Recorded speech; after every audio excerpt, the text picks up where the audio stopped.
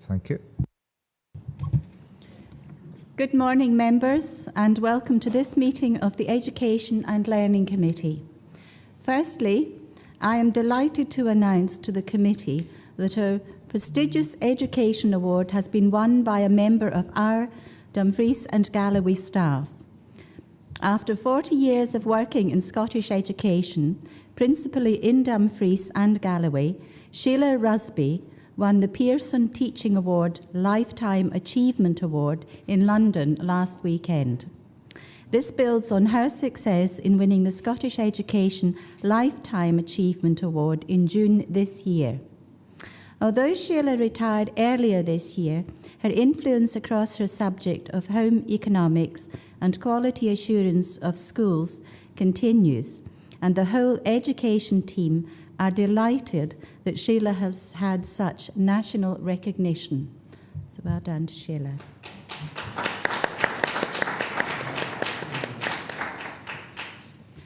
Now, this meeting is being live streamed and recorded and will be made available for viewing through our council's website. Remote participants, please follow the good practice guidance, which includes muting microphones and switching off your video when you are not addressing the meeting, writing speak in the Teams chat function when you want to contribute, and if you are in the hall, you can do this on your iPhone or iPad.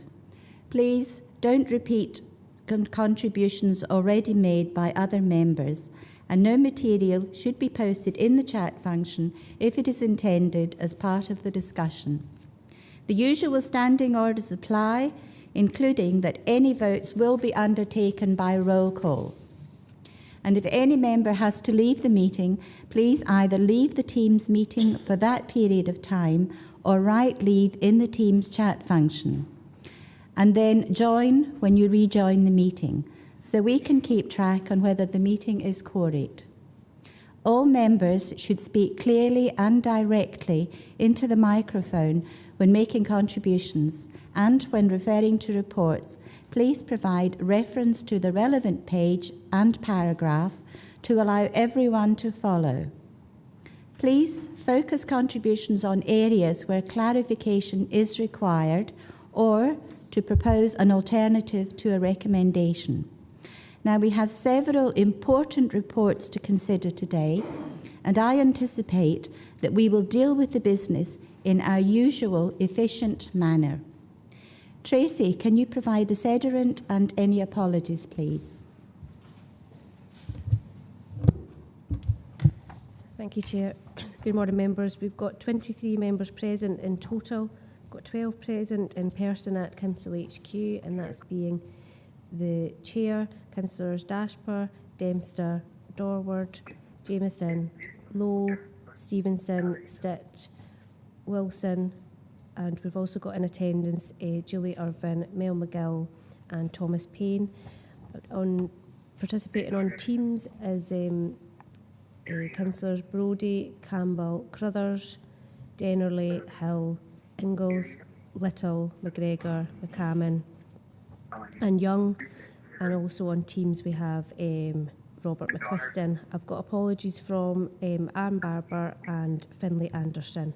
Not present at the start of the meeting, Chair, is Councillors Scobie and Wood. Thank you. I approve of members' remote participation. Do we have any declarations of interest? Do any members have a declaration of interest they wish to make? Yes, councillors. Yes. Yeah, yes. Thank you, Chair. Yes, with agenda item 10 on the subject of Lorburn Primary, I no longer sit in the Parent Council, so it's just a declaration of a statement of connection. Sorry, thank you. Thank you. Was that item 10? Thank you.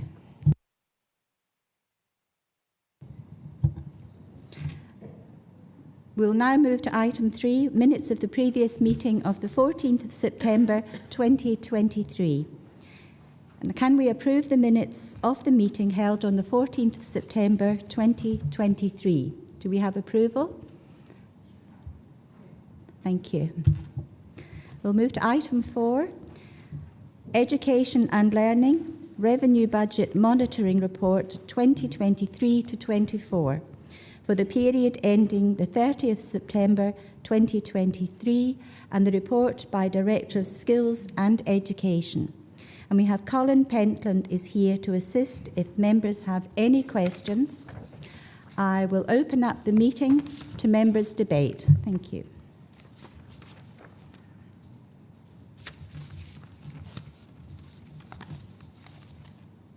Councillor Jamieson.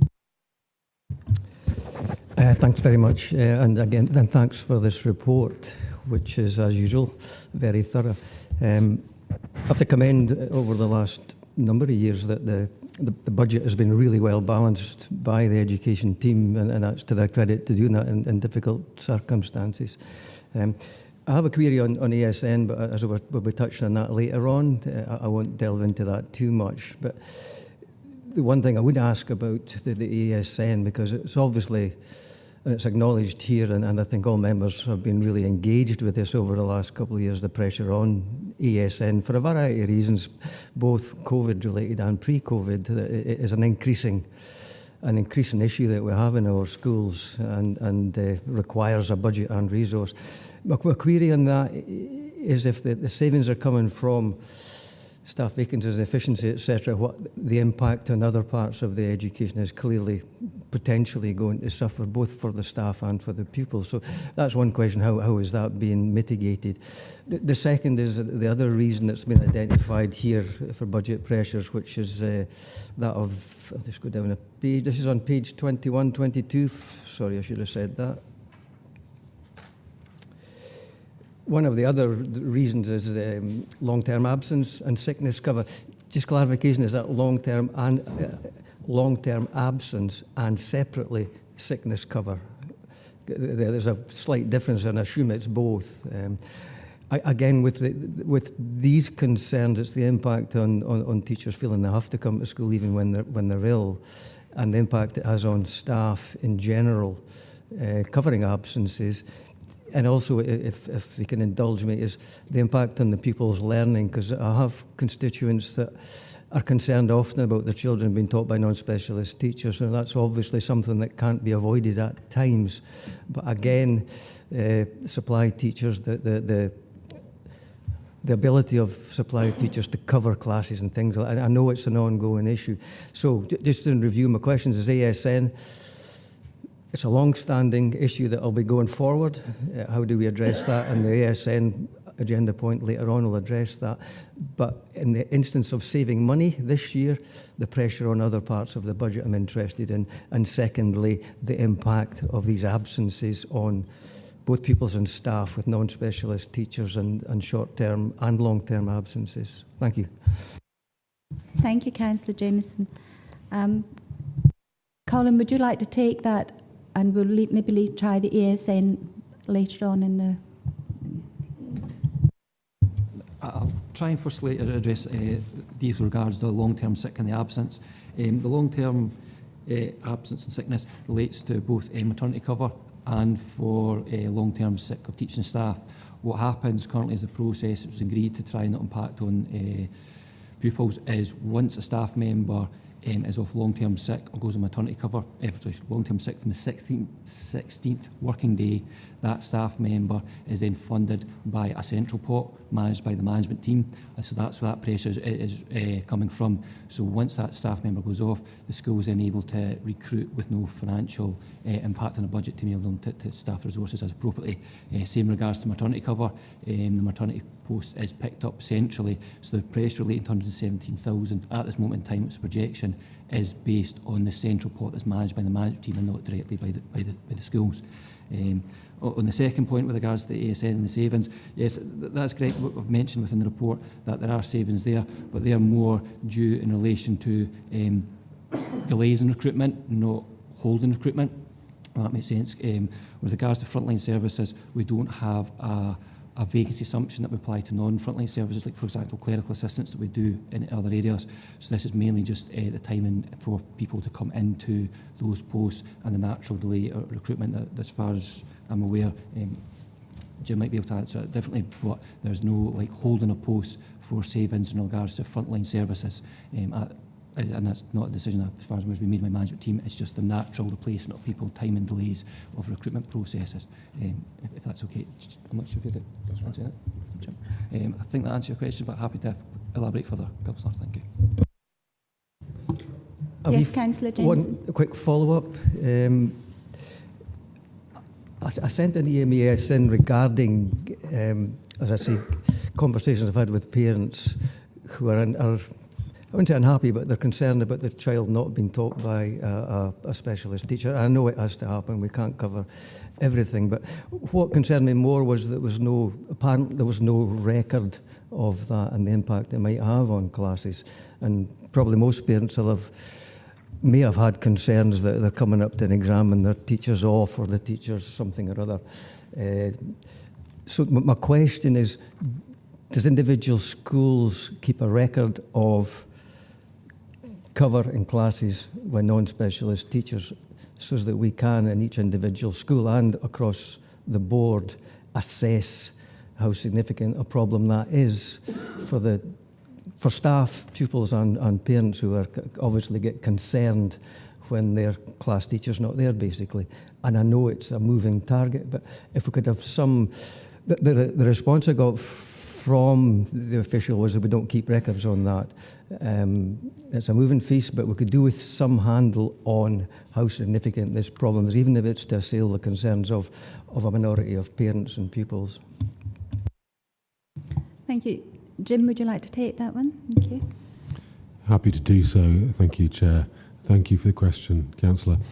Schools will keep records of which classes were covered by which teachers. It won't be done specifically in terms of whether they were subject specialists. I think we're talking secondary, aren't we, Councillor? So I don't have that data to hand.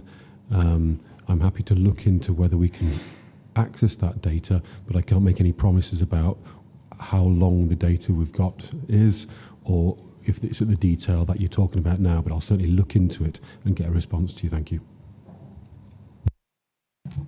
Thank you. Does that cover your question? Thank you. Councillor Dorward. Thank you, Chair. Good morning, members. Thank you for the report. It's also a question on 4.3, page 21, to expand a slightly different question from the one that Councillor Jameson asked. In terms of the 117k forecast, is that significantly higher than previous years? Is it something that's reflected across Scotland in terms of finances? This is a financial report, so I'll not ask for the rationale for the sick absence, but could we possibly get a report at further committees on the sick absence issue if it's something which seems to be fairly significant? Because the concerning bit here for me is long-term sick, which is really challenging to manage. Thank you. Thank you, Councillor Dorward. Would anyone like to take that one? I certainly can. With regards to the long-term sick, the numbers, they are reasonably static.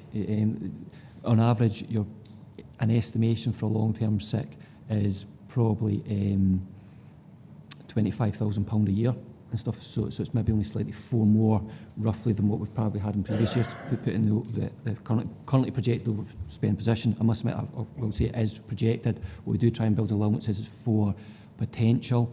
The expectation there will be, but we can't quantify exactly, so at this moment it is just a projection. So there's a potential that it will come back to the normal levels, and it's only prudent to put something as an estimate, but based on what we're currently seeing now, it's roughly about 3 or 4 more, and same again, that's the average of 25,000. If somebody's off slightly longer term sick over the period, it might be slightly higher or shorter over the nature, but roughly I would say I estimate about an extra 4 from where we've been previously in previous years, which isn't huge. It probably is possibly 10%, slightly higher than what we have been in previous years, but if that's okay.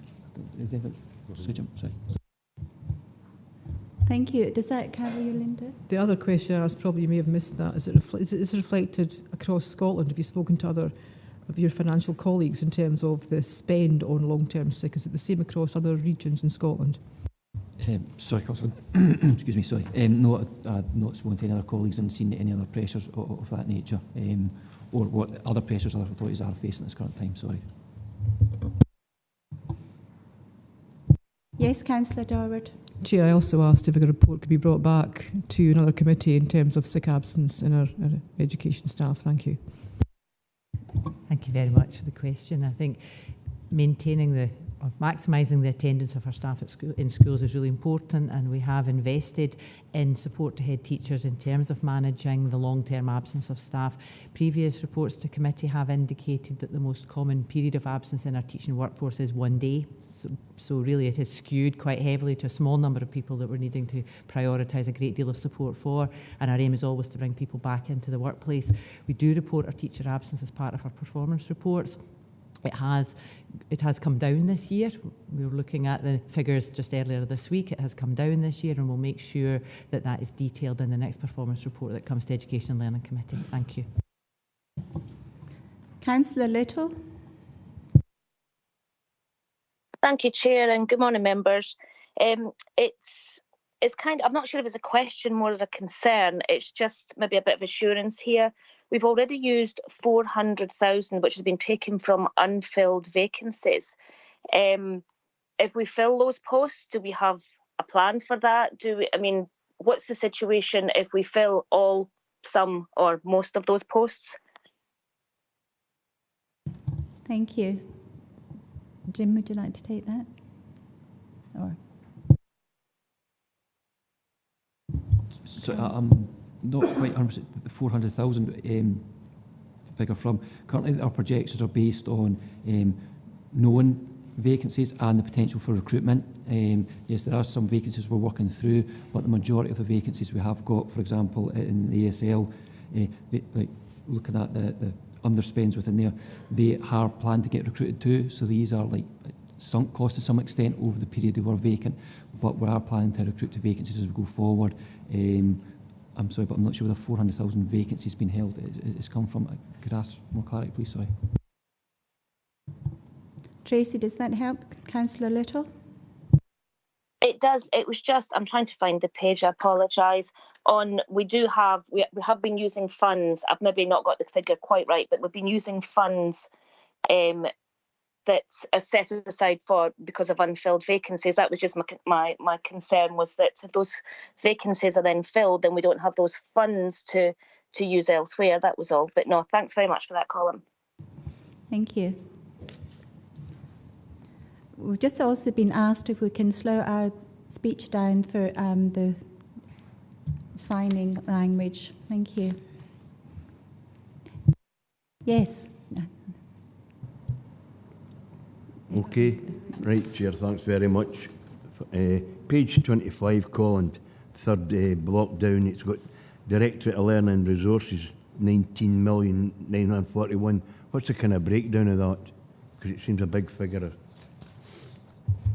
Yes, certainly. The budget for 23-24 is 21 million, and of that 21 million, approximately 17.3 relates to the PPP contract that we have. The remaining balances of that leaves roughly probably about 3.7 million. Of that 3.7 million, 2.4 relates to staffing. The next balance is probably, we've got the bridge within there as well, running the bridge, the rates, electricity and gas, so it's probably about 250,000. Then after that we've got ICT costs and things, which accounts for the purchasing of the equipment, which is about 700,000. And finally we've got two elements of contracts for things like licences and legal requirements for the department, and the Police Scotland contract, which then adds up to probably just over another 300,000 that makes up all that total cost. So the predominant cost is the PPP contract within that code. That's fine, thanks very much. Thank you. Yes, Councillor Stevenson. Thank you, Chair. Just under supporting learners, there's an underspend for behaviour of £12,000. As far as I can make out, that's actually quite a big area within schools. Why is that reduction? Thank you. So the reduction again, Councillor, is just basically related to vacancies and recruitment time to take some vacancies in and stuff. Depending on the range of the salaries of their teachers or SJC staff, it could range from £3,000 to £5,000 a month if a vacancy lies empty until the recruitment process is finalised and bringing somebody in. Now, obviously, the service do try and mitigate that with bringing supply in as well, but depending on the times and when the vacancies occur, there is some efficiencies that can be achieved there. Like, say, for example, the summer supply cover may be brought in, but it's just mainly due to the vacancies and recruitment process undertaken there. Thank you. If there are no further contributions, I will now move to recommendations. Thank you. Members are asked to note that based on the position as at the end of September 2023, education and learning is forecast to return a break-even position by the end of the financial year as detailed in the appendix. Do we have noting? Thank you.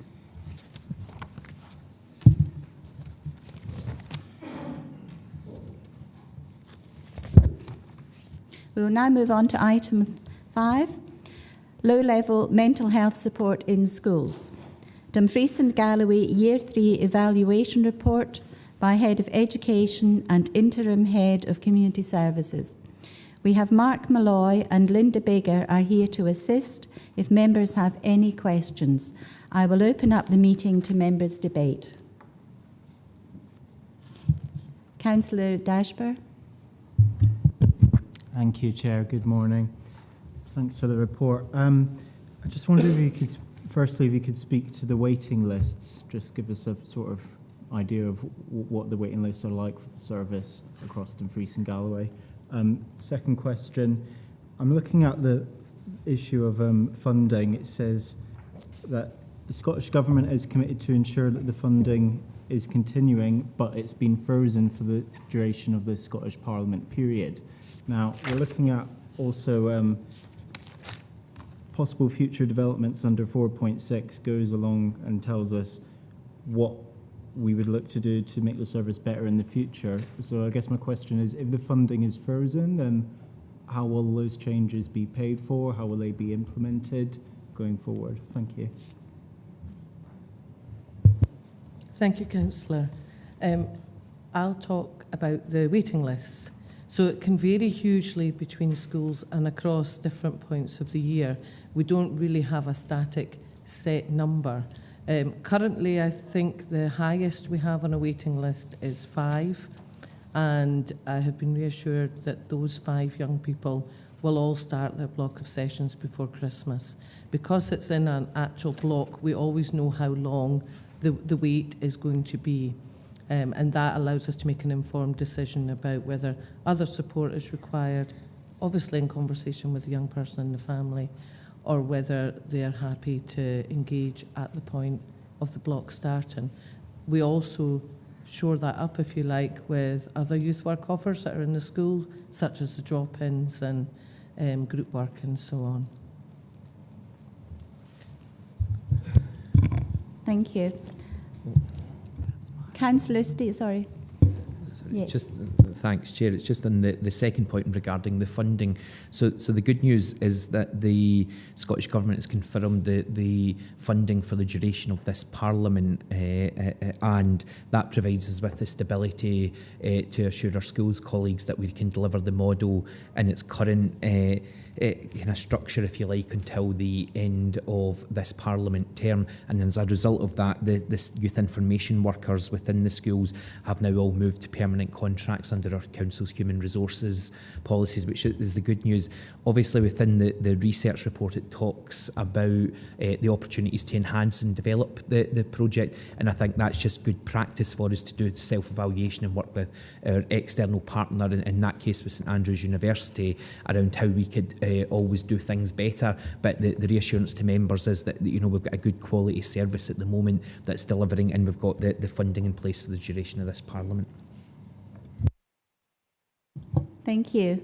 Councillor Stevenson. Thank you, Chair. Well done, team. This is absolutely fantastic, and thank you so much for delivering it through our schools. I know from the conversations I've had with pupils and parents, some of this is incredibly vital work, so thank you. The questions I would like to ask is there enough funding to match the need because we know that there is severe issues with mental health within our children just now.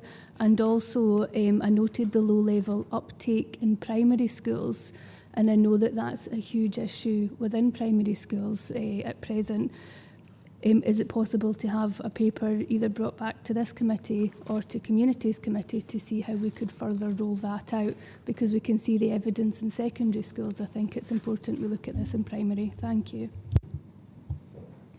Thank you, Councillor Stevenson. Would you like to take that? Thank you. Thanks, Chair, and thanks, Councillor Stevenson. I think in terms of the funding, we're delivering a service here which links with a range of other mental health support, particularly our social works colleagues that have got a range of commission services around supporting young people's low-level mental health, working with third sector providers such as Bernardo's and Aberlour. So I think although this project is delivering well, it's important to look at it in the round in terms of that wider support that's there. And certainly at this point, we're confident that the budget available from the Scottish Government, which is now part of the settlement, allows us to provide a consistent and equitable approach across all our secondary schools. And I'll pass to Linda for the second question, if that's okay. Thank you, Councillor. In terms of primary schools, yes, in the recent year, we have had less contact with primary schools from this project, and we've explained before that's about having to redirect staff to do more formal qualifications. However, we're due to launch a mental health pathway, which is a multi-agency pathway between health, social work and education. The youth work offer sits at tiers 2 and 3, but we have other things available also at tiers 2 and 3, including educational psychology. And interestingly, in educational psychology, 77% of our referrals come from primary school. So as a service, we're targeting primary more than secondary currently.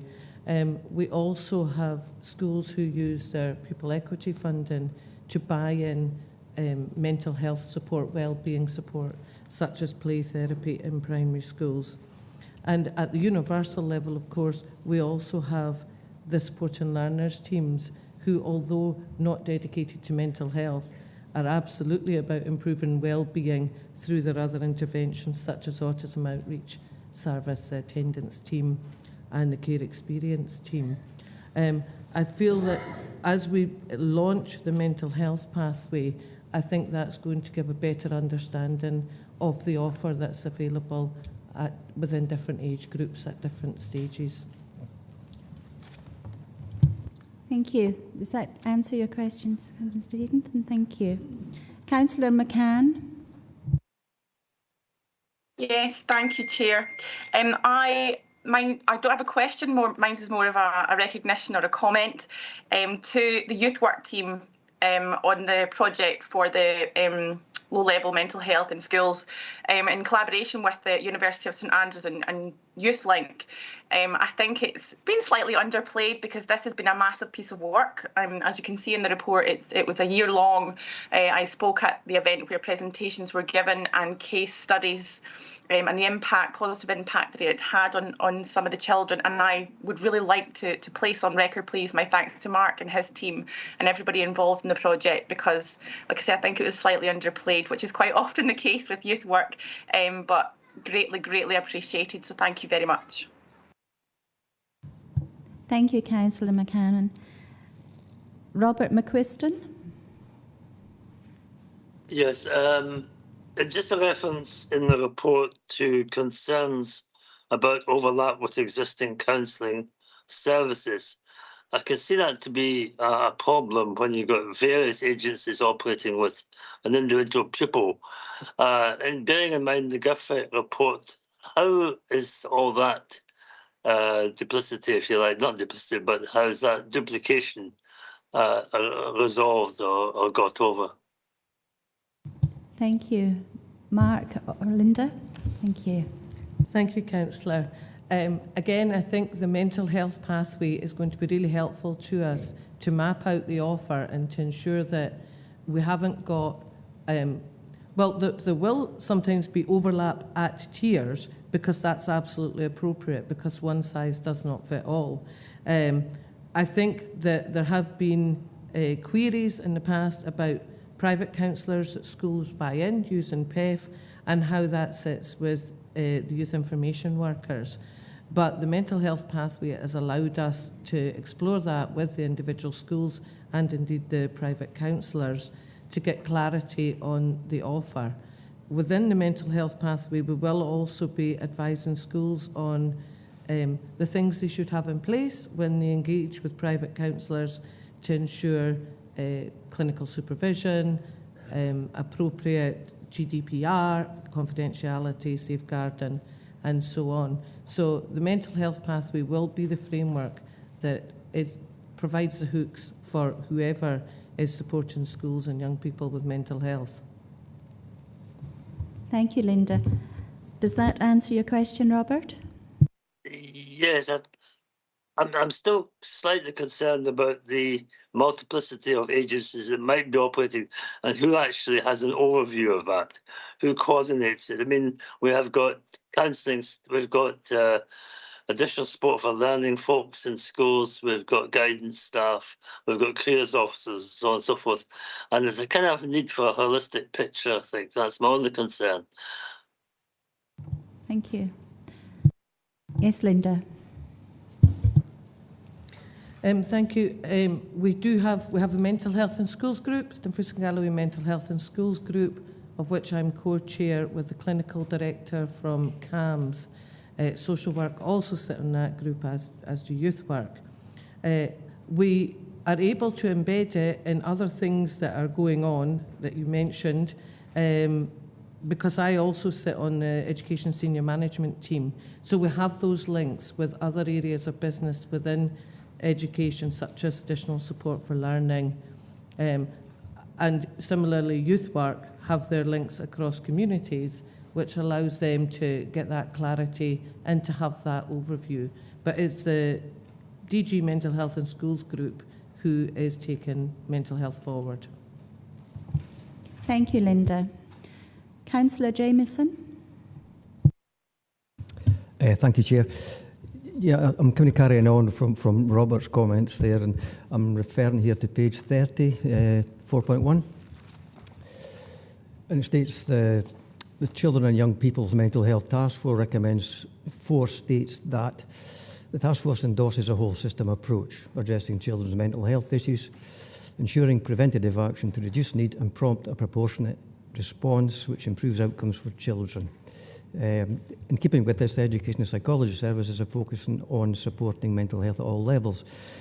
Further down, there's reference to pastoral care in schools, the support that they're given.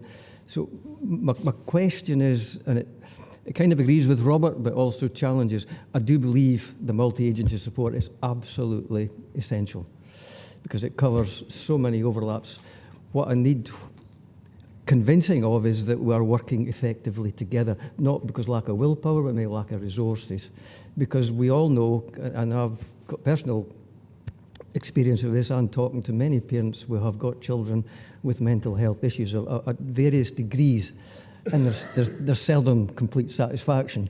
In fact, it's quite often quite the opposite about the slowness of diagnosis, the lack of resources within the school. They're seldom pointing the finger at anybody, but it's a concern for any parent that's got a child with issues of any description.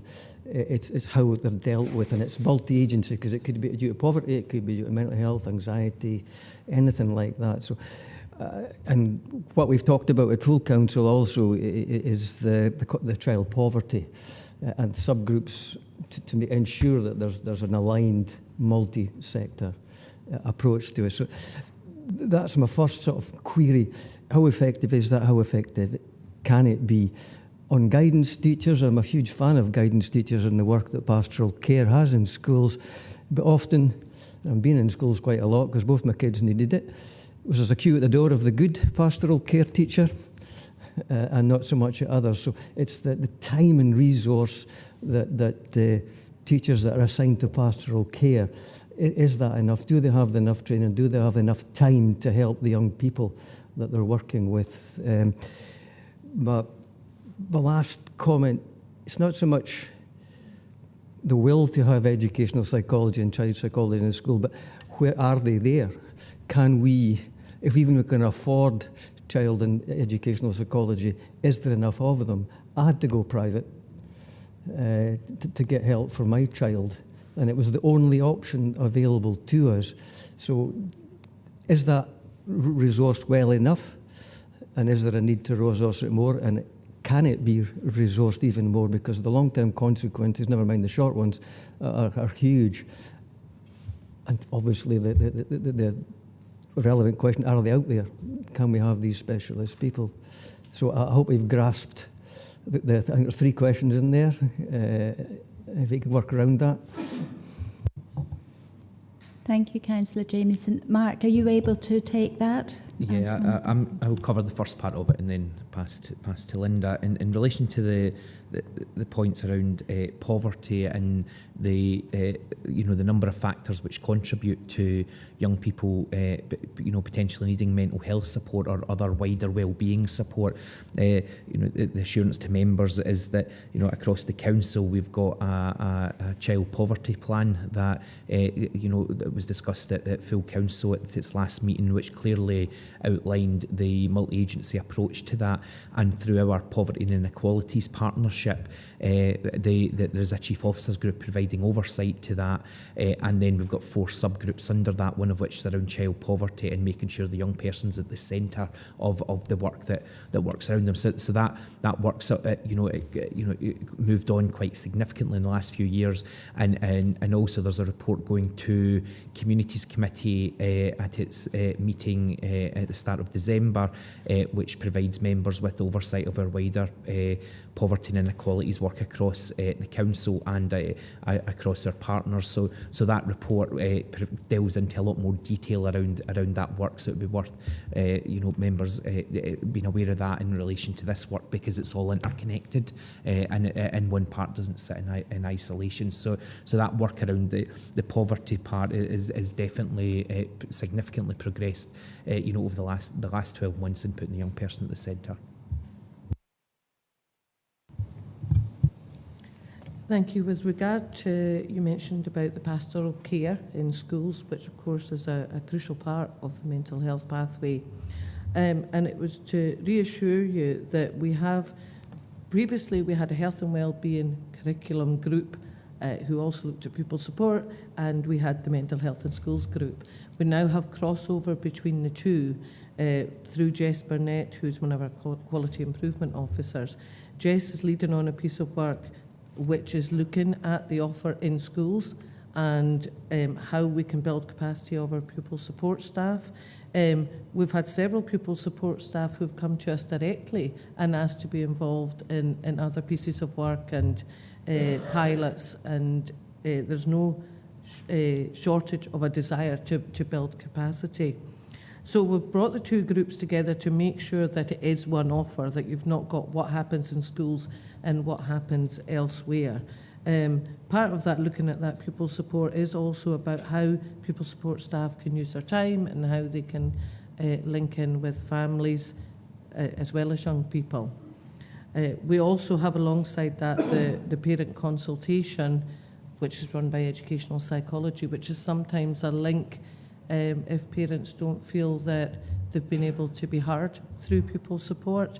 So we've been running that it's in its 2nd year, and the feedback that we've had is that parents find it helps them find a way to navigate the school system and to raise the issues that they wish to around mental health.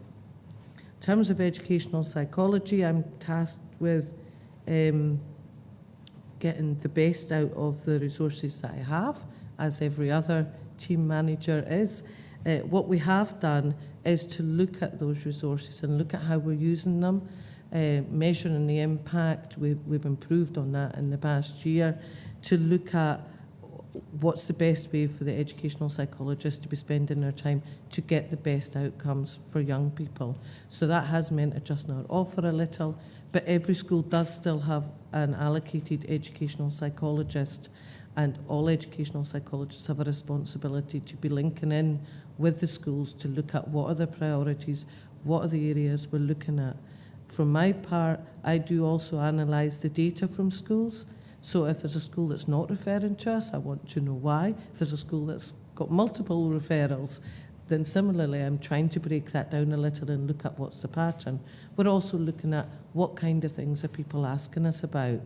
So we know that last year, 95% of our referrals referred to well-being in some form. Some of them solely around well-being and mental health. Some, the connection between learning and teaching, but only 5% requested that we look at learning and teaching on its own. So well-being is very much part of our work and how we're targeting that support.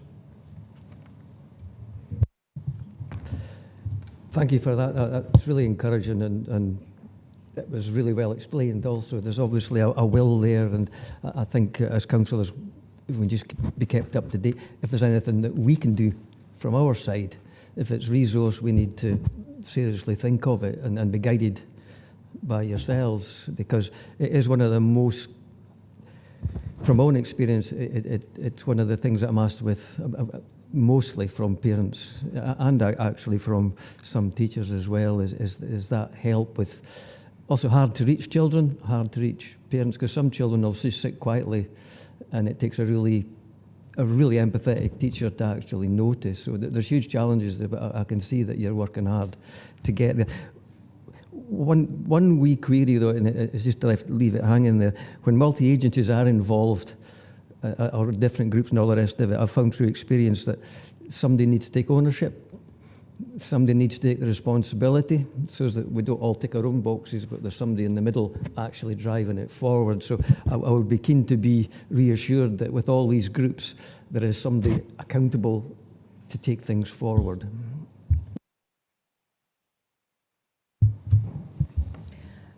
That would very much be the child's plan at an individual level, led by the named person or the lead professional, if that's appropriate.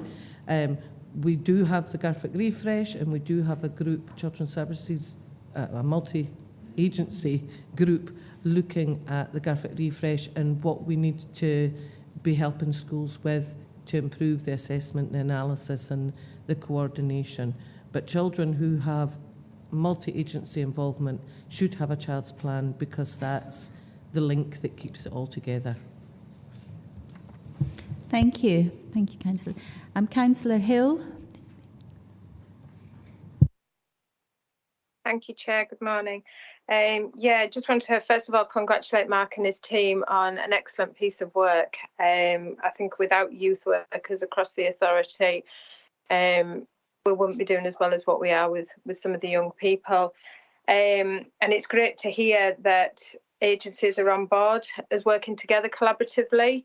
Really positive to hear that, because I think there needs to be more of that, especially, when we're building pathways, not have barriers up.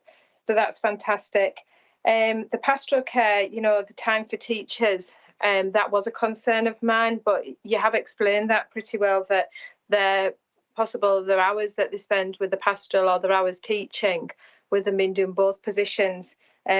I'm pleased to hear that that's going to be looked at, because pastoral care and nurture is paramount to getting these services right and to making sure that we are addressing the mental health. And after all the hard work that's been put in and the achievements we've made so far, with that interlinking, it'd be a shame if, that sort of didn't happen. So that's good to hear. And with the primary, I'm really pleased to hear that it's going into primary, because predominantly youth work targets 12 to 25-year-olds. And I kind of feel that now in this day and age, we're needing to target the younger ones for early intervention, but primarily primaries 4, 5 and 6, so that we can get them into the youth work scheme and address the mental health issues before they come to the table, before they raise the ugly head, and get them into the service where they can have fun, they can engage, they can socialise, and they feel part of an extended family, which youth work provides. that's all really from me, but I felt it was really, really important to congratulate the team because they're just phenomenal, all of the workers and everything they do. So well done, Mark, to you and your team. Thank you, Councillor Hill, for your comments. Thank you. Thomas Payne. Thank you. So the impact of the project is included in the report and the research findings. And when the pilot started, it was like 1 day a week in school before it expanded to 2 days per week. And my initial question was asked by Councillor Stevenson, so I would just like to add that from young people's perspectives that we've engaged with, this whole project is hugely important to their health and well-being, and it's done a really good job for people in schools. Thank you. Thank you, Thomas. Councillor Scobie. Thank you, Chair. And again, I would commend the team for the work they're doing in youth work in the secondaries. And there's reference in here, and I think Linda's made more than one reference in terms of referrals from primaries, where you've had an overview, as you lay out on page 99. Indeed, only last night in the national news, that they highlighted that we have children, it's maybe English authorities, maybe we'll come to the Scottish one, but they highlighted that we've got kids going to school that can't speak. And that was highlighted in last night's national news. 3 children still trying to get speech and language sorted out because they've come through COVID, no social intercourse or integration with our peers, and we're facing these issues. And it always amazes me when we talk about low-level mental health, in this case support, but what does it actually mean? You know, if somebody's got mental health, whether it's low, high, or whatever, because George referred to it in terms of autism, kids with autism waiting more than 2.5 years to be diagnosed in that respect. And then we've got how mental health perhaps is manifested in terms of the increase in behaviour and violence in our primary schools. And indeed, the Education Minister was only speaking about that in yesterday's Parliament and how we're going to tackle it with a massive increase in primary of violence in schools. And it's really the point, have we got enough or necessary and adequate resources to deal with mental health in our primaries and our secondaries? Reference was made to psychology and psychologists, where we've seen a reduction in that. And I'm dealing with a case just now in one of the primaries where the question is asked, well, where's the psychology, and not where, but how can we get the psychologist services in to support a young kid? So it's really to ask the question: how is it the issues manifesting? What's an example in terms of what that mental health actually means? And are we getting enough early intervention to deal with it? It really comes back to budgets and a continual cut in the budgets where we don't have the adequate resources, in my opinion. But have we got that to actually move in on early intervention so that we can deal with these young kids' mental health issues? Thank you, Councillor Scobie. Mark, would you like to? Yeah, thanks, Councillor Scobie, and thanks, Chair, for the question. In terms of the resources, I think that we deliver with the funding that we've got that's there, and that is has increased from when the pilot project that was done a number of years ago was referred to in the report. That there's also opportunities in terms of this project that some individual schools choose to use their pupil equity fund as well to enhance the resource and essentially buy an additional time from youth information workers based on the need for that school. But it may also be appropriate that the additional resources are coming from some of our third sector partners, or from NHS colleagues, for young people that are maybe further up that pathway that Linda mentioned earlier on. So I think that the resources and what we deliver within the schools is appropriate for the budget that we've got at this time, and then we work with individual schools if there's an additional need within that school. But I think Linda will maybe mention a wee bit more around the pathway and the difference between the low-level mental health and those that are needing the more intense support from CAMHS or from other services. Thank you.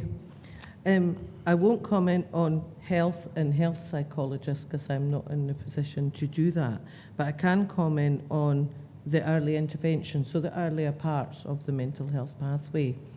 And one of the things that we've been looking at as an education department, one of the things we've launched indeed, is the framework for inclusion. And that's because when we ask young people, in every study I've ever read, whether it's national or local, or indeed through casework that I've done myself, when you ask young people what makes a difference to your mental health, it comes down to three things. Sometimes that's worded differently, but it's essentially feeling respected, included, and nurtured. And that underpins all levels of mental health. And it's been a consistent finding across all research. Sometimes it's worded as belonging. Belonging is a key thing for young people. So through the framework for inclusion, we are looking at providing additional support and training around nurture. We're looking at positive relationships in school, very much at the universal level, and finding ways to help young people feel that they belong. Not all young people feel that they belong, particularly if they feel they're not following an academic pathway. So we have some fantastic examples in schools where there are other hooks to help young people feel that they're doing something meaningful and that they're belonging. So none of that is about additional funding. It's about doing things differently at that universal level and moving into the tier one. The mental health pathway as well, it's not about additional resource, it's about lining up our resources better so that they're joined up and that we're getting the best impact we can with the budgets that we have. Thank you. Does that help you, Councillor Scobie? It does, Chair, and thanks for the explanation in terms of how we're doing it, so that, no matter what level you're at, those three principles still remain. No matter, but it goes back to the team seem to be doing with what the budget they got, and like everything else, I would see it that for an increased budget they could do a lot more. Whether I'm right or wrong on that one, I do believe that, and it's a huge issue to tackle. Thank you. If there are no further contributions, I would like to thank Mark and Linda for their assistance here this morning, and I will now move to recommendations. 1, we want to acknowledge the impact of the low-level mental health support in schools project as detailed in the research conducted by the University of St Andrews in Appendix 1. 2, agree to the submission of Appendix 2 to the Scottish Government as the evaluation report for Year 3 of the low-level mental health support in schools project. And 3, note that the Youth Information in Schools project won in the Health and Wellbeing category at YouthLink Scotland's National Youth Works Award as detailed in Appendix 2 and 3.5. We're being asked to acknowledge 1, agree 2 and note 3. Do we have acknowledgement, agreement and noting? Thank you. We'll now move on to item 6. Parental Involvement and Engagement Strategy 2023 to 2026. Report by Director of Skills, Education and Learning. We have Vanessa Morrison is here to assist if members have any questions. I will open up for debate. Thank you. Councillor Lowe. Thank you and good morning.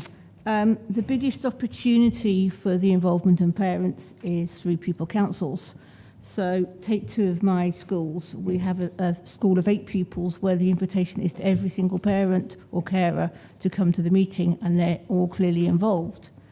a neighbouring school of 250 pupils, how can we engage with those parents that have a quieter voice because maybe they're not confident, maybe they haven't themselves had the same level of education or opportunity, because they don't get the conversations at the school gate as the same as they would in a small school.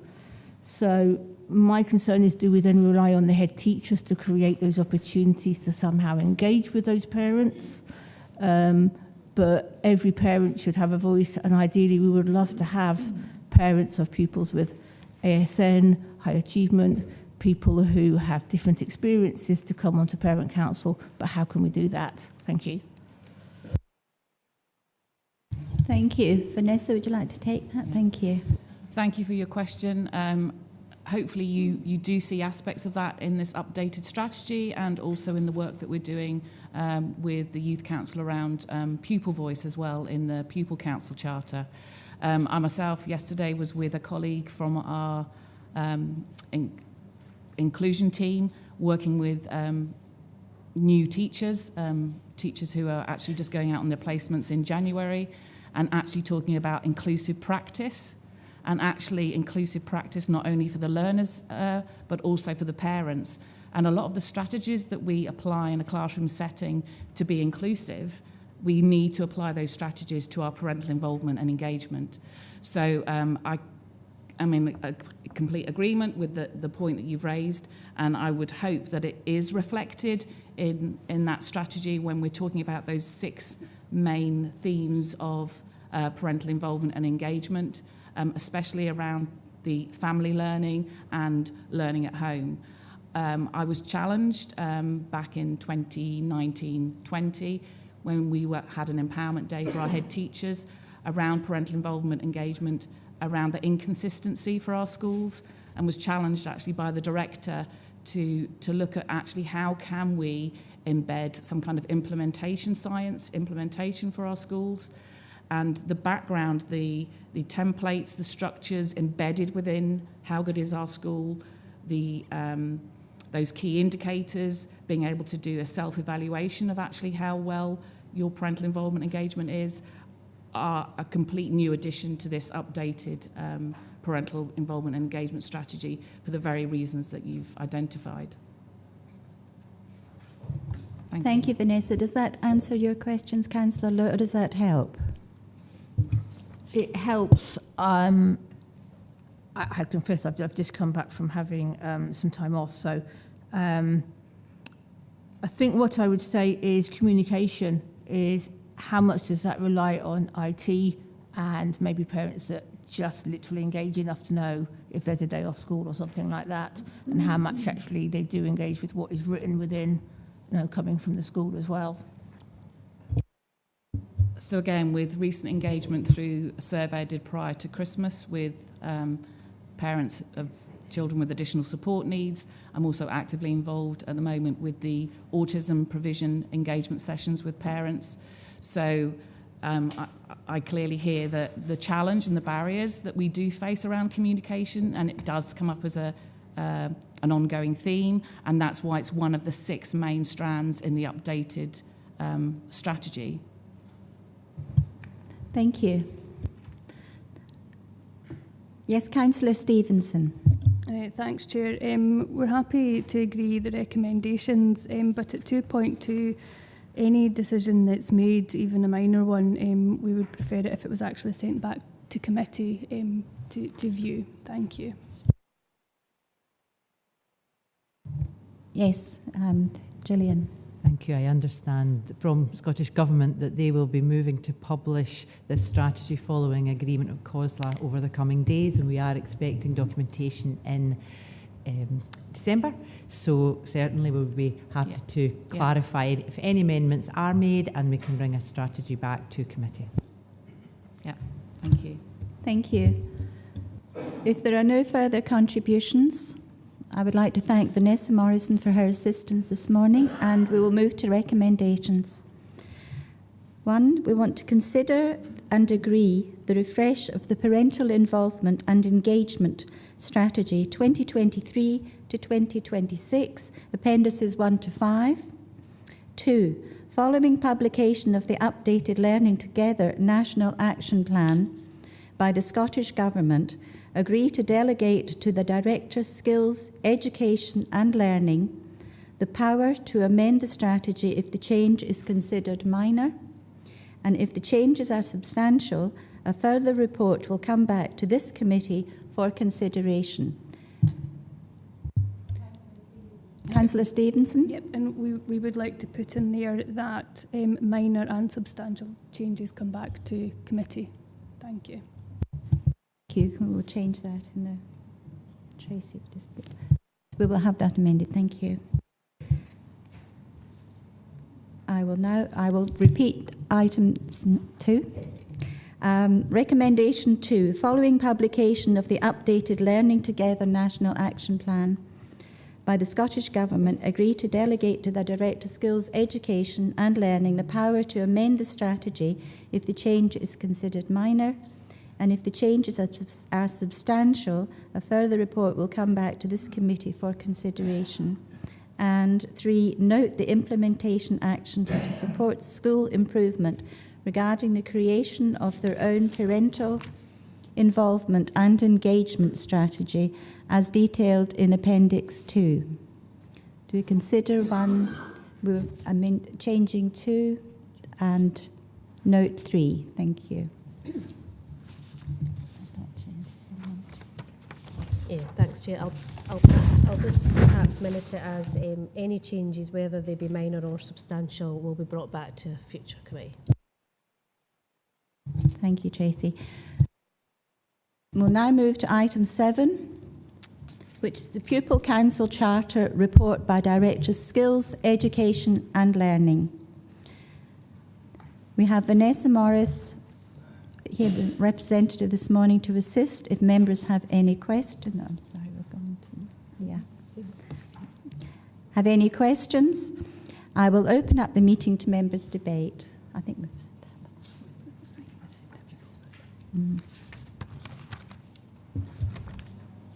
If there are no questions from members, I would like to say that the Pupil Council Charter has been developed working with the Youth Council, who have been there as a guide, a challenge and a steer for the draft that we have at the moment, and engagement will start to take place next week with pupil councils in schools. I would particularly like to note the support of Riley True, who is unable to be here today, and I believe there's potentially a contribution from the Youth Council representative here today. Thank you. Councillor Stevenson. Yeah, thank you, Chair.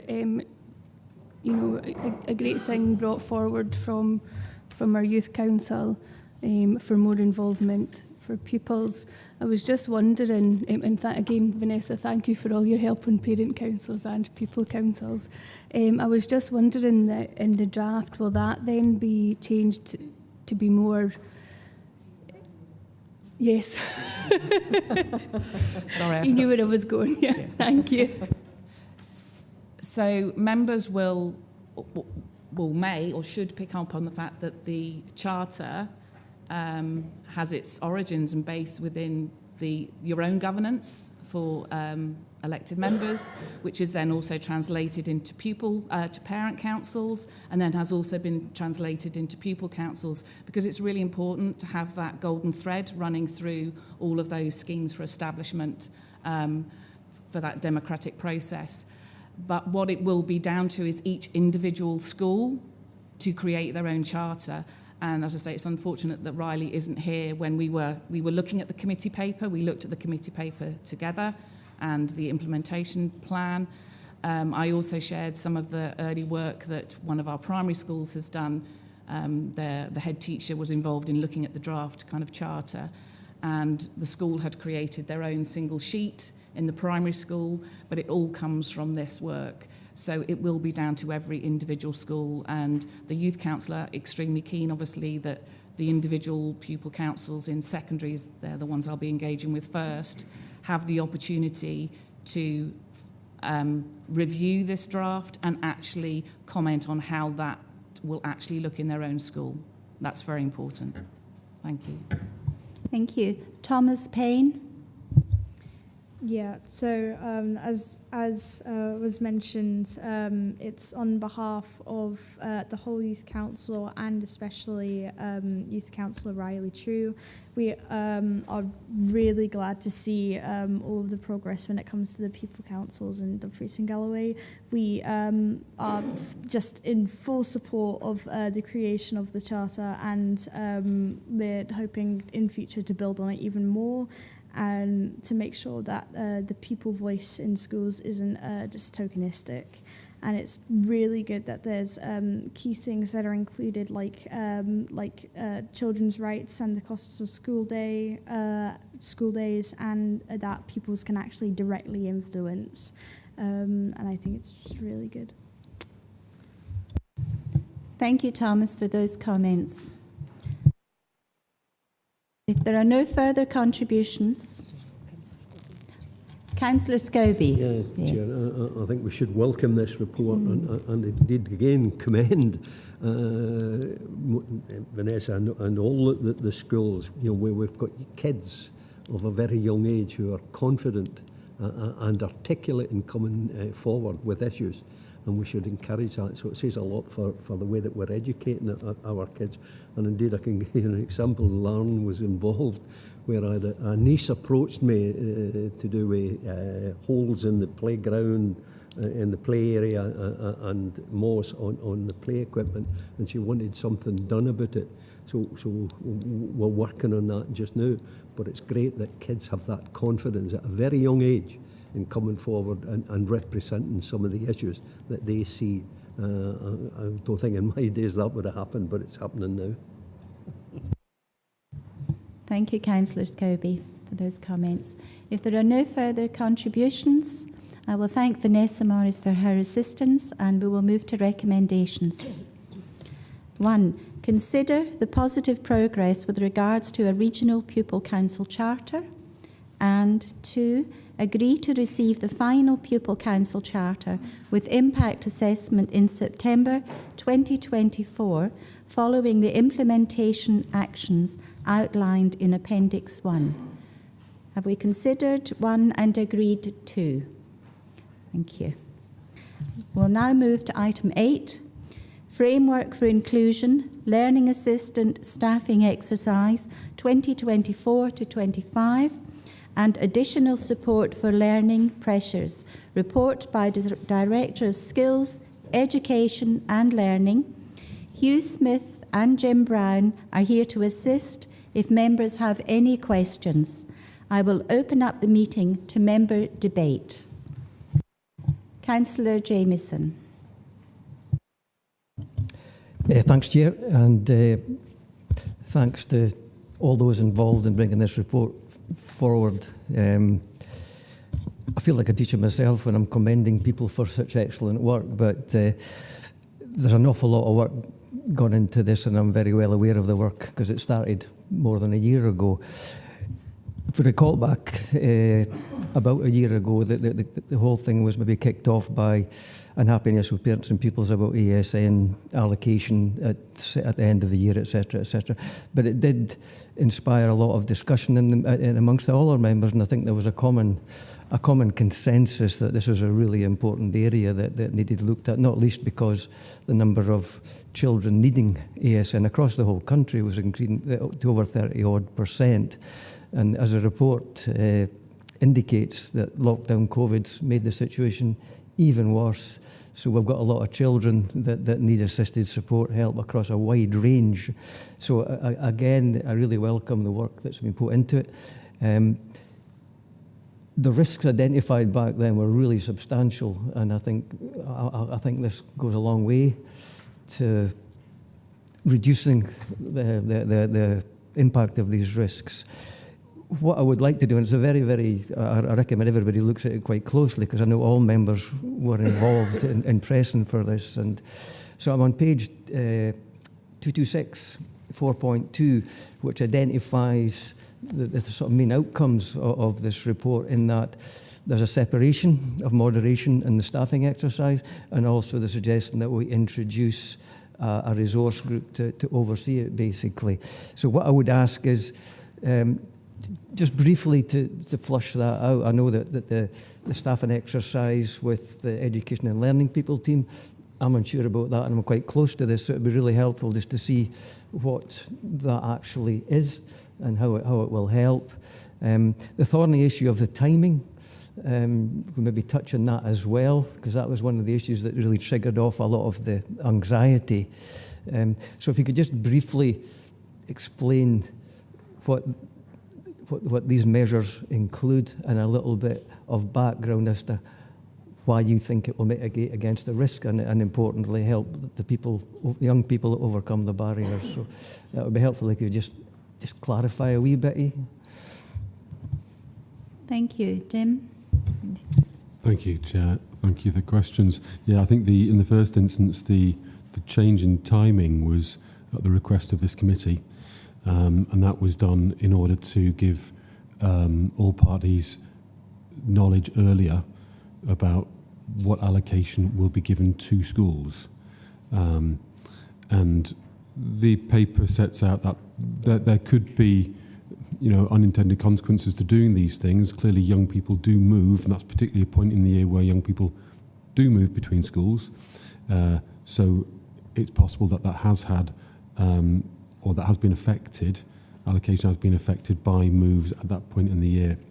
In terms of your second point, Councillor Jimmerson, around the separation, that is to be very clear that the group, including head teachers, who make judgments around need are not the same group of people who make the decisions around allocation. There is no crossover between those two. The allocation or the understanding of need is made independently.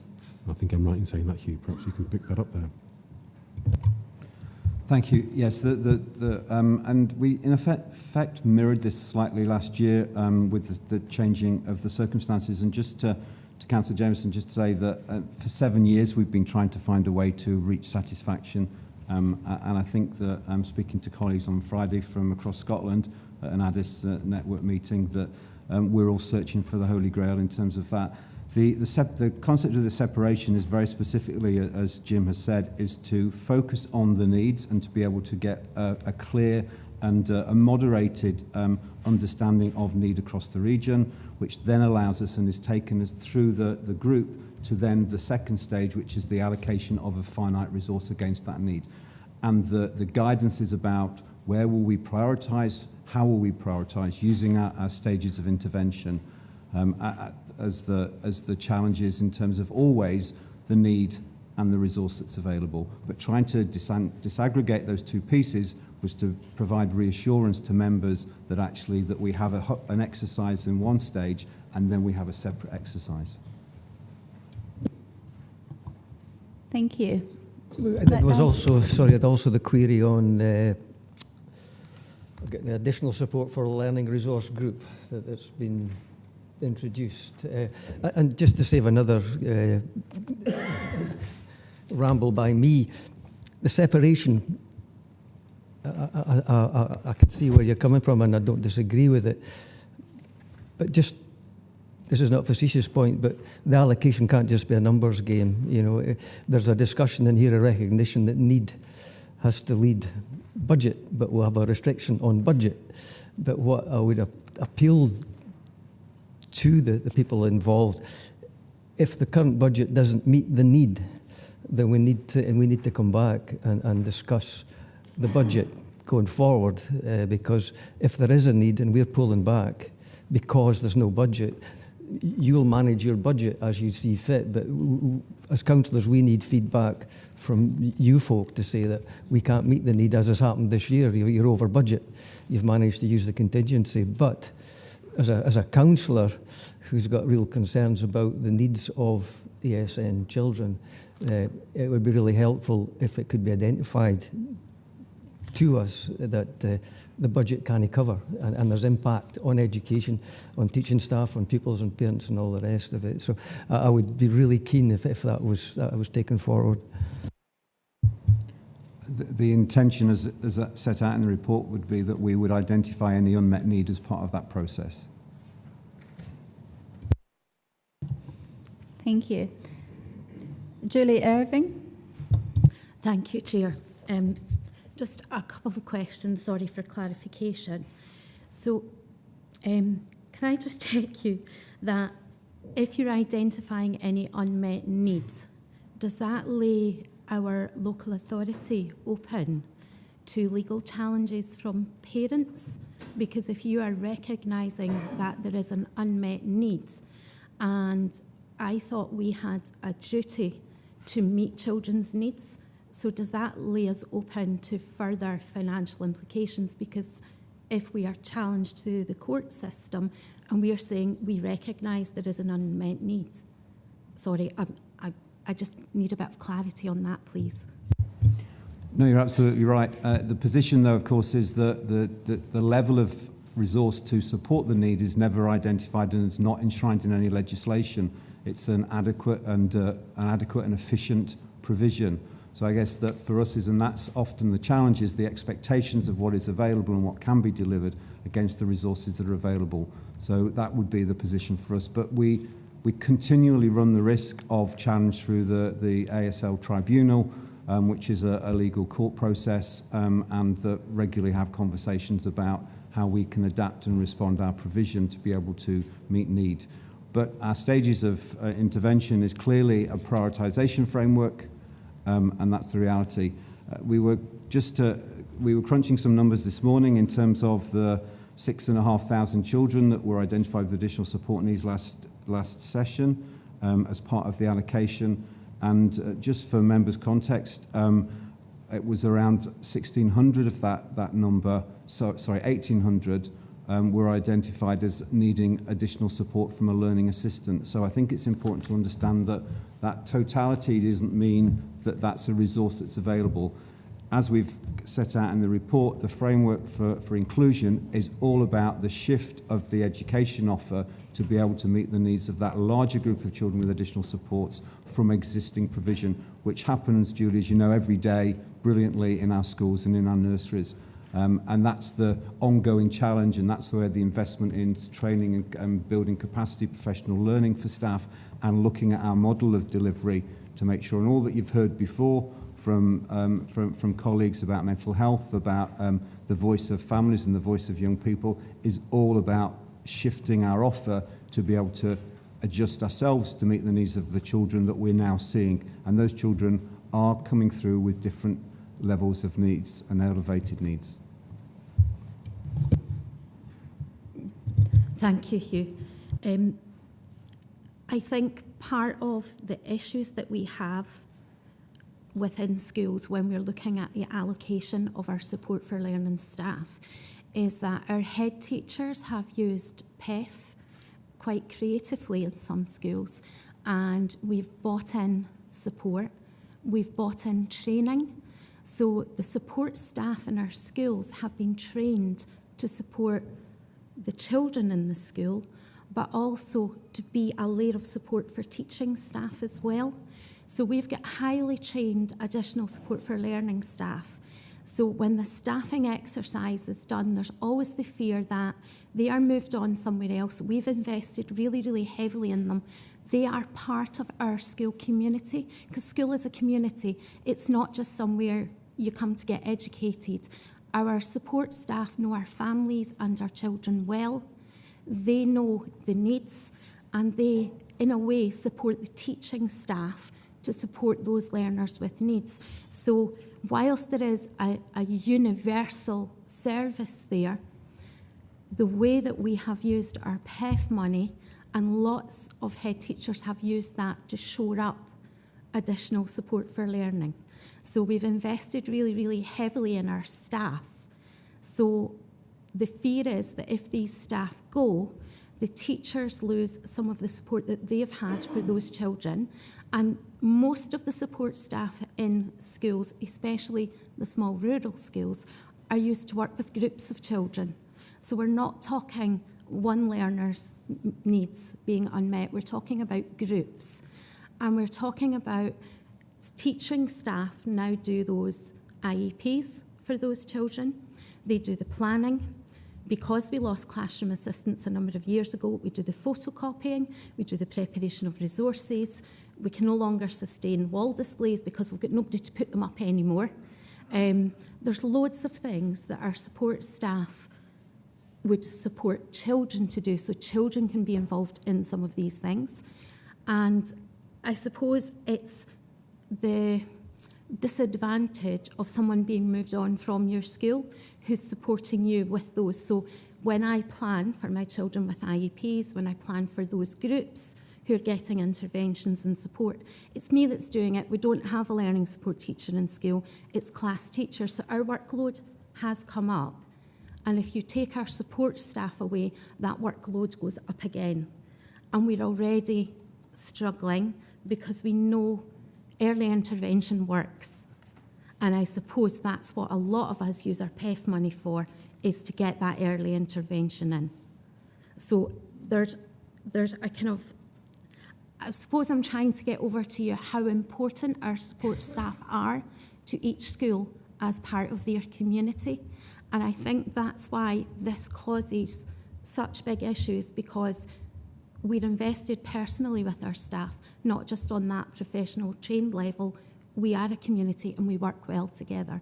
So when you hear somebody's going, it's quite traumatic. And some of our staff, support assistants, have been in our schools 15 plus years. It's a huge thing. It's a huge issue for their mental health, never mind the rest of the staff or the children they've been working with. And I suppose what I'm looking for is some reassurance that we're still going to be able to intervene early, because if we can't get that early intervention, we're seeing the escalation at the other end because we've got these unmet needs. And from a teacher's point of view, I know you could throw money at the service forever and probably still not have everybody happy, but something has to give. And my plea to counsellors is that you seriously look at what the money is needed to support more of these children, so that we don't get the escalation of behaviour, so that we don't get the unmet needs where children are failing later on. I mean, we're hearing about pupil voice and the importance of pupil voice and parent voice as well. These all need to be taken into consideration in your staffing exercise. That's my plea. Thank you. Thank you, Julie. All your comments have all been noted. Do we have any? Hugh, would you like to just answer, Julie? Thank you. Thank you. I would want to reassure members and Julie that we, every year in the allocation, we try to minimise any movements, but the reality is, as for our teachers, sometimes the needs and the numbers change and we need to move staff, but we'd want to reassure everybody that we do recognise the importance of the team and the connection to community as well. I suppose that talking about PEF, sort of in my 7 years in this job, we've seen a massive investment, and I think sometimes we forget that we've seen the nursery offer go up to 1,140 hours for 2 years for all of our children. The PEF funding is, it's alluded to in the report, but the Joseph Rowntree Foundation will give you chapter and verse in terms of the connections between poverty and additional supports. These funds and these resources have been targeting the very same children that we are talking about and that are coming into our schools. I think that we had a plan pre-COVID or during COVID, which was our framework for inclusion. I think that, as the report's suggesting, we are seeing numbers, and we would like to report to members on that coming forward in the next committee in terms of the significant rise in the elevated levels of need that we're seeing out there. And Julie, you'll be seeing in primary predominantly, again mirrored across Scotland, we're seeing the real challenges in primary children coming out of lockdown, and was alluded to earlier, with none of the skills that we would normally anticipate. But I would say, I suppose, that there has been a significant investment in terms of all children through early years and through PEF, and not for all children, but through PEF in terms of those that are impacted and affected by deprivation. And those are very often, and sadly all the research indicates, those are the children that will often be coming through in terms of additional support. Thank you, Hugh. Councillor Scobie. Thank you, Chair, and maybe I should start by thanking Hugh, because he gave us an excellent seminar or whatever it was on ASN, additional support needs. But again, it just highlights the problems that we are facing. And we look at page 223 in respect to the Morgan report, and you see them all bullet pointed there. And Hugh did say, we're facing a 40% increase of children who require additional support needs. And it's to tackle that particular problem. We're seeing there on a bullet, I've spoken earlier, unprecedented pressures on specialist services, including visual impairment, hearing impairment, English and additional language. And I referred to the English Authority and the 3 kids who were interviewed who had no speech at all or understandable speech, and there's a movement there or progress being made there. Hugh refers to 7 years to try and get to satisfaction, and the objective being a clear and moderated approach across the region. Julie has articulated the pressure on staff. This is a huge issue for the authority, for this committee. And what I would like to see is a member officer working group to actually do a deeper dive into this. And we keep getting the reports. We recognised, it was recognised in item 4, the actual pressure on this issue. And that's not going to go away. It's only going to increase unless we know how we're going to tackle this. So, Chair, rather than going on as we could on this issue, I would like to see the committee agreeing to a member officer working group just to delve into this and really get to grips with this as to how are we going to tackle this particular problem, this increasing problem against a budget constraint that's continually being reduced. And we've got to find a way of doing it, because we've got kids out there are struggling, and if we're going to get it right for every child, we've got to have a mechanism in doing that.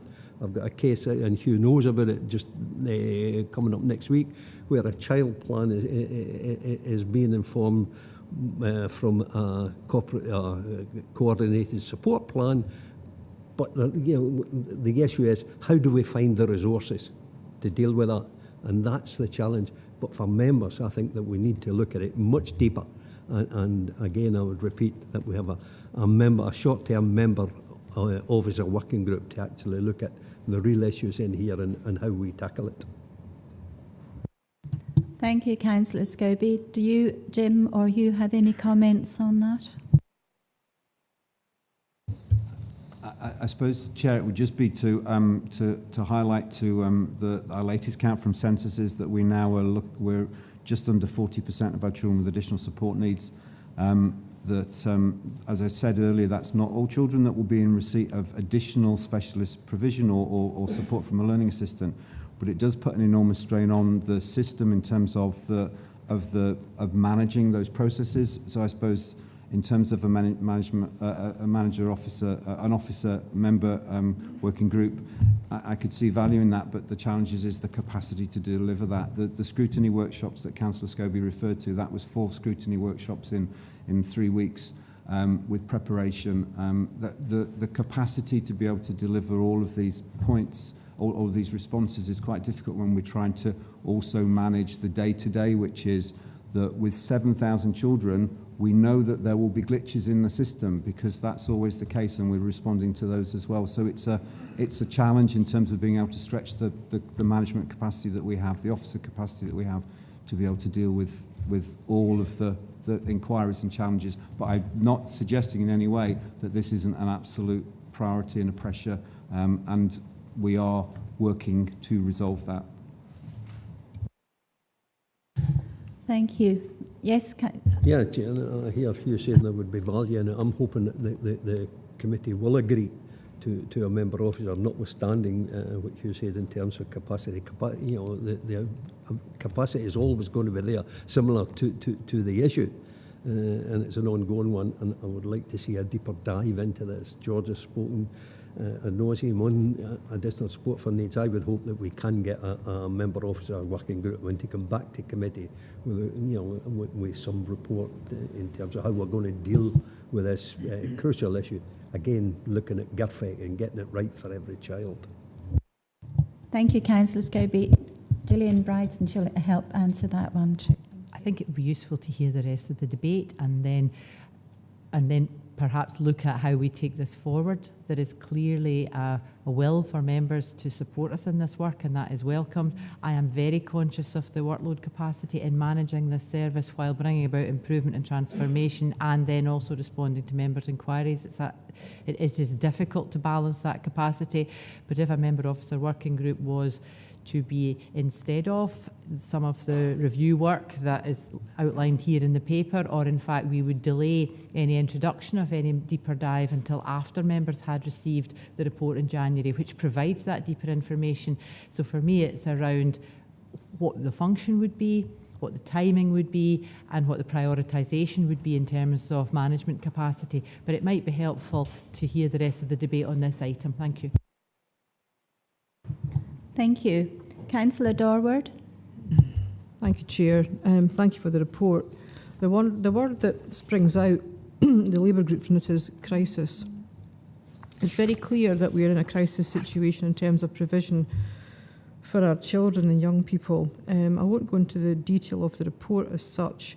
However, it's quite shocking that funding has been withdrawn for this, when even Scottish Government recognised that things are in a worse situation than they were during COVID.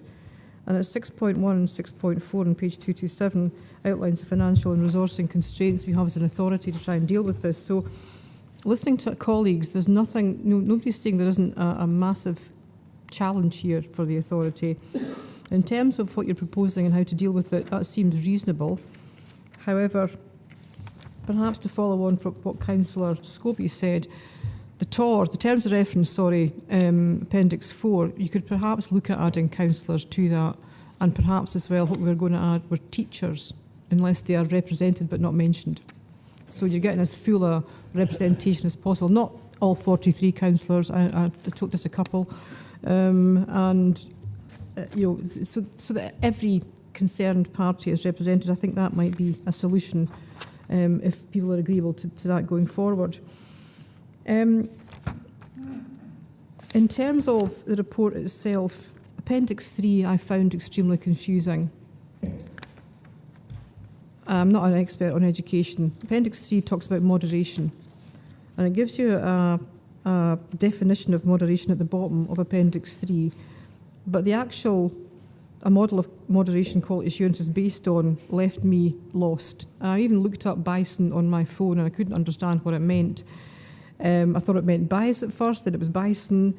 It could be written slightly better, but in terms of our role of providing scrutiny, if you don't understand something, it's really difficult to provide scrutiny and provide a response. So could I ask, I'm really sorry to ask this, that this comes back, because I don't understand Appendix 3 at all, and the group doesn't understand it. We had a collective discussion on this, and we really don't understand what that means in terms of some of the way it's formed and the way it's written. It's really difficult to get. I don't know if anybody else has the same issue. Maybe it's just the Labour group to get our heads around it. And the TOR itself, I've already said what perhaps we need to add. We could look to adding to that. But in terms of meetings and things, it's quite woolly. Quorum. A quorum shall be consist of, it says, specified quorum requirement. So we're agreeing to something that we don't know. I am being a bit pedantic, I appreciate that, but we're agreeing to something we don't know.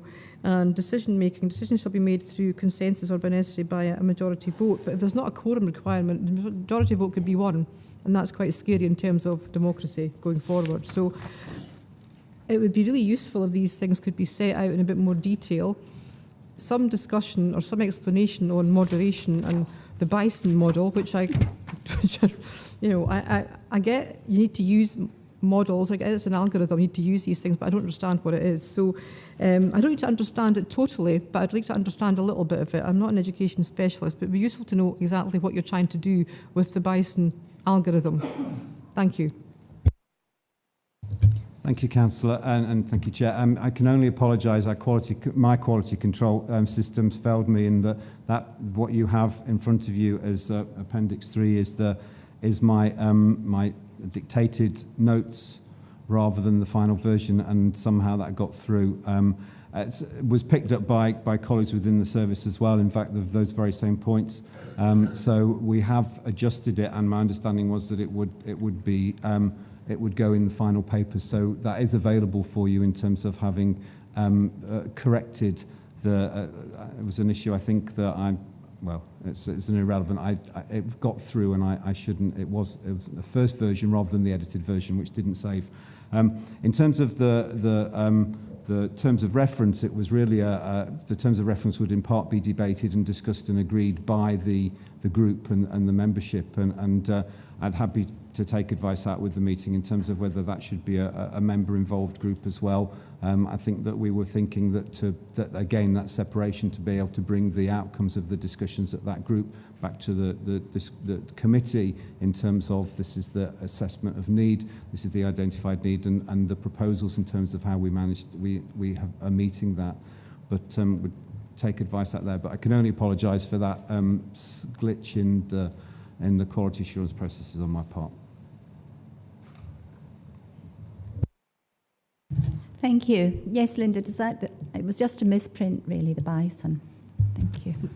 Chair, thank you for that. I don't think it was a misprint. What's been evidenced is that it was the wrong version that was put in. So I think it's a bit more than a misprint. I understand and I accept that these things happen. It's not I'm not criticising you. These things do happen. We're not perfect. But from a member's perspective, in terms of scrutinising things, it's more than a misprint. So it would be really useful to see the version that's intended for this committee prior to making a decision, if that makes sense. Thank you. Councillor Stevenson. Yeah, thank you, Chair. Again, on the terms of reference, there's no number for quorum requirement. What is that number? Do you know, we're being asked to sign this off and we don't know.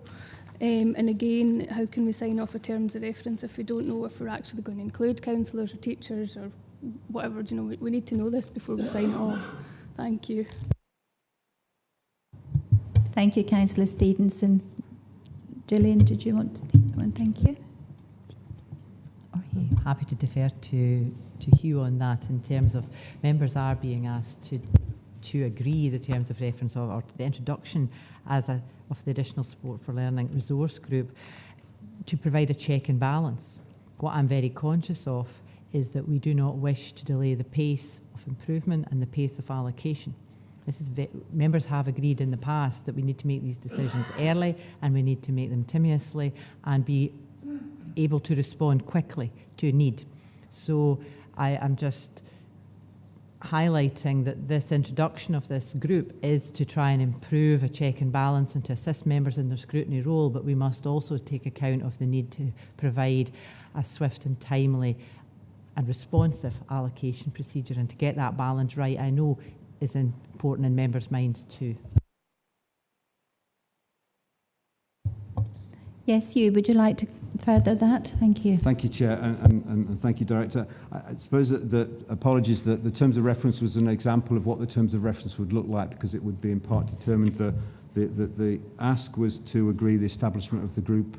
I'm conscious that it's not particularly well worded, and apologies for that as well. But the focus really was on the establishment of a group that would act as the buffer between the allocation exercise and the staffing deployment exercise, that would then be able to produce a report that would be able to come back to members, that members would then be able to scrutinise the decisions and the process that underpinned both parts of this disaggregated staffing and needs assessment process.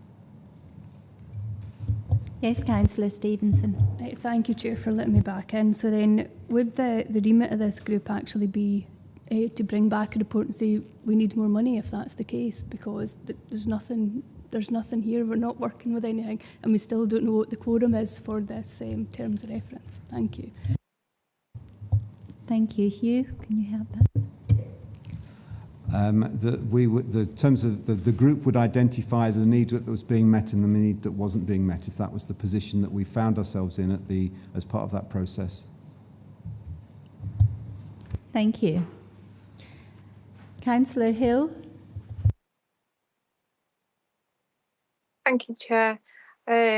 Yeah, a couple of questions that some have been answered and some haven't. Page 222, 3.3, the first bullet point says most children with additional support needs will need access to high quality differentiated learning and teaching and not support from a learning assistant. I'm just kind of wondering on these bullet points that how this is going to be determined for each child. A bit more context into that would be good. I totally sympathise with everything that Julie was saying with the changeover from putting all classroom assistants and learning supports under the same umbrella, the extra pressures that it's caused, and it's possibly added to some of the difficulties now that we are facing with, the extra support that's needed that isn't there, and the extra workload that's forced onto teachers and learning supports. I'm also looking at 4.7 on page 223, where it says about the unprecedented measures, and I know Councillor Scobie highlighted this. It says the autism outreach attendance. Is this only for children that have actually got their diagnosis from an outsourced provision, or is this the autism outreach that's coming through? There's a lady who works out of Kakubi that's going around schools and spending time with children's parents, as far as I'm aware, explaining more about autism and putting some strategies in place. The other thing I wanted to highlight was page 225, 413. Is this going to involve nurture? Because I know in this report to committee today, it talks on a different item about extra nurture teachers being put into place in certain secondaries. Will this become sort of like mandatory that schools need some sort of nurture provision, particularly in secondaries, or is inclusion going to be incorporated into nurture?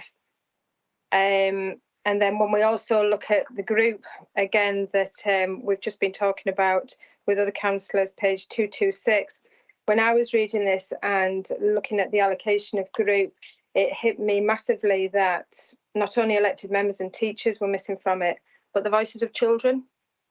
And I know the United Nations Rights of the Child hasn't quite gone through Parliament yet, but I'm kind of wondering if it might be beneficial to hear the voices of some of the children, that possibly older children that are struggling with additional support needs, and any strategies that they already have in place or that they feel could be put in place.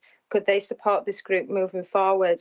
It is a bit sketchy, what we are going to be signing up for, and I understand, we need to address this timelessly, as Gillian Bryston has said, but we need to address it in the correct manner and make sure, that we're supporting the authority, we're supporting the teachers as well as elected members, and that's paramount to getting it right, because we are the ones that hear these voices. The learning support staff are the front line that are dealing with these children, so we need to make sure that those voices are really, really heard, because they're the people that can put in place, and parents can add to the support that's needed for the children, whether it be one-to-one, whether it be learning support, or whether it be some support whilst people are waiting on the NDAS waiting list.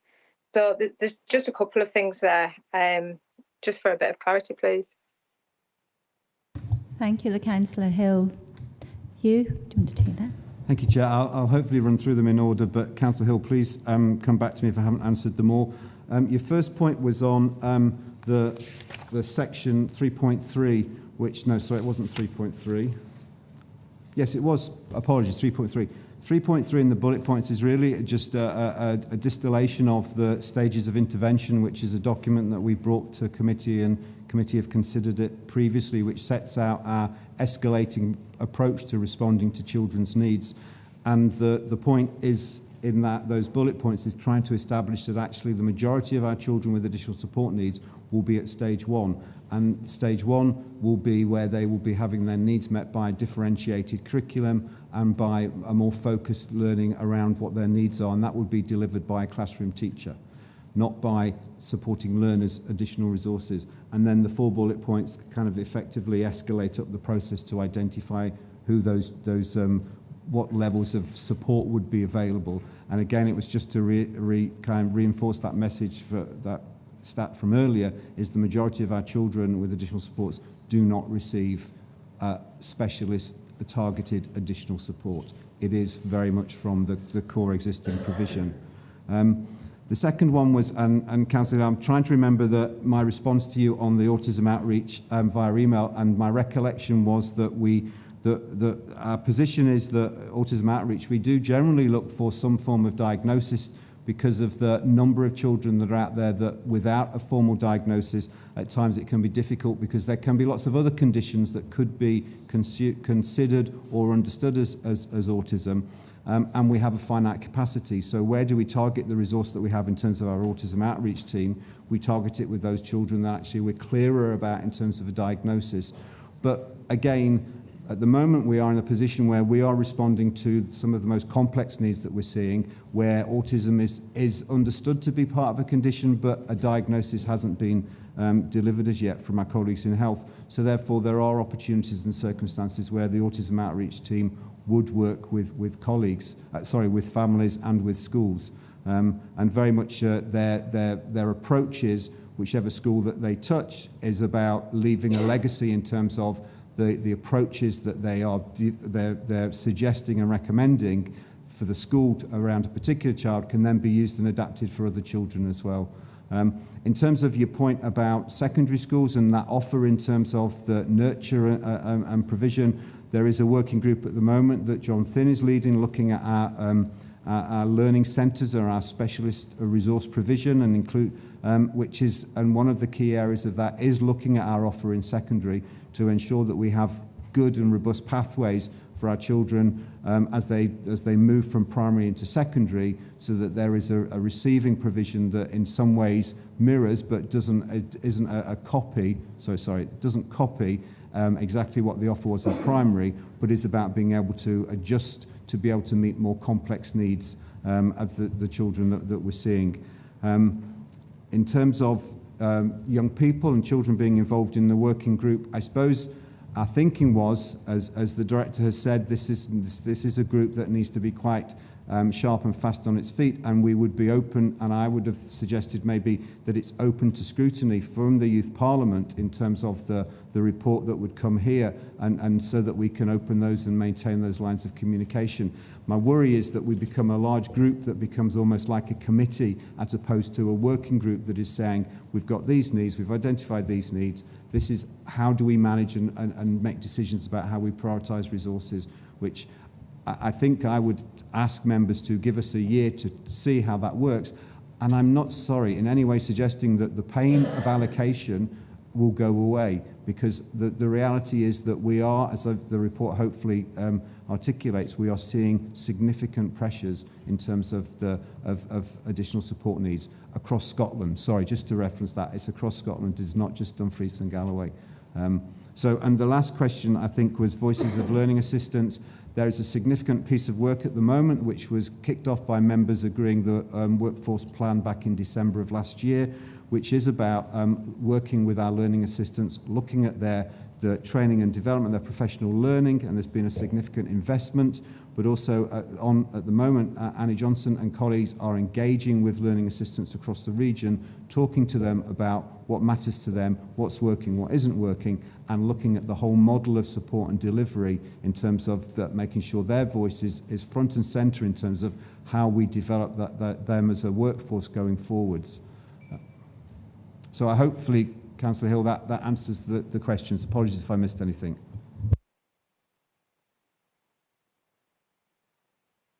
Does that help, Councillor Hill? Yeah, no, I mean, I know there's a lot of work going on, and I'm grateful for the extended training that's been put into learning supports. That was noted And I'm really pleased that's a really positive step moving forward. And I am aware of the pressures and the pressures that you face, you know, as directors of education, because your jobs aren't easy. But we are very challenged across the whole of Scotland. But, you know, particularly we look at Dumfries and Galloway, and I kind of think about what Councillor Scobie and what Councillor Dorwood have said, and we need to know what we can do to help as elected members, whether it's, you know, asking Scottish Government for more funding for this. We need that information, and I know we need to set this group up quickly and we need to get moving on it. But I still kind of feel that we need to be more proactive in what we're doing to support you moving forward so that we can get it right for every child. That's all I've got to say. Thanks. Thank you. Gillian, would you like to add something to that? I see that Councillor Jimison is waiting to come in. I don't know if there's anything additional you'd like to raise, Councillor Jimison, before I try to sum up where the discussion has reached. Yeah, thank you. I'll be brief. I'll try not to cover stuff that other people have covered. Firstly, Julie, A*, that was an excellent summation of what it's like in the school, because I get feedback from my wife who talks about the same thing. Morgan report, which a lot of this is heavily based on, talks about consistency, teamwork, that sort of thing. But in particular, I notice in the staffing exercise, we touched on contracts and training professionalism. And this was an issue that was brought up last year that's really important. So I'm really pleased that that's in there. I know my wife's had a lot of training, and she's a learning assistant, and she's actually teaching in a manner of speaking with morphology, things like that. So she's getting young people that she's helping with that, and it's massively important. So that consistency, it's the contract thing that I really want to come in on. I know that you and I have had discussions. There's an uncertainty amongst learning assistants about their contracts, because there's short-term contracts, there's supply, and when do they get a full-term contract? And my issue with this is that if we are trying to build professionalism and competency, then we need to encourage good LAs to take up on training and get a full-time contract. That's really important to consistency, because there's a wide variety of folk that are working as learning assistants. Some are great nurturers, some want to do more than that. So I would really stress the importance of the clarity in contracts and probably an encouragement to get onto a full-time contract as soon as possible, so that encourages training and commitment. Thank you. Thank you, Councillor Jamieson. Councillor Dorward.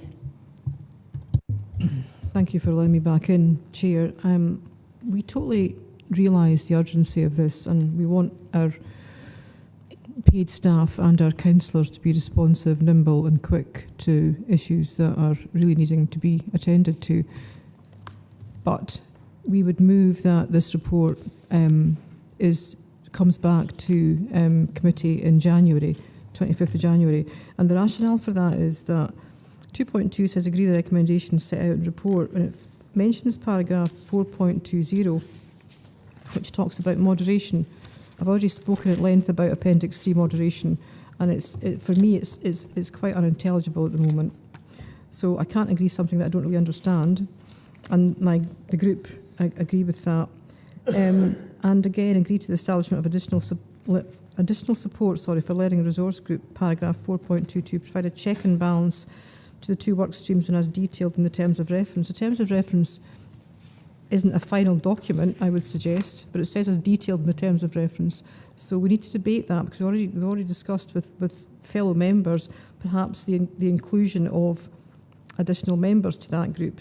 Again, I understand that group has to be nimble and quick and make decisions quickly, but there is a consensus, it appears, across the council today that it needs to have more members. So perhaps reviewing that and bringing it back with these additional issues and looking at the quorum as well, which my colleague has spoken about, we move as a group that this report comes back to the January committee. Thank you.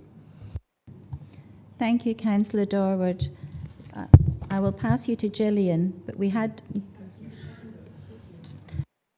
Councillor Scobie. Yeah, Gillian did refer to earlier to hear the debate, and I think that there is a consensus across the chamber that we do look at some form of member input. Now, whether that's member input along with the teacher as well, because I think that was a sensible suggestion, but I think there is. Linda refers to it being nimble and quick. You know, we can do that with a short-term working group, whether it's under that term of reference or a separate. I'm not going to be precious on, but I would like to see that so that we can do this deeper dive in for the report to come back with that value added to it, in that members have had a chance to really delve into it. It can be by proportion or one from each group, but it really it needs to be nimble and moving forward at pace. So I would hope that we can agree that today. Thank you, Councillor Scobie. Okay, sorry, Councillor Stevenson. I'm happy to second Councillor Dorward's suggestion. Thank you. Well, I think where we got to, which was what we're agreeing to today, is while not delaying the process of learning allocation or learning assistant allocation, that we are looking to bring this paper back to committee on the 25th of January. So members would, and indeed they are currently considering this as an update. They're considering the information it contains. And I'm assuming that members are agreeing to receive the profile of additional support for learning resources and financial pressures to the January committee, but we are not agreeing to progress with 2.2 and 2.3.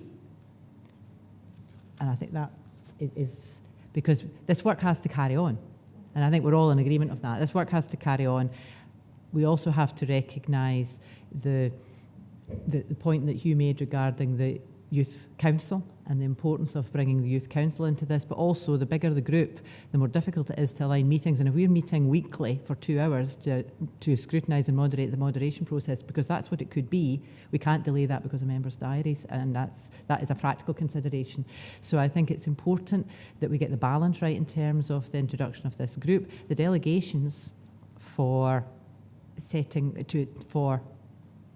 meeting the needs of pupils operationally sit with myself as director, and it would be really important to me that the terms of reference of this group support members in their scrutiny role and don't put inappropriate responsibility to members in allocation of individual pupils. I think that's important. I'm sure we would all want to take some time to work that through. So Tracy, can you summarise what I think we have reached? Yes, thanks, Gillian. So we would consider 2.1 and agree 2.4, defer 2.2 and 2.3. It's just whether or not members wish operationally officers to take up the inclusion within the report that comes back to January to include teachers, young people and elected members as part of the group, and or whether they're agreeing today that they want a member officer working group, short life working group also set up, and for the remit and time frame of that to also be brought back in January. I know Councillor Scobie had proposed that earlier on, but I'm not sure if that's still on the table. I would hope it still is very much on the table for that working group to be established. The time can come back and we can get that from the report, but I would hope that we can set up that working group to do that deep dive into the real issues that are contained in this report.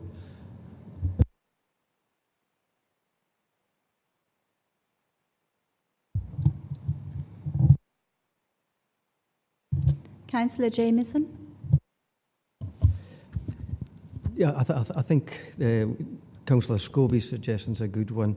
I would propose or suggest at the very least that there's an operational level, this support group is overseeing things week to week throughout the session, which I don't think there's any need for councillors in that, but we can see from the engagement we've had in here, there's a deep interest from councillors in this whole subject. So I think if I'm correct in paraphrasing Councillor Scobie's proposal, is that we have engagement between councillors, a smaller group of councillors with officials, so that we can get a better understanding between ourselves. So I've got no issue with 2.2. 2.3, there's been a point well made about terms of reference, but I don't think that should take that long, because I am keen that time wears on, you know, we're into January and then we get into March and then the allocation process gets really important. So I think the terms of reference could be clarified quickly, but some sort of short-term subgroup between councillors and officials I think would be really helpful, because we can't spend all day discussing this at this meeting, but there's a lot of good thinking, there's a lot of good ideas, and there's a lot of interest between ourselves. So a short-term working group might be a very useful addition. Thank you, Councillor Jameson. Councillor McGregor. Thank you, Chair, and good afternoon. Gosh, we're in the afternoon now. Yeah, I've listened intently to the debate, and my concern at the moment, and I think the Director has covered that, is supporting us in our scrutiny role. And I'm slightly concerned. I've no issue with the report coming back in January particularly. I don't want to delay this work. I think we need to show leadership on it. And we do have a leaders panel that can discuss these things as well. But if we have another working group, what is the remit of that working group? We have then a learning resource group, which was to inform us as members to make future decisions. And I just wonder if we're getting a wee bit cluttered, and we're going to we've had a lot of discussion around this. I mean, Councillor Jameson's made the point that there's a lot of good contribution that comes to the table, but we've been discussing this for years, that there is a lack of allocation. There is a lack of support in some schools. We need to crack on and establish where that gap is and try to do something to remedy it. And I think at the moment we're going to end up talking around in circles in working groups and with reference groups and actually not getting to where we need to get to. So I'm a little bit disappointed that we're not just going to go on with this resource group.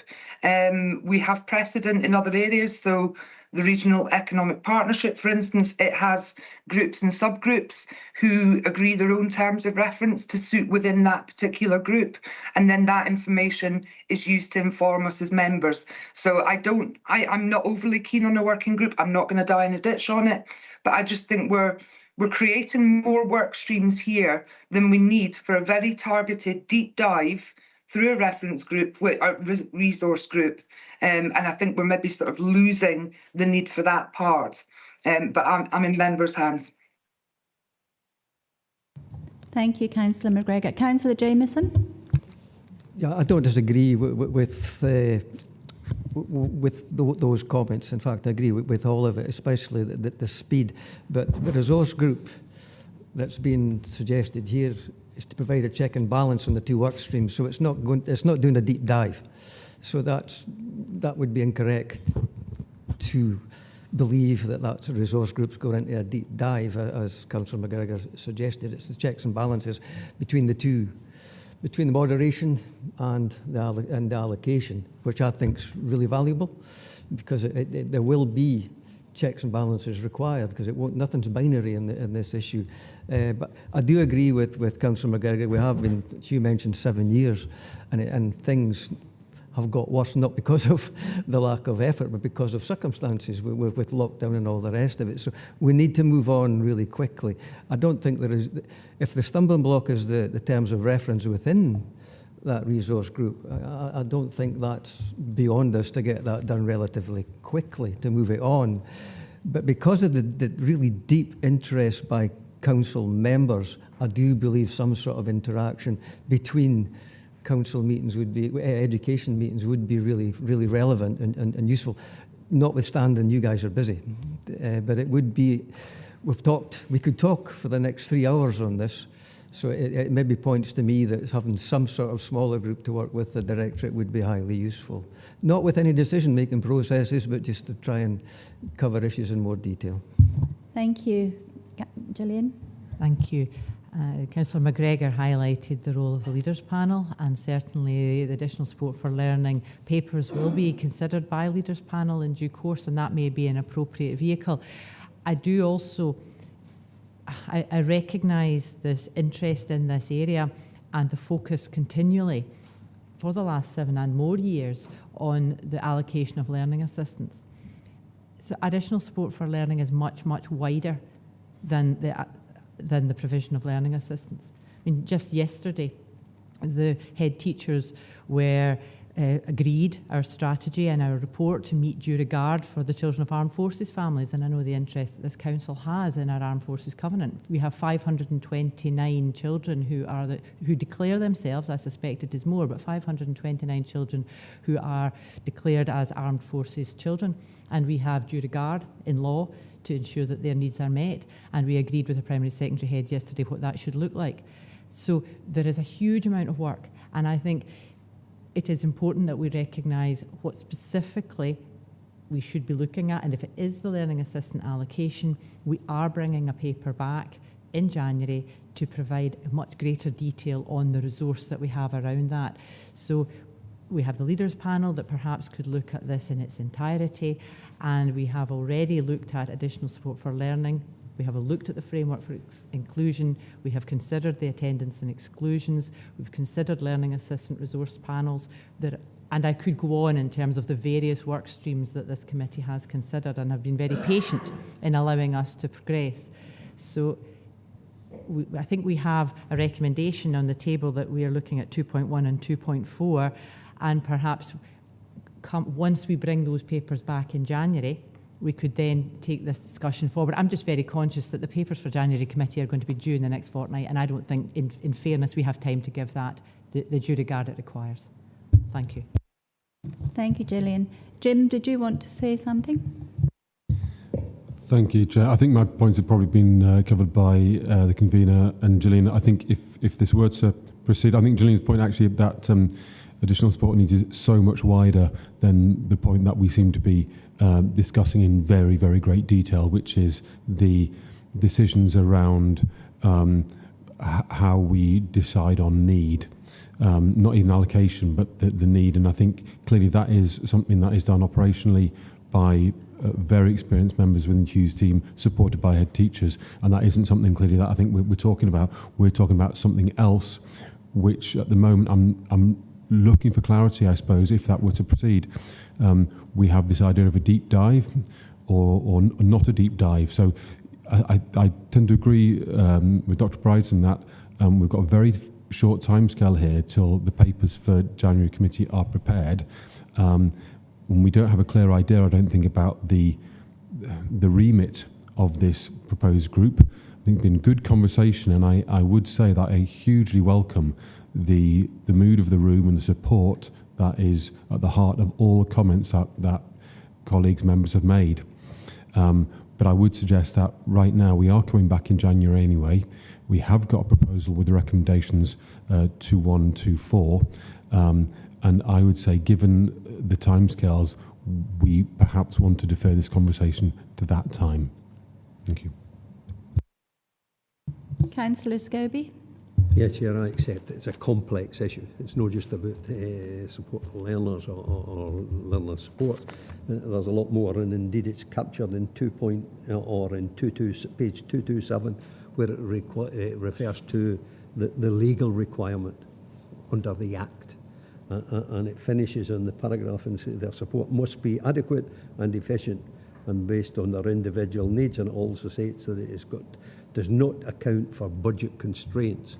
So any child or parent could lodge a claim in the court if they feel that it's not adequate or efficient that their child is doing it. So there is a wider need for members to look at, and I would hold that it would be of value, and Hugh has already said that, in terms of a working group. Now, time is of the essence, and things have to move on. I accept that, and as Linda said, just to agree 2.1 and 2.4, I think we should be looking at a working group, and I would hold to that, not just to say we'll defer it to the leaders panel. The leaders panel has already got extensive work to do, and I see this as a separate piece of work. We've got 2 work streams here that's going ahead anyway. I think that we've got to look at, from a member point of view, to do that deep dive that's required on what is a complex issue. Thank you, Councillor Scobie. Councillor Dorwood, did you want to come back in? Thank you, Chair. I totally appreciate what officers are saying in terms of workload and timescales. But we've had this issue for 7 years. Another 7 weeks, I suspect, won't make that much difference. I understand you've not got timescales in terms of papers, but it's slight modifications in terms of what the Education Committee said. And again, I respect what Dr. Bryson said about the leaders panel, but the mechanism for scrutinising things sits with this committee, with the greatest respect, and not with the leaders panel. And I think that it's appropriate that it comes back here.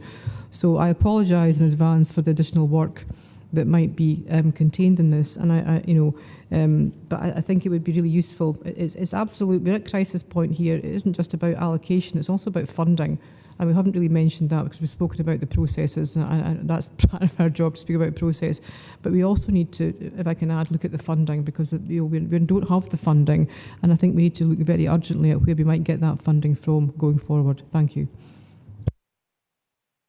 Thank you, Councillor Dorward. Mel McHale. Thank you. Thank you. Councillor Dorward to speak me to it. I've been part of this for a long time, and I've been with you in meetings, and we've talked about all the allocation and the support for learners, and listening to all the debate is really interesting. But what you as a council can do is give them more money and find more money to make sure that the service can do all that it can do. To support the young people. The team is amazing, and they're under so much pressure, and most of that pressure is because there's not enough money. So as a council, you can give them some more money. Get it from somewhere. Thank you. Julie? Did you not? No? Thank you. Councillor McGregor? Thank you. I'm hoping that we can come to some sort of reasonable agreement on this. I'm quite comfortable with Linda's suggestions that we sort of defer elements of today. I'm not at all comfortable with the working group at the moment because we don't have any detail around what that working group would be doing. And I think that we shouldn't downgrade Leaders Panel either. Leaders Panel was set up so that we could have collaborative and constructive discussion, cross-party, in a very good space. And I would say that at the moment is an appropriate place to have some discussion, but it would always come back to Education Committee anyway for members to decide. Leaders Panel is not decision-making. There's an opportunity for officers to go around groups and speak to groups individually on this as well. And then if we do need a working group going forward, and that's evidenced as being, fine, I will have no problem with that. But I think today to agree to a working group that we don't really know what it's going to do, to tie up more officer time and members' time, would actually be counterproductive. So I'm quite happy to support Linda's suggestions, and I think the budget panel will need to look at funding once we have recommendations that come back around need. And I think we need to split these things out as well. So happy to support Councillor Dorward, but not happy to support a working group. Thank you, Councillor McGregor. I think we can agree on this here that we need to look at maybe forwarding something like this. And we do agree with Councillor McGregor and also with Councillor Dorward on this. But this is something that we may take forward. We have no remit for this group, and I think this is something we could look at in a further meeting. Thank you.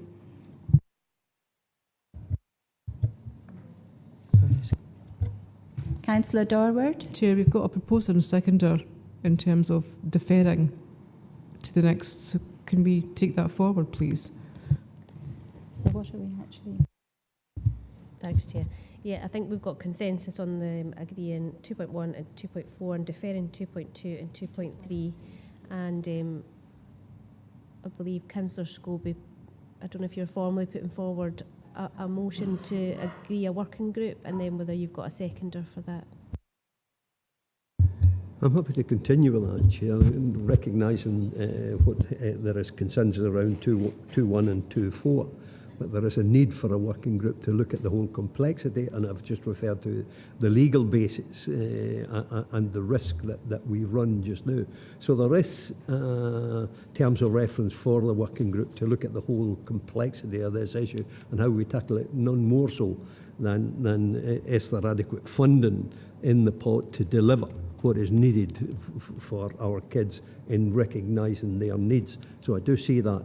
And whether that comes, I don't take the point that Councillor McGregor's making, that there's not a need for it. That, in my opinion, there is a need for it.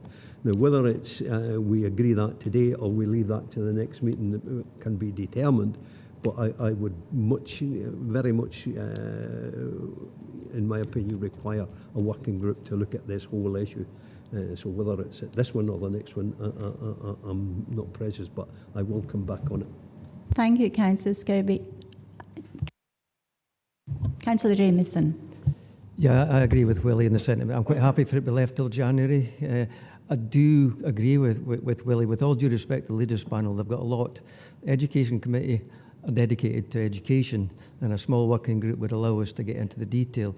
The Leaders Panel might have to spend half an hour on it, but we need to spend more than that, because the people that are involved, the people that have spoken today, for example, have obviously got a really good understanding of this subject, and that's no disrespect to the Leaders Panel. I'm quite happy for them to have a discussion and pass that on, but I am agreeing with Willie that we should consider it, but we can discuss it in January. And if everything's moved forward to satisfaction, then there's no need for that subgroup. I'm not saying it's a must-have, but it certainly shouldn't be off the table, in my opinion. Thank you, Councillor Jameson. Councillor Dempster. Thanks, Chair. I worry about what the direction of travel will be for this working group. However, if there's no alternative view, we're going to have to run with it. What we need to set out is what the parameters are, what we expect from it, and when we get it back. Because what we're doing is dancing about trying to work out how we don't set up a working group. So if we don't have an alternative view, we need to deal with it, Chair. We need to set it up and set the parameters. Yes. And I think we have discussed that members would be content to give us some thinking time and bring that. We have already agreed that we'll be looking at a profile of resourcing at the January committee, and therefore the arrangements that we could put in place to oversee and provide check and balance and scrutiny at that meeting also. But I agree, I think we do have a balance of responsibility here to meet, and I'm grateful for members' time to think that through. Thank you, Gillian. So this is something we'll take forward for our next meeting. Give us time to work out exactly what we want from this group. Thank you. If there's no further comments or contributions on this item, I will move to recommendations. And we have decided to state 2.1. We're going to consider the annual learning assistant staffing exercise in the context of significant pressures currently being experienced across the ASN provision, as detailed in paragraphs 4.7. 2.2 we're going to defer, and 2.3 we are going to defer. So 2.4, agree to receive a profile of all additional support for learning resources and financial pressures for the January 2024 committee. Have we considered and agree to 4? Agreed. Thank you. We'll now move on to item 9. This is the review of school capacities, report by Director. I think we close for lunch first. We will close now for lunch, and we will come back to this item. Thank you. We will come back at 1 o'clock. Thank you. Lord, 1:30. Sorry, I hadn't noticed the time.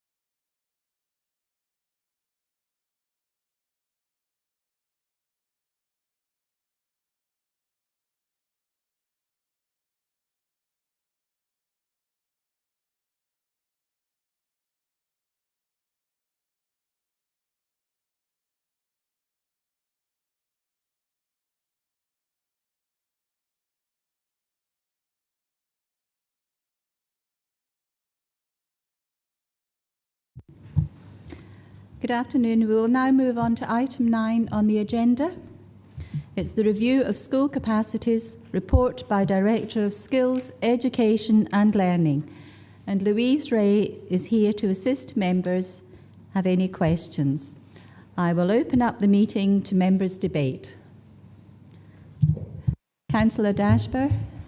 Thank you, Chair. Yeah, just for clarification, I'm looking at the top and it says talk about changes in certain schools. And I've read the appendix and I've gone over it in terms of the numbers from last year, which were agreed. Can you just clarify which schools? Thank you. Sorry, that's been a slight oversight. There are no changes to the capacities for this academic year versus... I thought sorry, so. For next academic year. The numbers were the same. Yeah. Thank you. Councillor Jamieson. Again, it's a point of clarification again. The capacities, could you just briefly explain how the capacity figure is arrived at? Because occasionally we get feedback from head teachers saying we're full. Clearly looking at different parameters. I just wondered, just for our benefit going forward, because there's extremely important work that we're working on going forward about the forward planning for the school estate. So it's just for some clarification from members how we come to these capacity figures. So I'll start with primary schools. Primary schools are established by assessing the size of each classroom and working on 2 square metres per child. However, the first 5 classes are capped at 25 pupils. So obviously if you have a school that's only got 2 classes, they would be capped at 50. The caveat to that, I guess, is we don't know in any given year how many children are coming through the door. So it may be that classes run as composite classes. So maybe a class that could take 33 children, for example, can only run with 25 because it's a composite class. So that's why sometimes we get that anomaly between on paper there is capacity, but in reality the class compositions mean that there are much fewer spaces. So one is based on the total capacity in terms of square meterage, the other is the reality of the class compositions. Secondaries are different again. Practical classes are based on 20 children per class. There's a slight anomaly that we brought to committee last year around some subjects that are recognised as non-practical classes but are running as practical classes, so we made that adjustment. And so they run as 20 in a class and non-practical classes are 30 in a class. We add all those classes up and we take an 80% of that total, which gives us the overall school capacity. Yes, that's really helpful that we've got that that understanding, as I say, going forward when we're looking at the demographics and the school infrastructure and all the rest of it. So that's the sort of definition of capacity. That's great. Thank you very much. Thank you. Councillor Dempster. Yeah, thanks, Chair. Just a couple of questions.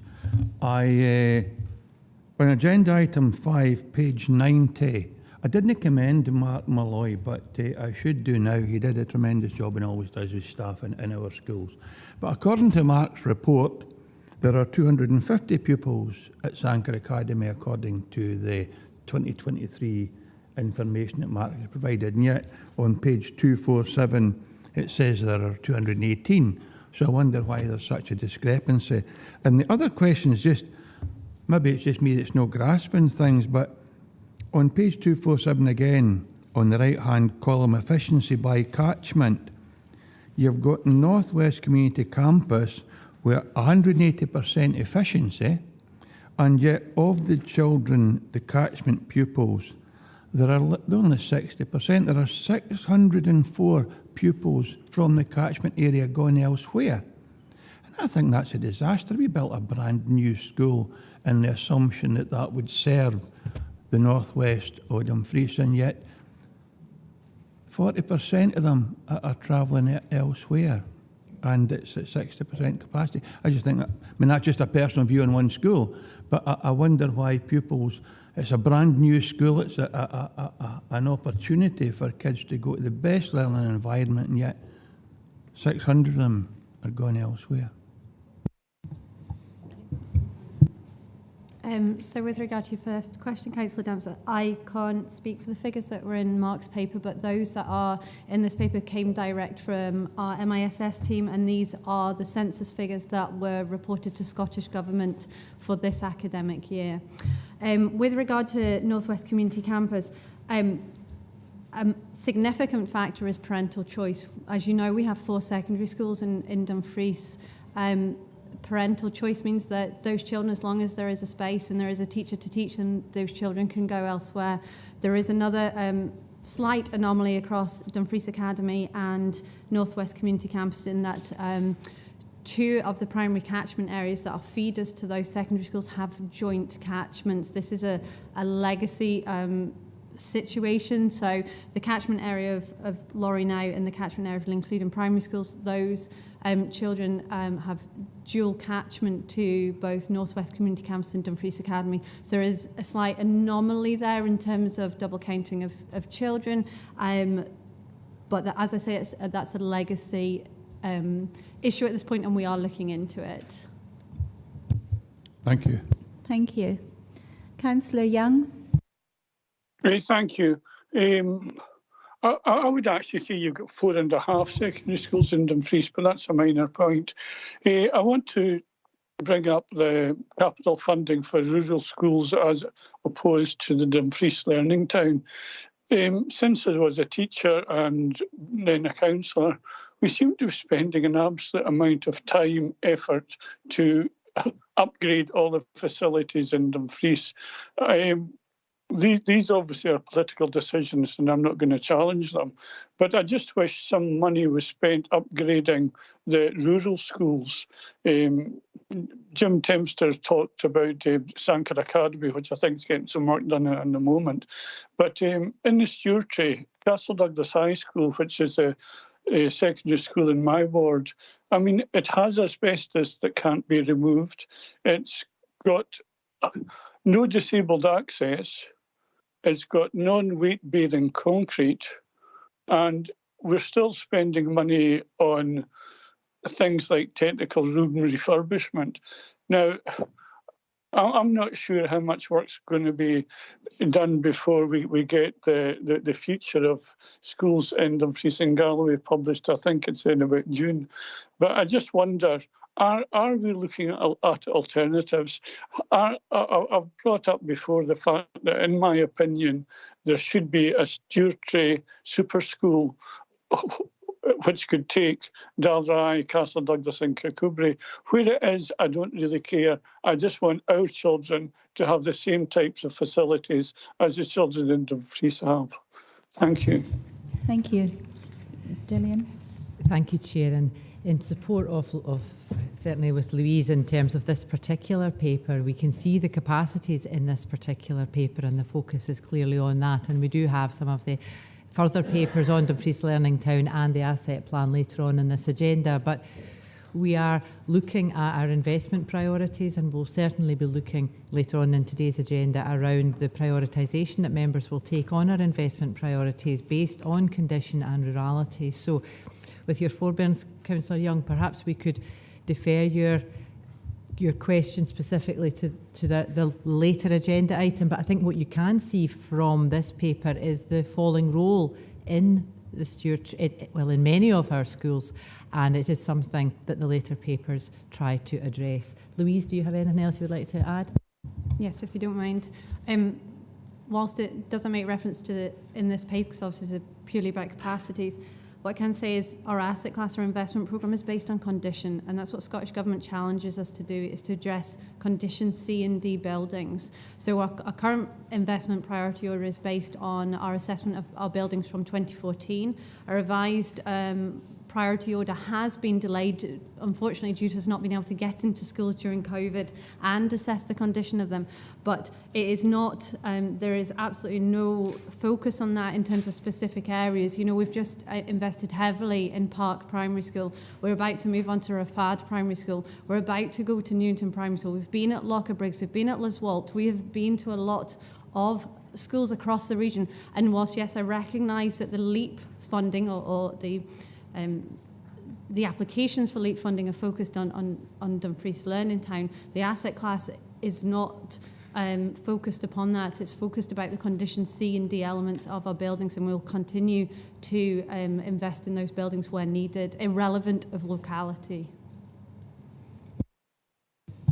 Thank you. Does that help you, Councillor Young?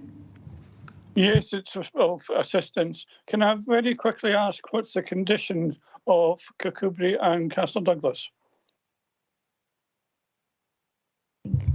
The revised condition surveys, I believe, is that Kirkcudbright was a condition C and Castle Douglas High School was a condition B. Thank you. Councillor Lowe. Thank you, Chair. Page 243 onwards, the tables of numbers, and I just want a clarification over a heading, please. So, catchment pupils attending other schools. Now, I know my rural schools on this list here, and it's saying how many pupils would attend the school if they, could attend to primary age. I also know that most of those are home educated. Is that figure just attending other schools, or should that be defined a wee bit more? Thank you, Councillor. Louise, sorry. The figures contained in this document are purely based on children that are in attendance at other schools within Dumfries and Galloway. They do not include those that are homeschooled. Thank you. Councillor Campbell.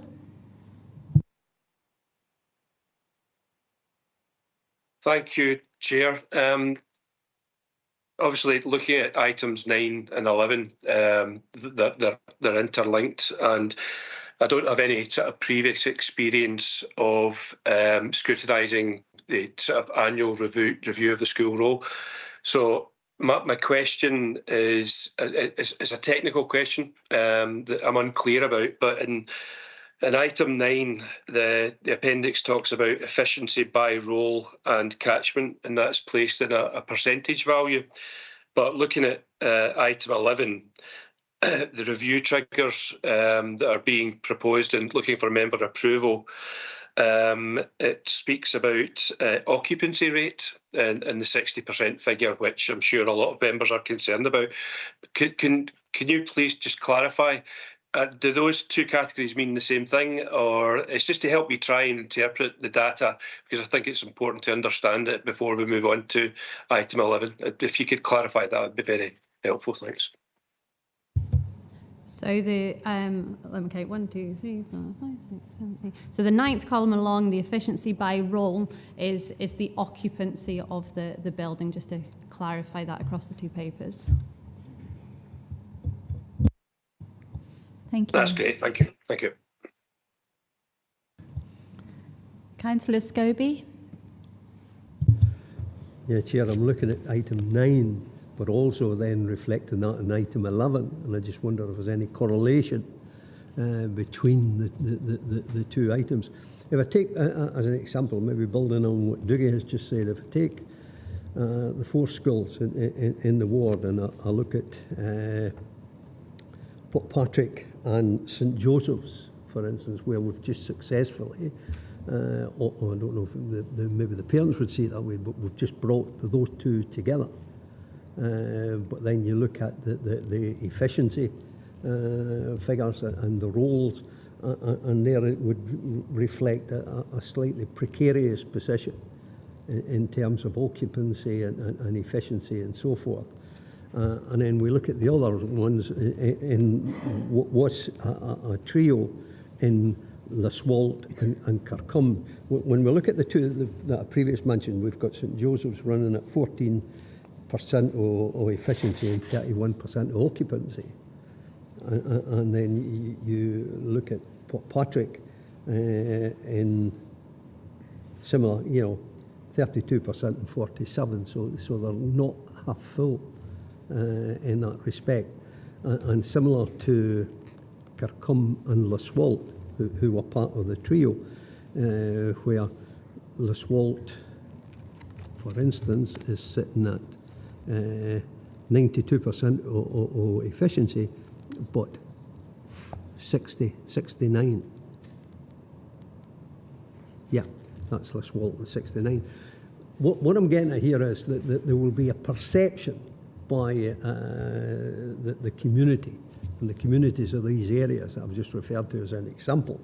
They'll see this, the correlation being that in item 9 to the transformation programme, that there is an attempt to close some of the more rural schools on the efficiency and population. That the figures are flashing up here. And it's the Roman Catholic school rep has been in touch with me because she has the same concerns with the Roman Catholic population. And we've already mothballed St Ninians, but by efficiency and role, then those schools could be under threat. So it's trying to get to that correlation between this item and item 11 that has a serious concern within the communities. And already we've heard from bringing St Joseph's and Pope Patrick, is this a step towards the closure of one or maybe even two of that one that we just managed to bring from a trio down to a twin school? So I'm just, trying to tease out this correlation and the perception by the community in terms of how safe are rural schools in this item 9 relating it or reflecting on item 11. Thank you, Councillor Scobie. John, would you take that? Thank you. Yeah, thank you, Councillor Scobie. And you're absolutely correct. There is a correlation between the 3 papers that are being presented in front of members this afternoon, items 9, 10 and 11, because there has to be a read across. And I think it was important that members are aware of our school capacities, and that was why that paper was presented to members first. And there will be further discussion under the item that you've described there, under item 11, which we'll look forward to shortly. The premise behind all of this is not for officers to influence or instruct. We are simply giving members the information that is important for them to make the best decisions that they can make. We are continuing to work on a longer term strategy to ensure that we've got a sustainable school estate across the whole region, and the young people get the best outcomes that they could possibly get from their educational experience in our schools, whilst at the same time dealing with what we have got as a significantly declining pupil population. So doing nothing isn't an option, and hence we have to take proactive steps wherever possible, and sometimes it's reactive steps. Members will remember in the spring when we had to bring a paper very quickly to members' attention regarding the situation at A primary school, where it was a forced mothballing, where we had no plans, we hadn't consulted, we hadn't engaged with the community, we had to react to a situation that was presented in front of us.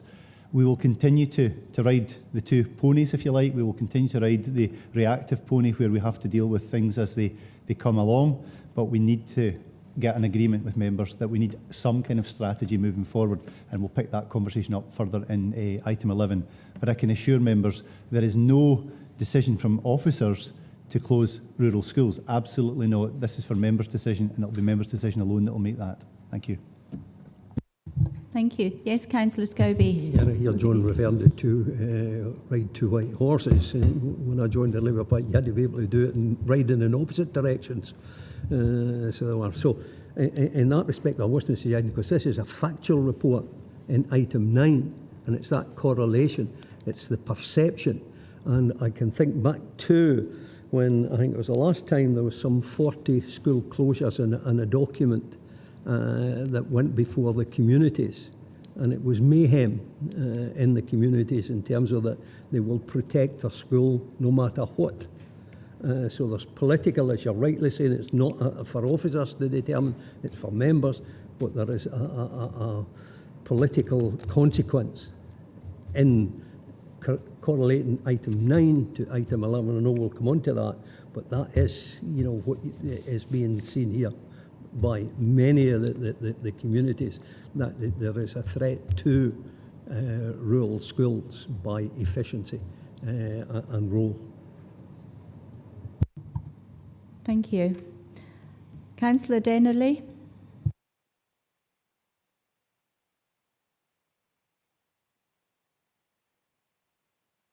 Thank you, Chair and members.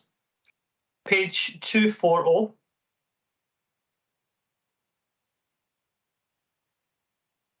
Based on Councillor Young's comments.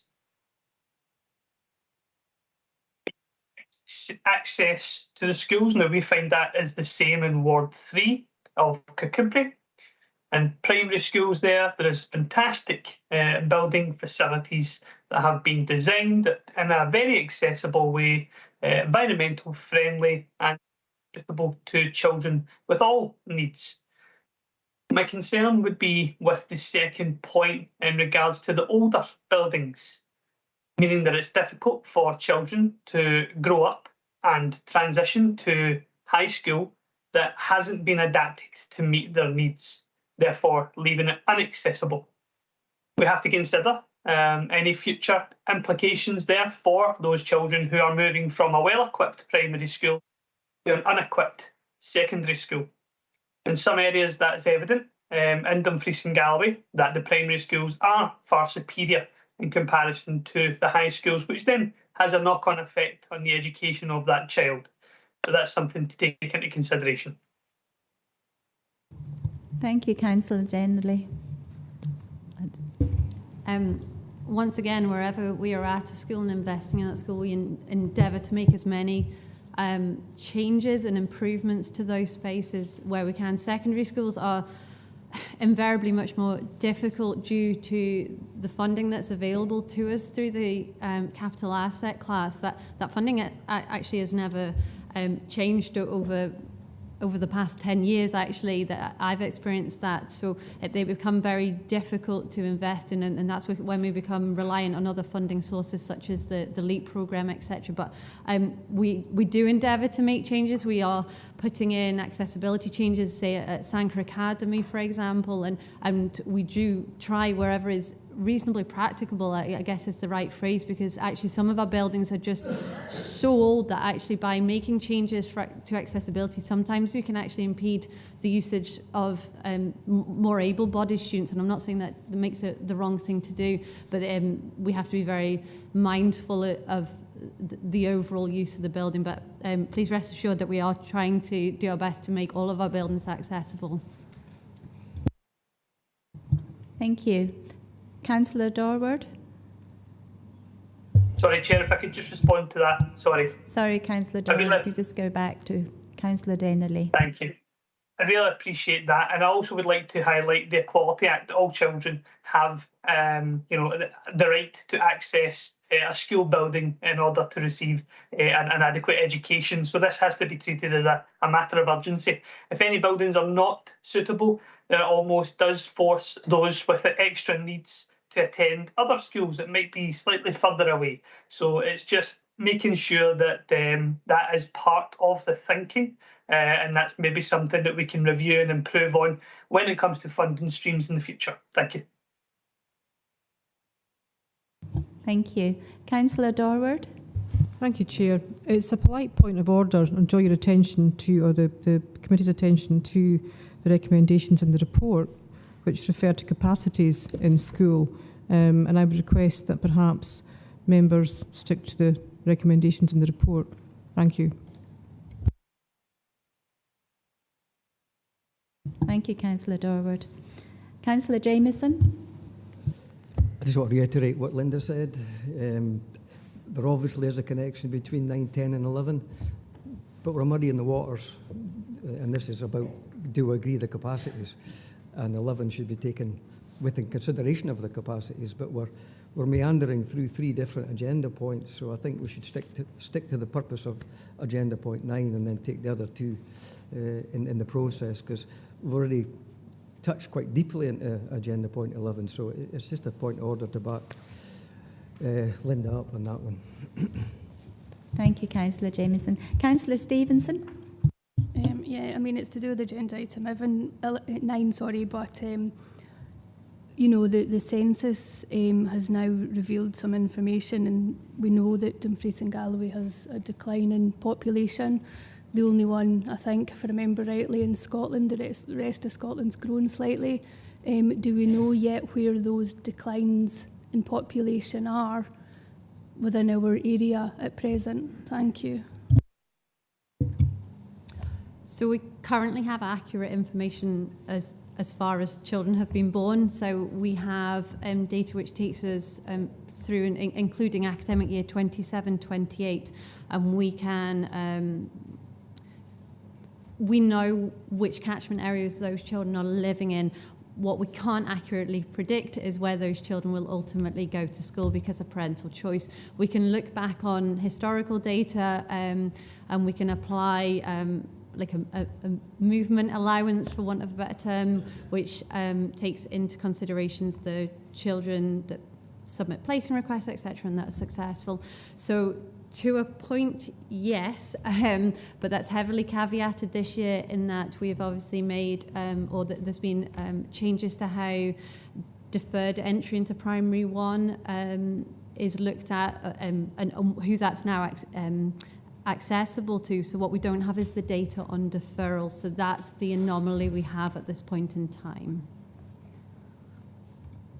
Sorry, Chair, just to come back in, but we know that children aren't going to travel from the west of the region to the east of the region. So do we know roughly where those declining populations lie? Is it in the west? Is it in the east, north, south? Whereabouts is it? Thanks. Without being able to provide you accurate figures right here, right now, I can say it's across the region. For example, I had a head teacher who in a town school say to me, oh, it's all right because that doesn't affect me because that's rural locations. And actually I've been able to disprove that theory. This is in a town, not Dumfries, but I could prove that the number differential in that particular town. Thank you. Now, there's no further contributions or comments on item 9. We will move to recommendations for item 9. 1. Agree the capacities for primary schools as detailed in paragraph 4.1 and appendix 1. 2. Agree the secondary capacities for secondary schools as detailed in paragraph 4.3 and appendix 2. 3. Agree that the admissions for schools in August 2024 are based on the capacities as set out in appendix 1 and 2. And 4. Note that officers have shared with head teachers the figures for their school and will continue to liaise with them should there be any capacity pressures as detailed in paragraphs 4.5. We're being asked to agree to 1, 2 and 3 and note 4. Do we have agreement and noted? Thank you. We will now move on to item 10, Dumfries Learning Town Phase 2 update. Lowerburn Primary School, report by Director of Skills, Education and Learning. Lauren Foss, John Thin and Neil McIntyre are here to assist if members have any questions. I will open up the meeting for debate. Thank you. Julie Irvin, please. Thank you, Chair. Obviously, the staff at Lowerburn Primary School will be very disappointed by this report. They've had a 4-year wait. They were optimistic that now was going to be their time. What is the actual condition of their building? Are they a C class building? Sorry, Lauren, I'm looking at you nodding there. So they are actually part of the schools that we should be looking at refurbishing, relocating, whatever it takes. They've had a long wait. We know the building isn't fit for purpose. I believe there's been a recurring rodent issue. I think it's been dealt with, but it recurs. There's constant repairs. So the constant repairs, my understanding is that funding for the repairs is coming out the school budget. So that impacts on the budget that's available for learning and teaching in the school. So can I get some clarification about that? I also understand that there's a void under the building. I was given information about that. So really, the school isn't fit for purpose. How can we ensure the health and well-being of staff and pupils in the school? I understand the funding stream isn't there for this, but is there another site that could be used within Dumfries? Is there another way we can look at this, be creative and ensure the school survives, but maybe on a different site? Thank you, Julie. Lauren, do you want to take that? Thank you. Thank you, Chair. I can confirm that the school is a Condition C building, and as my colleague Louise mentioned earlier on, there is an expectation through Scottish Government that we have plans in place to bring any school that is a Condition D or Condition C to an improved condition. Now, there are various different ways and means to do that, whether it's refurbishment, relocation, new build, etc. And I think that's why Lorburn Primary School has always been included within Dumfries Learning Town agenda to make sure that we have a plan in place to be able to address that position. Like the school community, like the teaching staff, as officers of the council, we share that disappointment, absolutely, and I'm sure elected members do as well, in terms of the unsuccessful allocation of funding through the LEAP 3 programme. However, the journey doesn't stop there. We have to move forward with what we think as a council is the right solution for that school and that school community, which is why we've asked within the paper to bring back relatively quickly, I would suggest, options in March that would be brought back in front of members to take a decision on how we can take that forward. We've had a very long journey on this because we've been waiting on funding support or decisions on funding support. Without that in place, we now know this is fully within the control of the council to move this agenda forward, and that's something absolutely that we would look to do. In terms of the issues and the maintenance and the repairs that are required at the school, that actually sits within a central repairs budget managed by our colleagues in PEP, Property, Estates and Programmes. There will be some things that are schools' responsibility, but it tends to be things like replacement carpets and blinds and decoration, that kind of thing. But in terms of repairs to the condition of the building, I would suggest all of that sits within a central budget, so that shouldn't impact on the school themselves. We do need to make sure that the school is safe to be used and occupied by staff and pupils, and we do have, I would say, fairly regular checks through our Clerk of Works with our colleagues in property and through our own health and safety team within education, where we would support the school in any issues that come along from time to time. And there have been cases where that's been the case, where we've had to take action and do the right thing at the school to make sure that it's a safe environment. We know the longevity of the building as a Condition C building is something that we need to address as quickly as we can.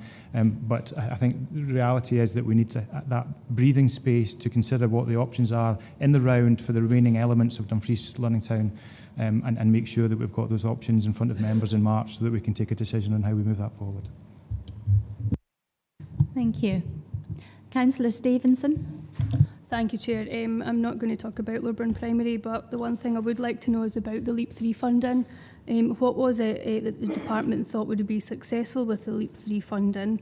And was it, given the state of the academy in Lorburn Primary, my understanding from your visit and from the LEAP 3 was that schools graded C would be the ones that would receive funding from LEAP 3, but in actual fact we find out that there's schools throughout the country that are actually graded A and they've received funding. So I'd like to know why it was. Is the government giving us a response to say no, because that seems incredible that there's schools out there in exceptional condition, but our schools were refused that LEAP 3 funding. Thank you.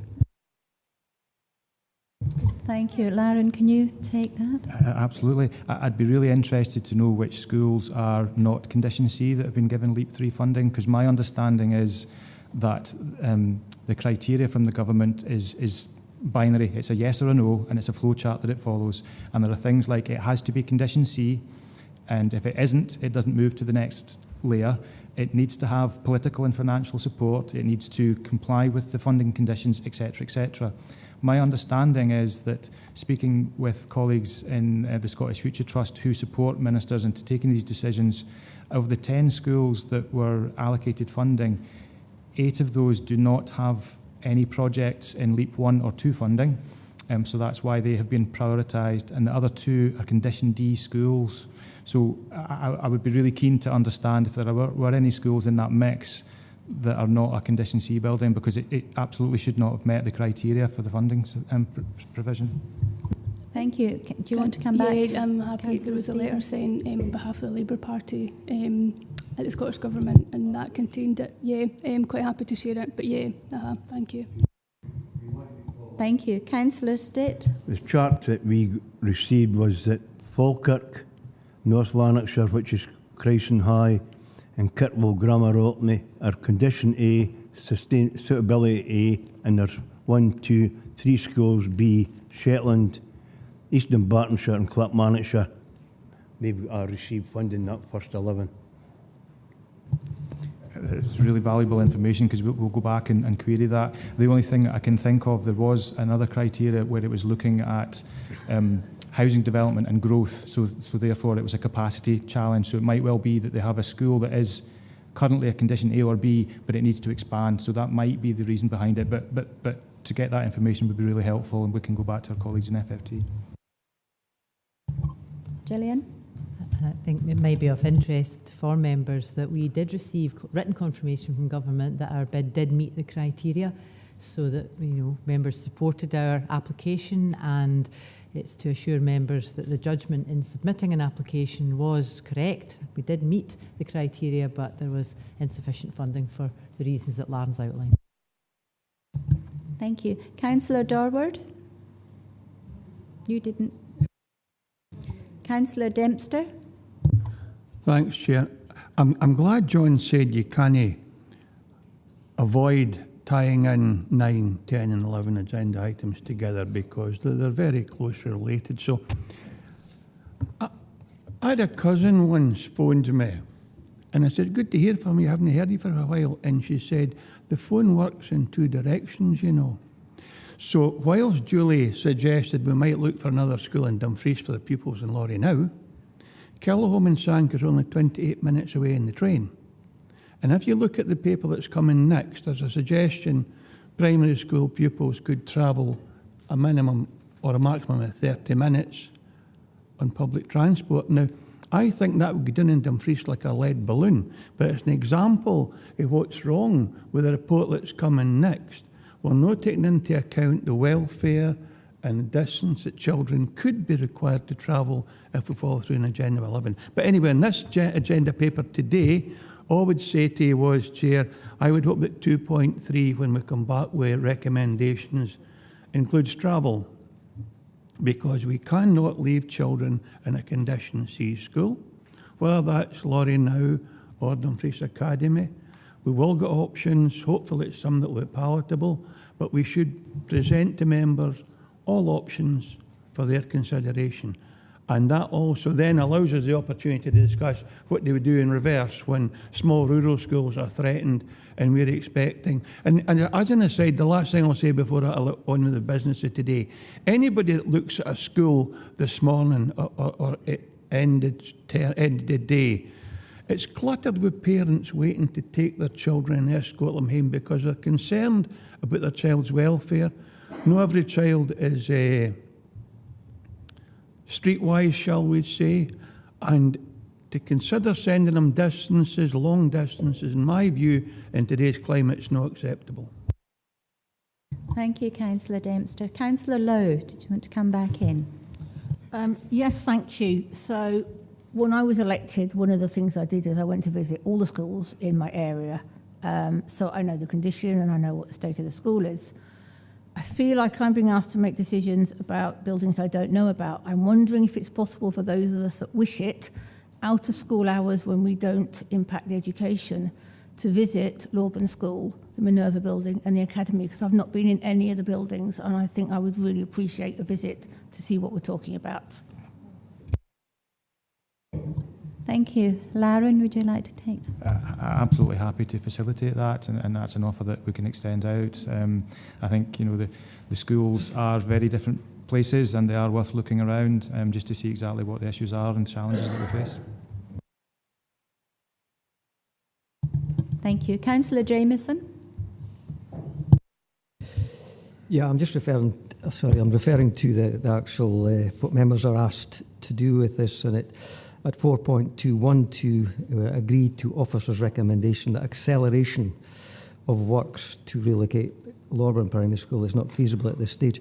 I just want a bit of clarification on acceleration, because I do accept the problems they have, especially the £10 million to decant, but I may be splitting hairs here, but by acceleration we do as quickly as possible, given the conditions that you've already alluded to that cause more expense and just inconvenience to folks. So folk have been waiting for a long time, be it parents, staff, pupils, etc., etc. So by acceleration, just as quickly as is reasonably possible to have coherent plans coming forward. Just on the same subject, and we had a really helpful discussion with the team. One of the things that maybe come out as a lesson learned is we need some sort of contingency plan we're putting in for funding bids that may or may not work. And obviously that's because of the delays in the decision making, I have to add. We don't appear to have something that we can move too quickly. So it's just a sort of lessons learned thing. We can't rely on funding, or we have to have a contingency plan. Maybe you did have, but I've asked quite often about a plan B, and your quite reasonable reply was we could waste a lot of time doing something that doesn't achieve anything. But there's a balance to be had there.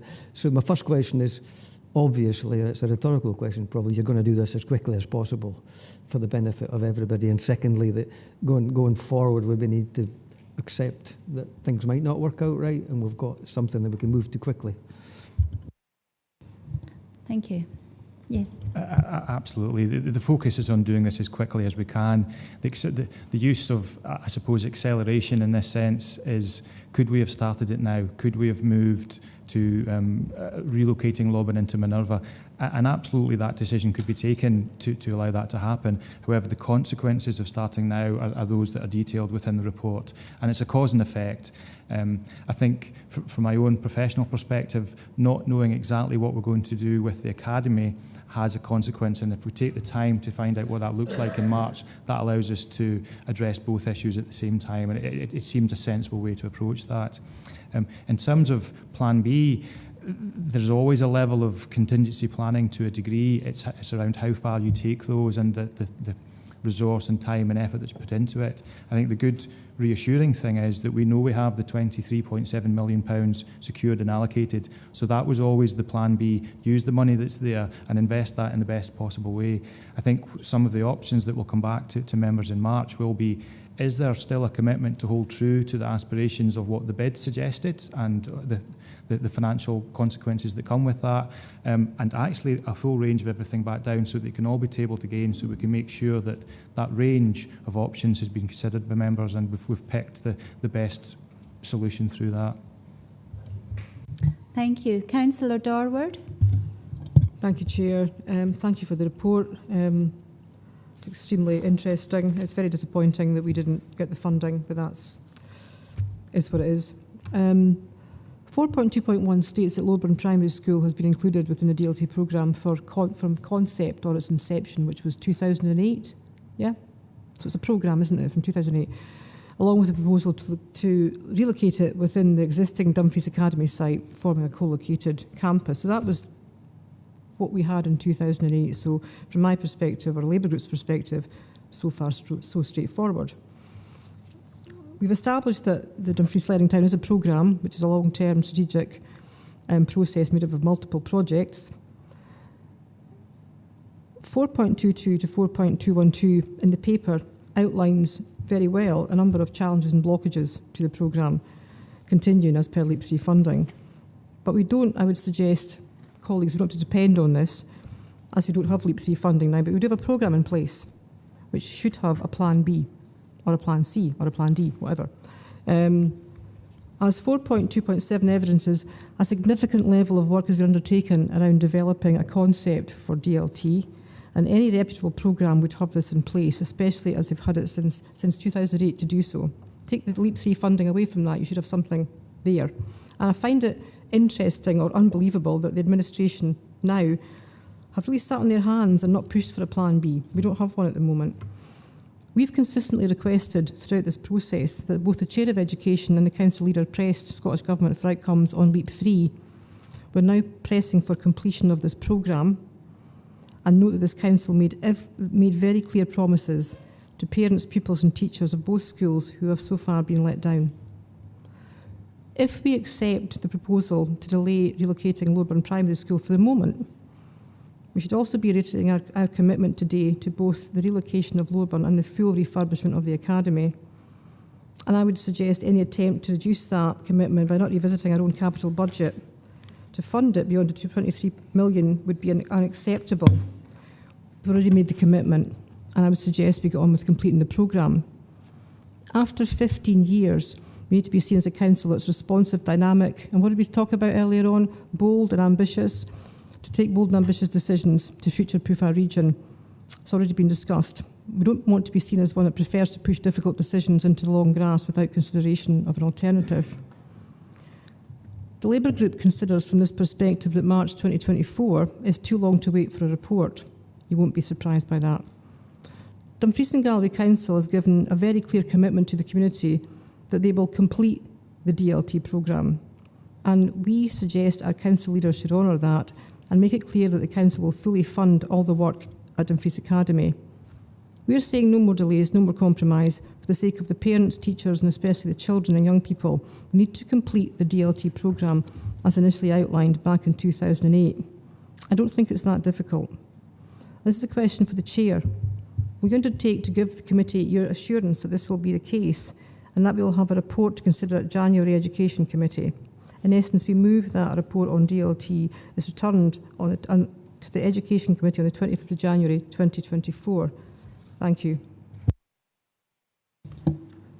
Thank you, Councillor Dorward. Councillor Dempster, did you want to say? I didn't ask to speak, Chair, but I'm quite surprised at this because I understood that the Dumfries Academy refurbishment was dependent upon Scottish Government money as part of the programme. Therefore, if that's not forthcoming, we have to review how we deal with this issue. And if Councillor Dorwood's happy, I would have that investment in the whole of the state. I would have every academy refurbished and rebuilt as new, and it would be an overall benefit to the whole of Dumfries and Galloway because there are countless pupils across this region in old, and as our earlier member of staff said, some so old they can't even put lifts in them. And you've heard from John Young, Dougie Campbell, me. So I don't dispute what Councillor Dorwood's saying, but I understood that the funding was on the basis that we got Scottish Government funding. And if we're going to go and go our own way and definitely refurbish that school, was refurbish at least every senior school that requires it so that at least children have a venue, an educational establishment to aspire to. Thank you, Councillor Dempster. Councillor McGregor. Thank you, Chair. Sorry, I don't have a pre-written speech, unlike Councillor Dorward. I take slight exception at some of the insinuations. The LEAP funding announcement was meant to be about a year ago when we were not in administration, and it's been delayed and delayed and delayed.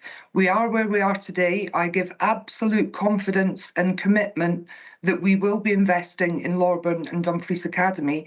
What we're needing now is just a slight pause for a gateway review to ensure that the funding is achievable and that we are able to progress with that. And I think the officers have been around the groups. They've explained very well why we need to have this slight pause just to inform exactly what we're going forward with, how it's going to be funded and when it will happen. And I think that that's good due diligence and respect to the officers. So I give an absolute commitment to the communities and the school communities within that we are utterly committed to this next stage of DLT2. It's incredibly unfortunate that we didn't get LEAP funding, but I do take exception to being accused of delaying and dithering when that was under Councillor Dorward's watch as well. Thank you, Councillor McGregor. Councillor Brodie. Thanks, Chair. Yeah, I'd like to agree with Councillor Dorwood and have money spent right now, but I think we need to take time to come up with a proper plan.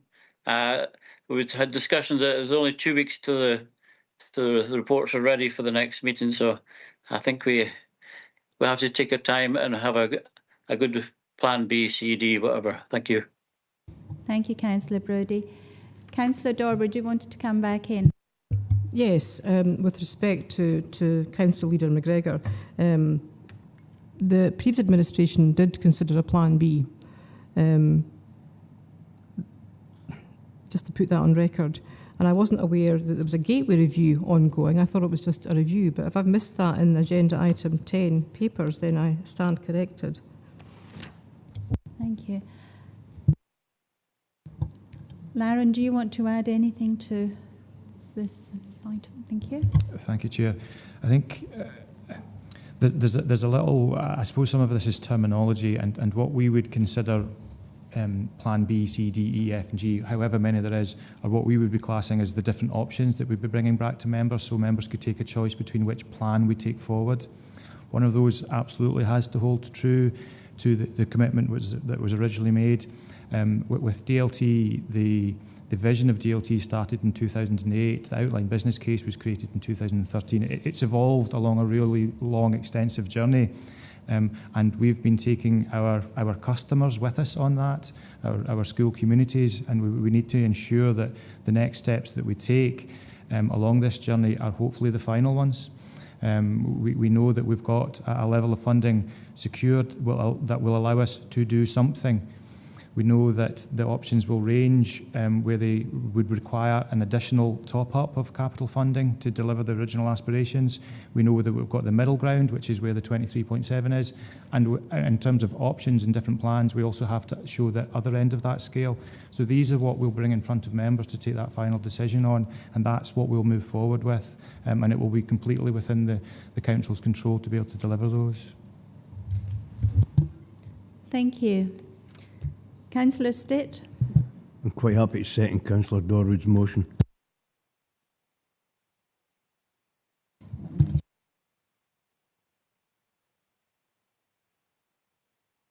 Councillor Dempster. Thanks, Chair. I wanted to just mention a couple of things. We've focused on Dumfries Academy and I've explained why I would be happy to support officers in waiting, because I would also be disappointed if Lauren's phraseology, the final journey, is about the whole school estate. I'd be happy if your final journey was about the Dumfries Learning Town, but not the whole journey, because a long journey to go across the Dumfries and Galloway region to bring reasonable standard establishments to the local communities. And I wanted to make a brief observation. Page 303, one of the charts talks about having kids to walk and cycle to school.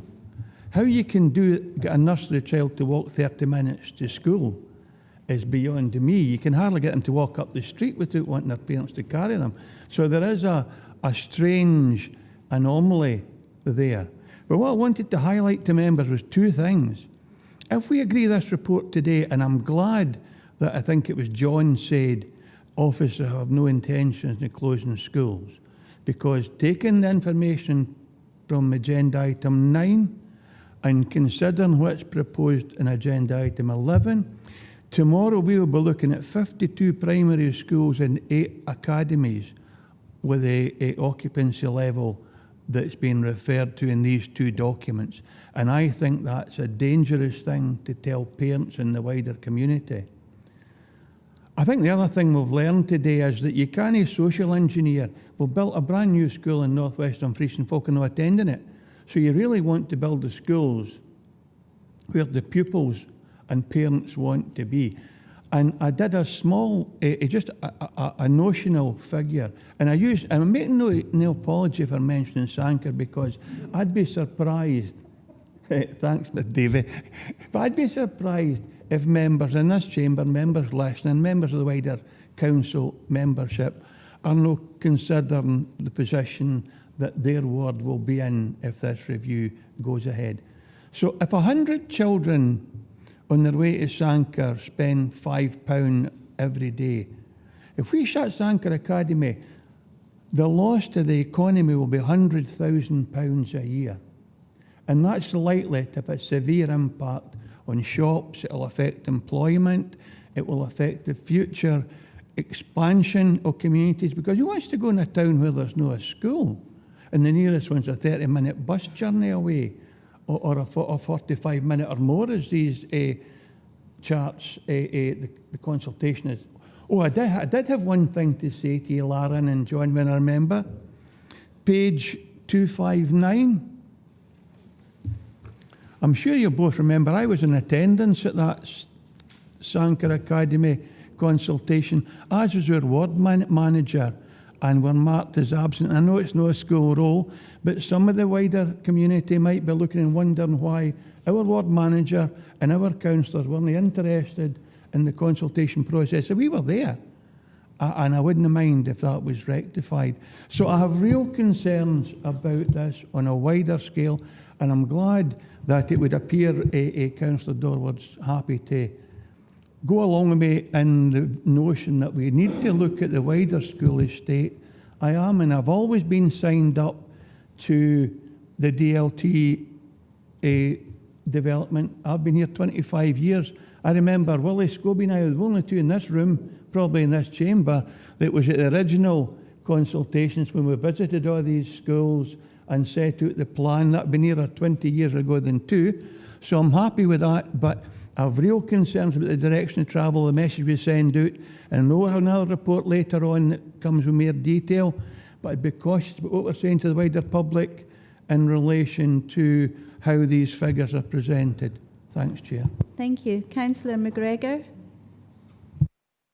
Yeah, thanks very much. Just very briefly, Chair, I think we just need to take the time until March to consider options and look at funding and where that funding is going to be allocated from to give the absolute best outcome for the school community at Lorburn and at Dumfries Academy. And as such, I would simply move the recommendations. Thank you, Councillor McGregor. I agree with Councillor McGregor that we move to recommendations. Councillor Jamieson. First, I'm concerned that we keep drifting on to 11 when we're talking about 9 and 10. It's totally out of order. Councillor Dempsey talks about 20 years ago. We're now in 2023. Things have changed and things will change. We've already discussed at previous committee members and at full council that we need to look at the future, the current and the future, and the work that we will discuss in option 11 will cover all that work. This is about Lorburn and Dumfries Academy, and we just spent 5 minutes wasting our time talking about what happened 20 years ago. Apologies, Councillor Dempster, but it's not Chairman, I appropriate. take exception to that. All I was doing was... Excuse me, Councillor Dempster, while Councillor Jamieson's talking, but... With respect, you're making assertions that are on a different subject. And there's a lot of information that we all want to discuss. So you're in. We will wait till we get to item 11 to discuss item 11. So my feelings, having read this, and our group had a long discussion about this, and there's a deep dissatisfaction about the delay, particularly to Lorburn. But we do accept that there's reasons that if we rush it now, we'll come to a lot of it. We'll spend £10 million on decanting these children that will be upset by moving to another place for however long, so the uncertainty will be even more. We really push the acceleration thing. We need to get Lorburn sorted.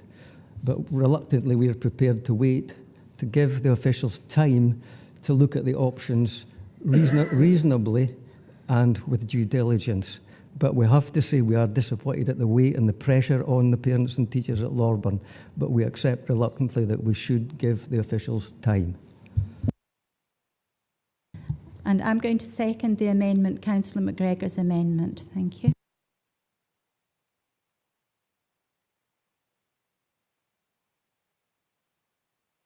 Councillor Dorward? I withdraw that, Chair. Councillor Dorward, so can I just clarify, the motion was to amend 2.3 for a report to be brought in January instead of March, is that correct? Yes, that's correct. Thank you. Do you want me to proceed to the vote, Chair? So the motion is proposed by Councillor Dorward, seconded by Councillor Stitt, and that is to note 2.1, agree 2.2 and 2.3 as per the report, but with the report coming back to members in January 2024 and not March. The amendment proposed by Councillor McGregor, seconded by the Chair, is to agree the recommendations as per the report, with the report coming in March. Chair? Amendment? Councillor Brodie. Amendment. Councillor Campbell. Amendment. Councillor Crothers.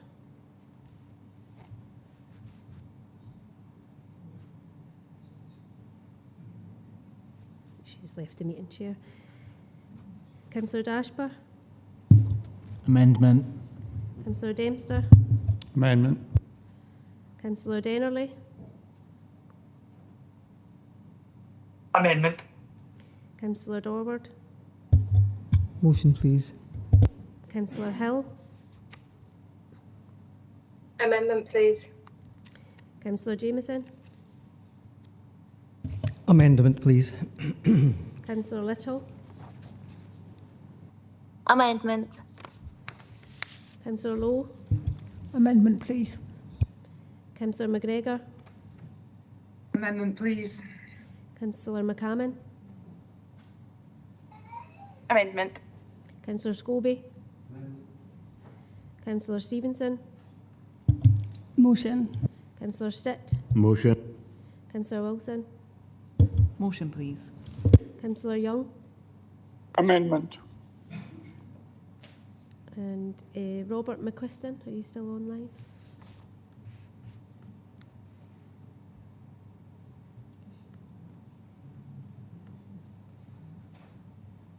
It's not online, Chair.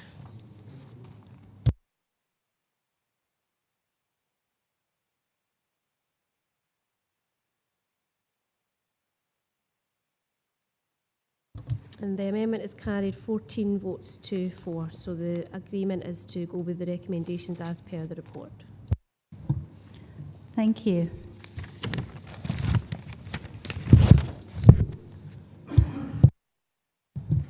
We will now move on to item 11.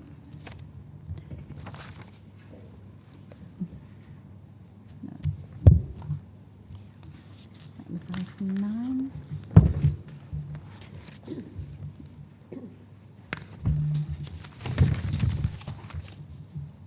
Transformation Programme School Models Report by Director of Skills, Education and Lifelong Learning. Lauren Foss is here to assist members if members have any questions. I will open up the meeting for debate. Thank you. Councillor Jameson. Yeah, thanks, Chair. Firstly, I'd like to commend the work that's gone into this. I think it's been exceptionally difficult to do this because the transformational discussion started before my time as a councillor, and the way that Lauren and John, etc., have pulled this together is really informative, especially your gizmos, your layering and all the rest of it. I do think we need to look very, very carefully going forward because, as Councillor Dempster and others have mentioned, transport, there's a lot of pros and cons to this, but I think the ultimate thing is that we get the best schools for our children and the staff that part in them, and that fits in with local communities. So it's not a cut and dried thing. As is described in the report, it's not a cut and dried that we just shut small schools and build other schools. But what it is a really good knowledge base for councillors to read carefully and think about the future strategy of our schools and what's the best for our children. That's absolutely crucial. The question I would ask, and it's really for clarification, you're using, as the parameters and your layering, you're using these 10 principles. I would like to confirm that the 10 principles are for guidance. They're not set in stone. They're to give us an understanding of the concept of demographics, of distance, of quality of schools and all the rest of it. So I can only commend the work you've done because it gives us a much clearer view of the challenges that we have. And we know the concerns of individual councillors, but we discussed this at other council meetings that we need to look at the macro before we look at the micro. And I think it's the duty of all councillors to look at the responsibility we have to the education of the children across Dumfries and Galloway. And I would say that this information is hugely empowering for us to make those decisions. So I commend you, and I just want clarification that the 10 principles are a guideline rather than 10 principles that are set in stone. Thank you, Councillor. Julia Irvine. Thank you, Chair. looking at this, obviously with my primary teacher head on, we've got 21 primary schools across our authority out of 97 who already are below 3 classes. So what becomes the priority when you're looking, I'm looking at, page 259, 5.5, the school model, which contains the ongoing review triggers. So if we're looking at that, if they drop below the 3 classes, we've already got schools that sit within that, but some of those schools are sitting near capacity, some aren't. So is that list in a specific order, or could it be any one? Is the weighting giving to any rather than others? And then the actual school estate principles on page 258 at 5.2, again, there is a risk of school closures, but actually I understand this, it makes sense. Okay, as a teacher, if you are the sole teacher in a small primary school, you don't necessarily have any support staff around anymore. It's a really difficult job to do. You don't have peers to bounce ideas off, to support each other. Your mental health suffers. The children suffer too. If you are the lone primary 6 boy in a class of 12 children, how is that social interaction assisting you, helping you? Where's the educational benefit of that? So I understand there needs to be cut off somewhere, and it might not make me popular with all the teachers across the authority, but I understand we need to cut costs. We need to look at what's best educationally for children, and being in these very small rural schools is not what's best for them. We need children to be able to socialise. We've heard today about the impact of COVID. COVID hasn't helped this situation, and if you're in a small school and you've got no peer group, where are your social skills developing? How can you do that? We know the cost of the school day and school transport. It's very difficult to move between your partnership school. Gone are the days where we had money and we could transport children. So from a teacher's perspective, I understand this. It makes sense. I would urge the councillors to be brave on this one. Okay? It's not nice to be thinking about school closures.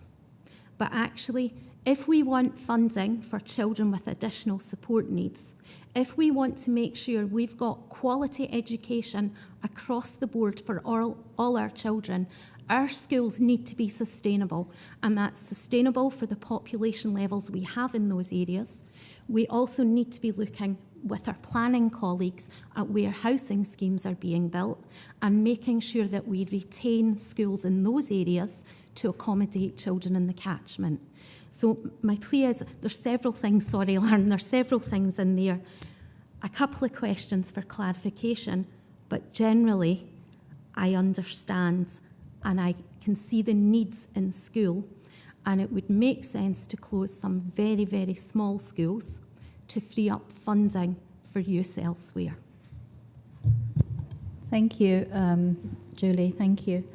We'll go to Councillor Scobie. Yeah, Chair, thanks for letting me in, bringing me in anyway.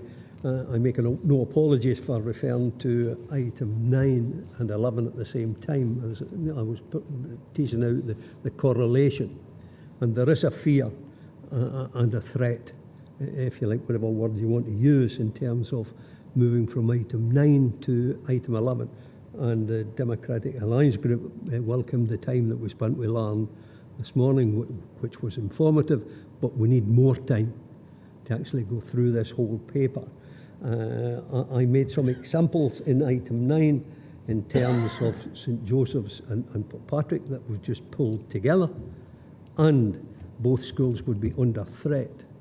If you look at under the principles, Principle 7, where it says schools should have an occupancy, that's an inferred threat, in terms of closure, if you're not at that. And someone else has done the figures better than I, a maths teacher, I believe, where 47 47 of the schools have, let me get the right, but aye.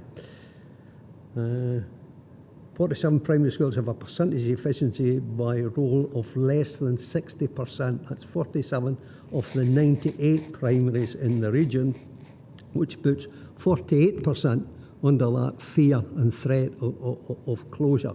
And just pulling together 2 schools under partnership, from a trio, then those would be reinforcing their fear and threat. So we need to take the time to really think about what this document is actually saying. If I look at the other ones that I made reference to, Laswalt and Kirkham, then Laswalt, as I said to Alan earlier, has just had an investment, and they would meet at least 2, if not more, of the principles as to why we have done it, but only 2 miles down the road is another school, and if you look at the percentages there, then we've just invested in one where, pragmatism would say, well, we should have been moving the kids there. But it's perhaps, in terms of communities, it's the one thing that communities want to defend.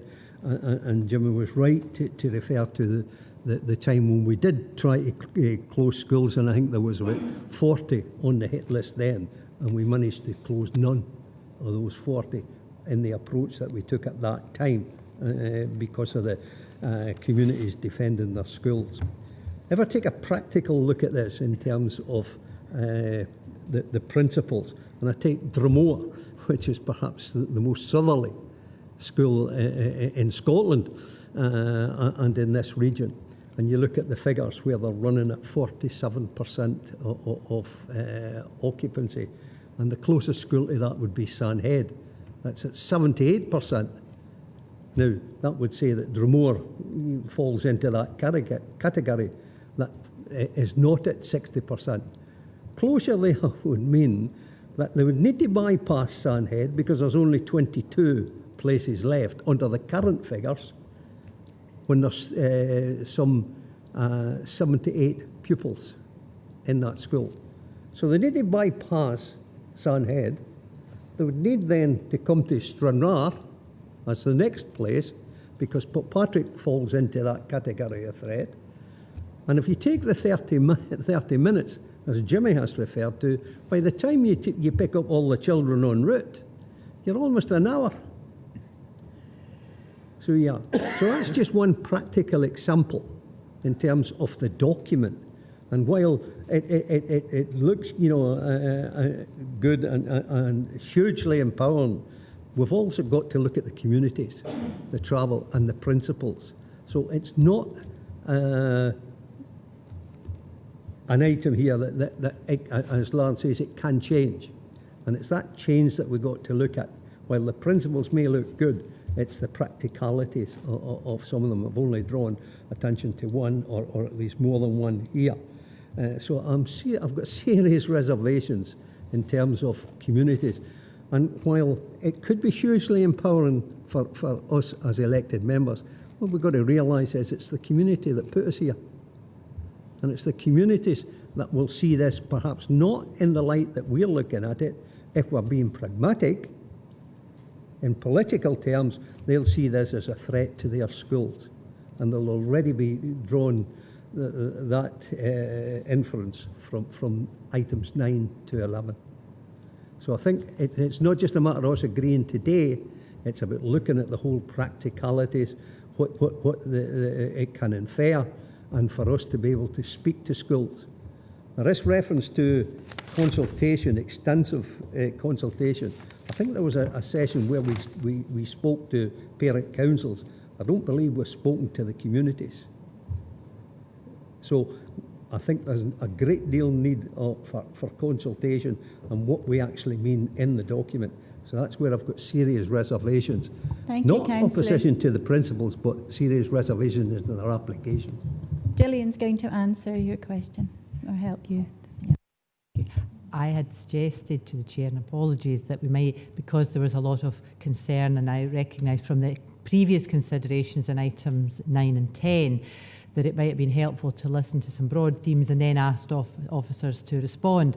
But I would wanted to reflect that these are principles. I think you actually answered your question right in the very final sentence there. You said that we are looking today at broad principles. These principles are weighted. We are used to, within this committee, looking at principles, for example, principles for school holidays. We agree principles, operating principles, and then we bring the specifics back to this committee for members' consideration. So this is the beginning of a lengthy period of work. We heard in the last item that Dumfries Learning Town commenced in 2008. This too is a 20, 30, 50-year programme of work. But what we're looking at today are principles. And I commend the work of the team, and I know that they're champing at the bit to get in to answer your questions. But I would ask members to give consideration to these as principles, as Councillor Jimison highlighted, at the macro level, rather than making assumptions about what this is going to mean for individual schools next year and the year after. Thank you. John, would you like to come in? Yeah, thank you, Chair. And I will sort of just do a quick introduction to the team, because we have invested heavily in the work so far, and really welcome the comments at this committee this afternoon. I think it's been really helpful and in a lot of ways reassuring that we do understand that the status quo is probably not an option. Just letting things wither on the vine and then dealing with things as they come along is not an option. We do need to do something that's different.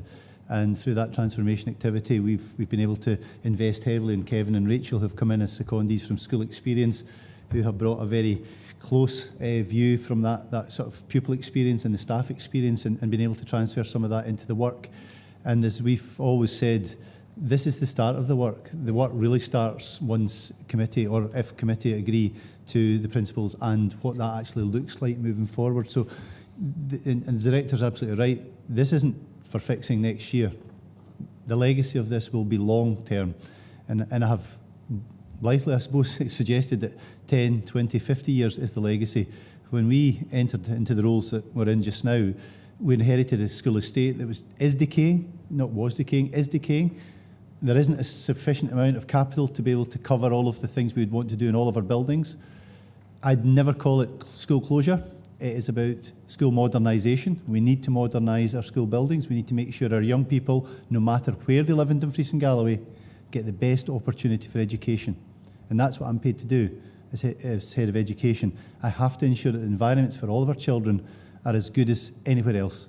And that's the driving principle behind the work that the team have been taking on. We'll come to some of the sort of practical questions that were asked, and I know Lauren will want to pick up on that, and I'm sure Rachel and Kevin might have some particular aspects they want to pick up on as well, just to give members a bit more information this afternoon. But I think we need to remember, and it's what the Director said, today's not about deciding anything, apart from allow us the time to come back to committee in May to give you an example of what that could look like. But there will be variances, there will be nuances. What we know today will not be what we know in February when we look at the enrolment data that comes in from our schools. We are in a very changeable demographic in Dumfries and Galloway. We've already had questions about where the children are declining, where they're increasing, and they are increasing in certain places.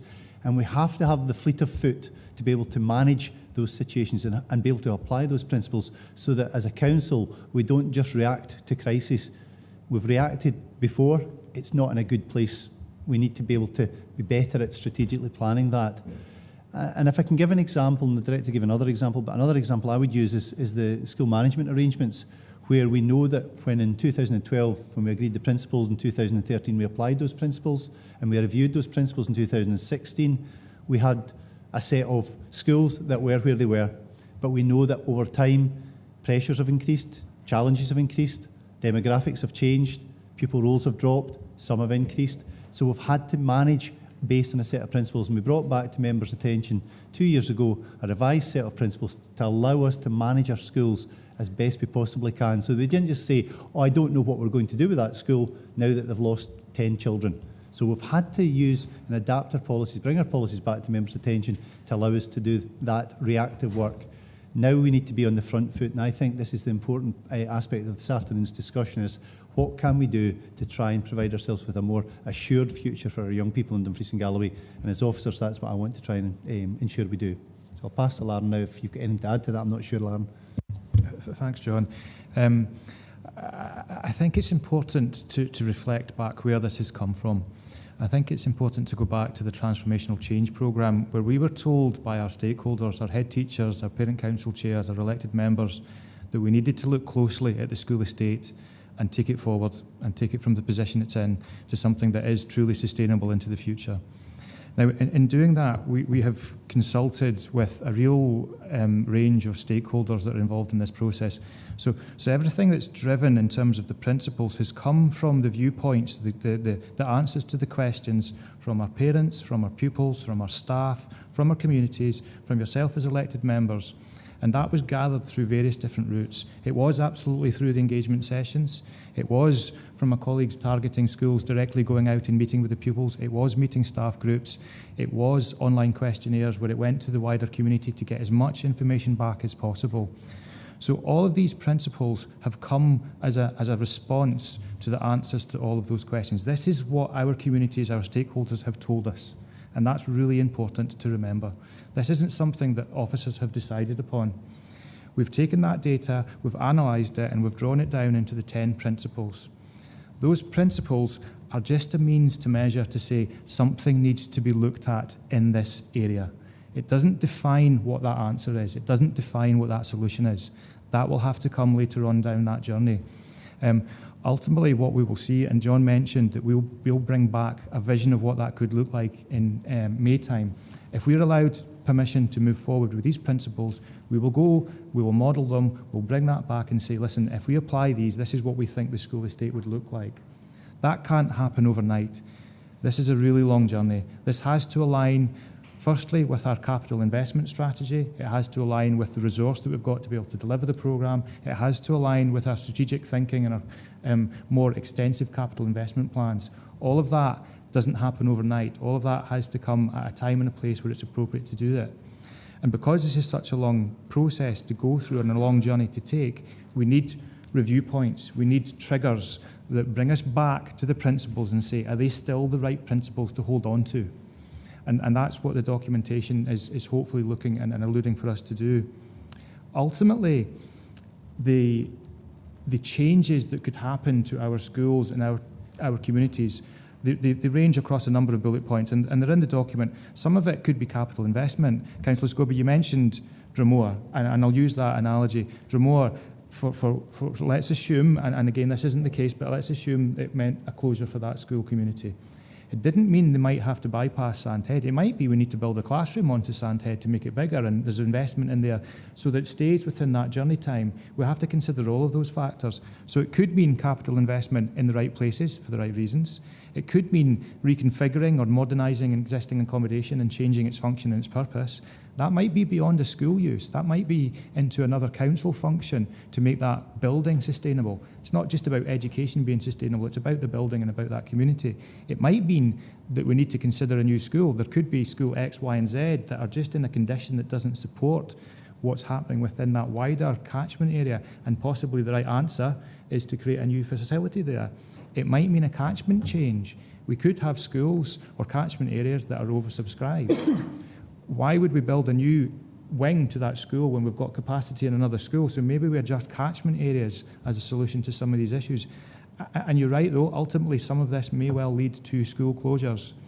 However, with all of these elements, whether that's a catchment review, an amalgamation of schools, or a closure, all of that has to go through a statutory consultation process. And that process is based primarily on an educational benefit statement that says that's the right thing to do for the children at that school. It provides better opportunities, better outcomes, and better experiences for those children. And that's really the principle that the remodelling the school estate sits behind. That's what we will always hold true to this. This is absolutely about ensuring that our young people get the best opportunities in life.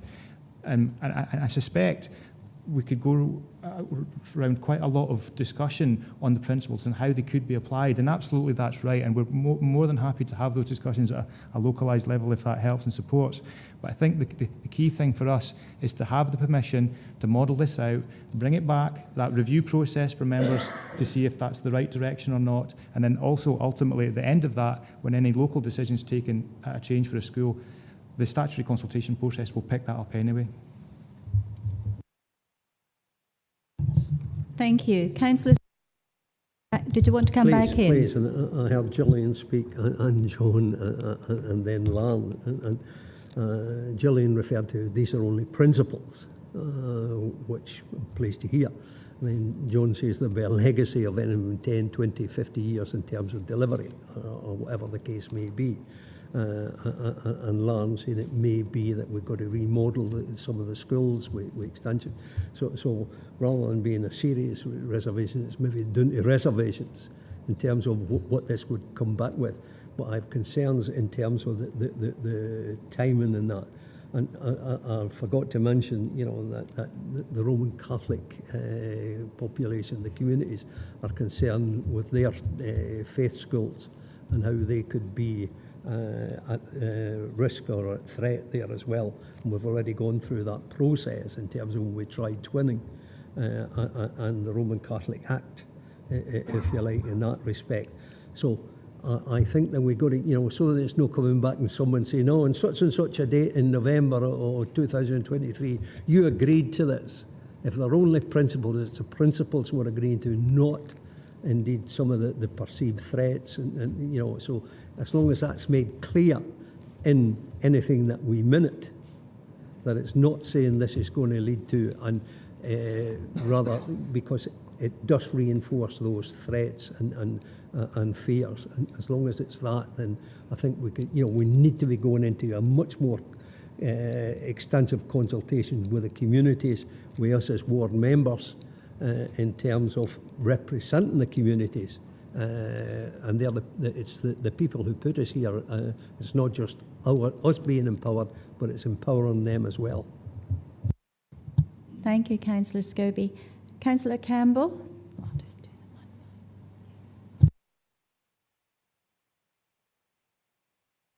Thank you, Chair. Observation here. I think we're having a great debate and a really important date. And if I refer to the input of Councillor Scobie and Jimison, I agree with them both, albeit one councillor is putting the case forward for his ward and another is putting the case for being strategic. But I do agree with them both. A couple of questions I would like to ask. The review triggers, the one that caught my eye was the 60% occupancy rate figure. Can you clarify, please, somebody, where the 60% figure comes from? Because it strikes me, looking back at the appendices on item 9, that the 60% rate trigger poses a bigger threat to our rural schools than it does to our urban schools. And I'm just wondering if that figure should have been or could have been differentiated to reflect the nature of the region. And my next point is, and Lauren, John, Gillian have already heard me banging on about this particular point in discussions about Dalry Secondary. But I think when we're looking at the future of a school that we think is now approaching a status of being unsustainable, that we need to think about the socio and economic factors and the implications for a community if a key school were to close. And that's where I'm being a bit parochial, because I'm talking about the Glen Kens. But we have to recognise that school roles are declining across the region, and you know we shouldn't bury our heads in the sand in that regard. But I think we really need to think about the wider impact. I know in the report there's reference to our council priorities, where there is reference to the economy. And I think this is something that we as members have got to reflect on in conjunction with our decisions on the long-term future of our schools. And I'm just wondering if that's something that can be built into the process in some way, or ultimately if school closure, if and when we reach that point, is a decision for full council, how can we ensure that the socio-economic factors are properly built into our thinking on a school closure. And that's not a criticism of education officers. You've got your own focus, but as councillors, we have a number of priorities that we need to balance when we're looking at the future of education. Thanks. Thank you. Lauren? Thank you, Chair. The 60% utilisation purely comes from the responses through the surveys and the questionnaires. That was the average number that was taken, and that's used really just to inform one of the principles in there. I think what is worth remembering is just because you have hit that trigger does not instantly cause a reaction to a review. We need to look at the reasons behind that, and it might well be there's a drop in birth rates for that particular year and the numbers come back up. It doesn't instantly create the need to review everything that sits behind that. Really, it's just a sort of an awareness for us in terms of if there's a longer term trend in terms of numbers, we need to be aware of that so that we can look at if there's a level of support that's needed, a level of nurture required at the school to understand the reasons, and they vary. We are in a position where we see all the transfer documents coming in, so parents may be choosing to go to other catchment areas, and we can look at the documentation, see if there's any logic or reason or rhyme behind that, and trying to understand it to see if there's any interventions that we can put in place at the school level. It might well be that it is purely down to falling population and pupil numbers, however, and then that's a sort of different direction in terms of what that process looks like. I think in terms of the socio-economic, the economic element of all of this and the wider impact on the community, the detail of that is captured, but it's not until the statutory consultation process. There are requirements within the Act where we would look at impact on the community. It would look at travel times, alternatives to closure. It would look at the education benefit statement. So it does capture elements of that, and that's a report where in the first instance we would apply the principles, we would come through that process at the final solution that we would be suggesting as officers that it would, we would be proposing a school closure through that process. Members have to give us permission as officers to take that proposal forward. At that stage, we would embark on the statutory consultation process. We would bring back a paper that fully captured everything within the Act, where it does cover the impact on the community, and hopefully within that impact on the community, it would cover some of those areas. But it might be something that we would need to consider with colleagues within the wider council to look at those areas, because that tends not to be our area of specialism. Thanks, Chair. If I could very quickly just come back in, and thanks for that, Lauren. That was very helpful. I think my concern in using the Glenkens just as a point of example is that we can look at the factors that we understand and we're aware of that are impacting socially and economically now, but as a local ward member, I'm aware of a long-term plan for regeneration in that area. You know, Galloway National Park being a good example, the Glenkens and District Trust having a strategic plan which is based on socio-economics. And, you know, we need to ensure that we're engaging with the Scottish Government and other bodies who have got a correlation with the areas that we're talking about across the region. And it's just my concern is that we, at some future point, we're making decisions based on what the situation is now rather than what it might look like in 10, 15, 20 years or so. So it's just building in that long-term thinking, which obviously you've referred to in relation to education, but it also impacts on a social economic basis as well. Yes, Lauren. Just to come back in, I think one of the key things that we do as well before the statutory consultation process begins, we do pre-consultation where we go out, we meet with the community, and we ask the question, what is it that we don't know? What is it that as a community you understand is happening and developing within your community, the wider community? What are these opportunities that are coming along that may influence things? And it might be about housing. It might be that we don't realise there's a bid into the Scottish Government for additional funding for affordable housing that might change the pupil population. All of these elements, we're better hearing that from the community because they're more tied into exactly the detail that's happening within there. Some of it can be driven through the council, but some of it is also driven through wider community empowerment and different routes for that investment, whatever it happens to be. So we do have routes to gather as much of that as we possibly can. Thank you. Does that clear it up for you, Councillor? Yeah, that's great. Thank you. Thank you. Councillor Dempster. Thanks, Chair. I'll try not to repeat myself. I presume officers have taken account of what I said, although it might be in the wrong agenda item. There are a couple of things I want to add. In a conversation with Aaron, I think it was last week, he talked about setting out a roadmap. And I really worry about that, because if we set out a roadmap saying in 5 years' time this community will have reduced by 20%, there'll be 2 less classes at school, we may well prompt parents to move children unnecessarily on the threat, if you like, of what might happen in the future.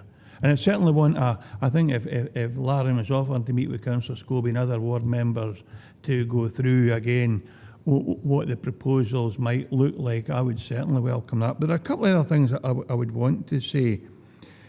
I don't think whenever this document it takes account of deprivation. And that's a key issue, and Willie and I have similarities with Killahome and Dix Hill. So, and the worst thing we could do would be start sending children from deprived areas a long distance. They're probably not cled and fed well enough. And I know in personal experience, there are 3 bus shelters in Killahome, and there are 400 pupils. They'll not get into a bus shelter on a pouring wet or snowy day waiting on a bus. And anyone that's served in Swestrands, I serve in Swestrands, the only commercial operator is a very, very poor operator in terms of the quality and the buses and the frequency of the bus service. And I would worry that we could actually achieve the travel to school for pupils long distances with the current bus infrastructure we have. The only other 2 things that I would talk about, and they're for another day maybe, but Lauren talked about community use to help use up the schools. But we deliberately prohibit folk from gaining access to the schools. The fees and charges are outrageous sometimes, and Gillian knows that. We've talked about that for years. And in some schools, there is just no opportunity at all to access the school, which is something that will have to change. And the last thing, and I think Lauren talked about it anyway, but there might be an opportunity to mothball a proportion of the school, although that's not the same as being specifically fit for purpose. It would certainly ensure that the part of the school that was used was well occupied in terms of percentage, and it would free up part of that school for use by partner agencies. But again, that's something we would have to spend a lot of time on, because currently it's not an avenue we've explored. Thanks, Chair. Thank you, Councillor Dempster, for those comments. Did you want to come in, Lauren, at all? If I may, Chair, I think just to say we're completely sensitive to what you're suggesting around that roadmap and how that's conveyed and what that looks like. I think what we have to do is try and understand our available resource to be able to deliver this transformational change across the school estate and what that looks like. And we will absolutely take cognizance of your comments on that. The principles are exactly that. They are principles. They have not been applied. We don't understand yet what this will look like across the authority. So they're fair and equitable, and they'll be used consistently across all areas, and as that comes forward, that's where we'll get into that detail around what do we have to do to enable that, and that's where the depth of discussions might well turn to bus shelters and all those things to make sure that that's the right solution. Thanks, Chair. Thanks. Councillor Young.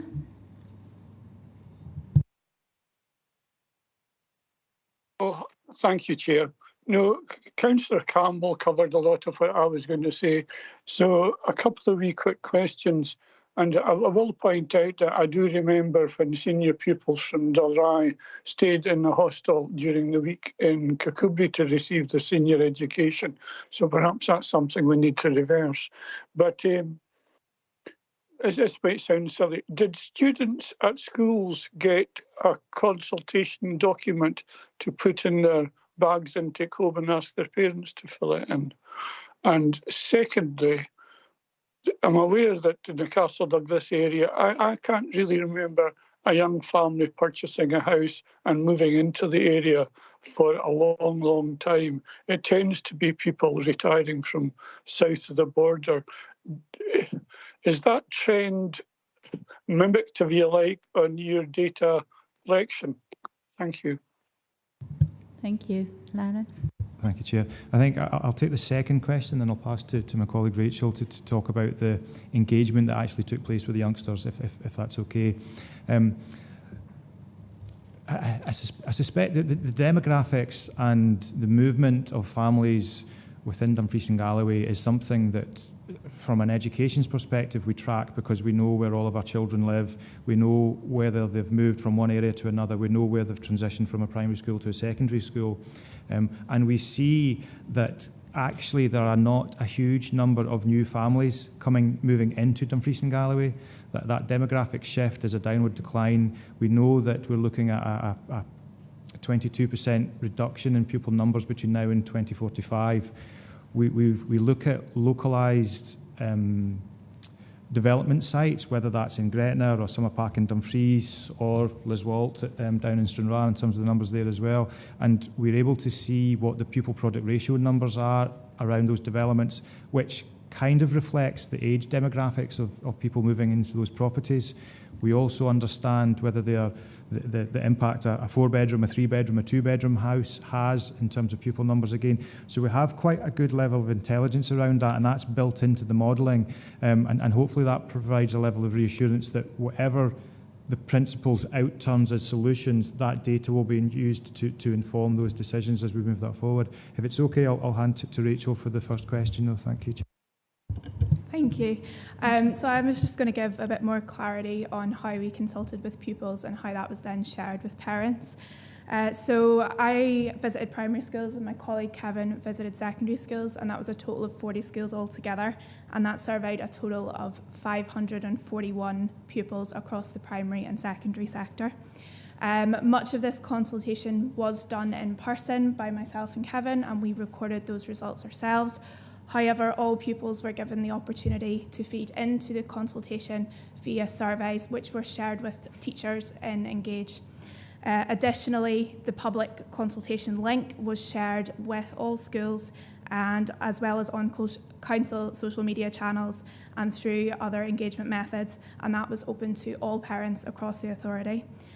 We received 1,076 responses as part of this, and a majority of those responses were parents. Thank you. Councillor Dorward. Thank you, Chair. Thank you for the report. Can I just congratulate everybody who's been involved in this consultation? It's a really difficult thing to do. And just add, I suppose, as my colleague Councillor Dempsey has, that there were councillors in Lockerbie and North West Dumfries as well. I know it's not part of the returning of the questionnaires, but there were folk there, just in case folk read the report and think we weren't involved in the process. In terms of the process, I think it's long overdue that we grasp this nettle and put this, it's about, we've spoken and I've spoken about being bold, making brave decisions and being pragmatic in terms of the future of Dumfries and Galloway. We've agreed the inception of a transformational programme, but again, I've spoken about programmes already. They are long term, they're not short term. They can go on, as you said, for 50 years. And I think that's fine. And I think we should go and look at lessons learned. As Councillor Scobie and Councillor Dempster have indicated, when they were boys, when they were young councillors, we did a similar process. Say again? If ever. We did a similar process and we closed no schools. We identified 40 and closed none. And that is not how a council should behave. A council needs to take decisions on behalf of the electorate. And whilst I totally agree that we need to listen to the electorate, and when we make a decision, consult with the electorate in that area, we really need to start thinking about these decisions. So I would suggest that we look at being strategic, less NIMBYism perhaps, from a councillor perspective. And yes, as Councillor Campbell, Dougie Campbell said, look at the socio-economic conditions, but also look at, we're going on what we think is going to happen, And what we think is going to happen is Dumfries is going to become more and more depopulated because of the last census, which said we are the most depopulated area out with the islands, which is not great. But what we need to do, I would suggest, as a council, is be more ambitious and look to get folk into Dumfries and Galloway. It's a totally separate debate, totally separate issue. It's about people investing in Dumfries and Galloway. We need to lead the way as a council about in relation to investment, and hopefully private sector will come and invest as well. So this is not a static thing. So whilst we're saying that some areas might be depopulated at the moment, they might eventually be repopulated depending on what we get and what investment we get in. So I think the good thing about this for me is that it's a movable feast. The principles are there, but it's reviewed on an annual or whatever, well, whenever we need to review it. And if we take a decision to close a school, which is a really difficult one for people to do, but we need to make sure, I've got an assurance that we'll make sure we're doing that correctly. But also we need to make sure we stick to that, which we haven't before. And we're now in a place, and I haven't been around for that long as a councillor, we're now in a place where we're actually reaping the rewards or not the rewards of the indecision that we've done before. So I think we need to actually commit as a council to potentially making some very difficult decisions. And I'll put myself in that one as well. It's not easy, but we need to do that. Thank you. Thank you, Councillor Dorward. If there are no further contributions or comments, I will thank Lauren and the officers for their assistance, and will now move to the recommendations. 1. Agree the principle for the school model as set out in 5.2. And 2.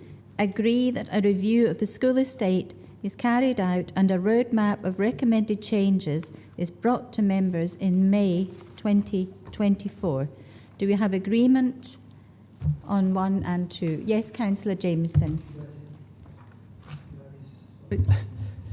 Over a point of clarification, it may not be necessary, but where we say agree the principles, I asked in the first question if these principles were indeed principles for the purpose of modelling.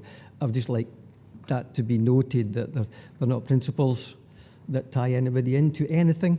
They're principles for modelling, because I know in the past principles can move towards recommendations, etc., etc. So I would just like that to be, if folk are agreed, that would just clarify the situation. Thank you. So you'd like that to be agreed and noted? Yeah, if we can put in brackets beside principles for the purpose of modelling. Thank you. If that's acceptable to you folks.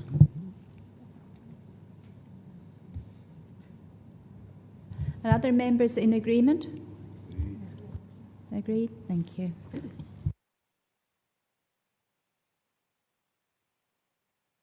If anyone needs to have a comfort break for 10 minutes, or shall we carry on? Is Councillor Dennerley?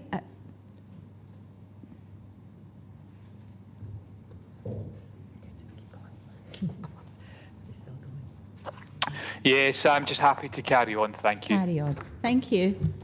We will move to... Yep, that's fine, thank you. Thank you. We will now move to item 12. This is the delivery of curriculum transformation update. Secondary school timetable structure and alignment. The report by Director of Skills, Education and Learning. And we have Alison Chambers and Jim Brown are here to assist if members have any questions. I will open up the meeting to members' debate. Julie, would you like to start? Thank you, Chair. I have 3 questions. The first question is to do with page 330, when it talks at 4.5 about the alignment, and it talks about the final sentence, which says, currently Dumfries Learning Town Schools have aligned columns in the senior phase, which facilitates networking opportunities for learners.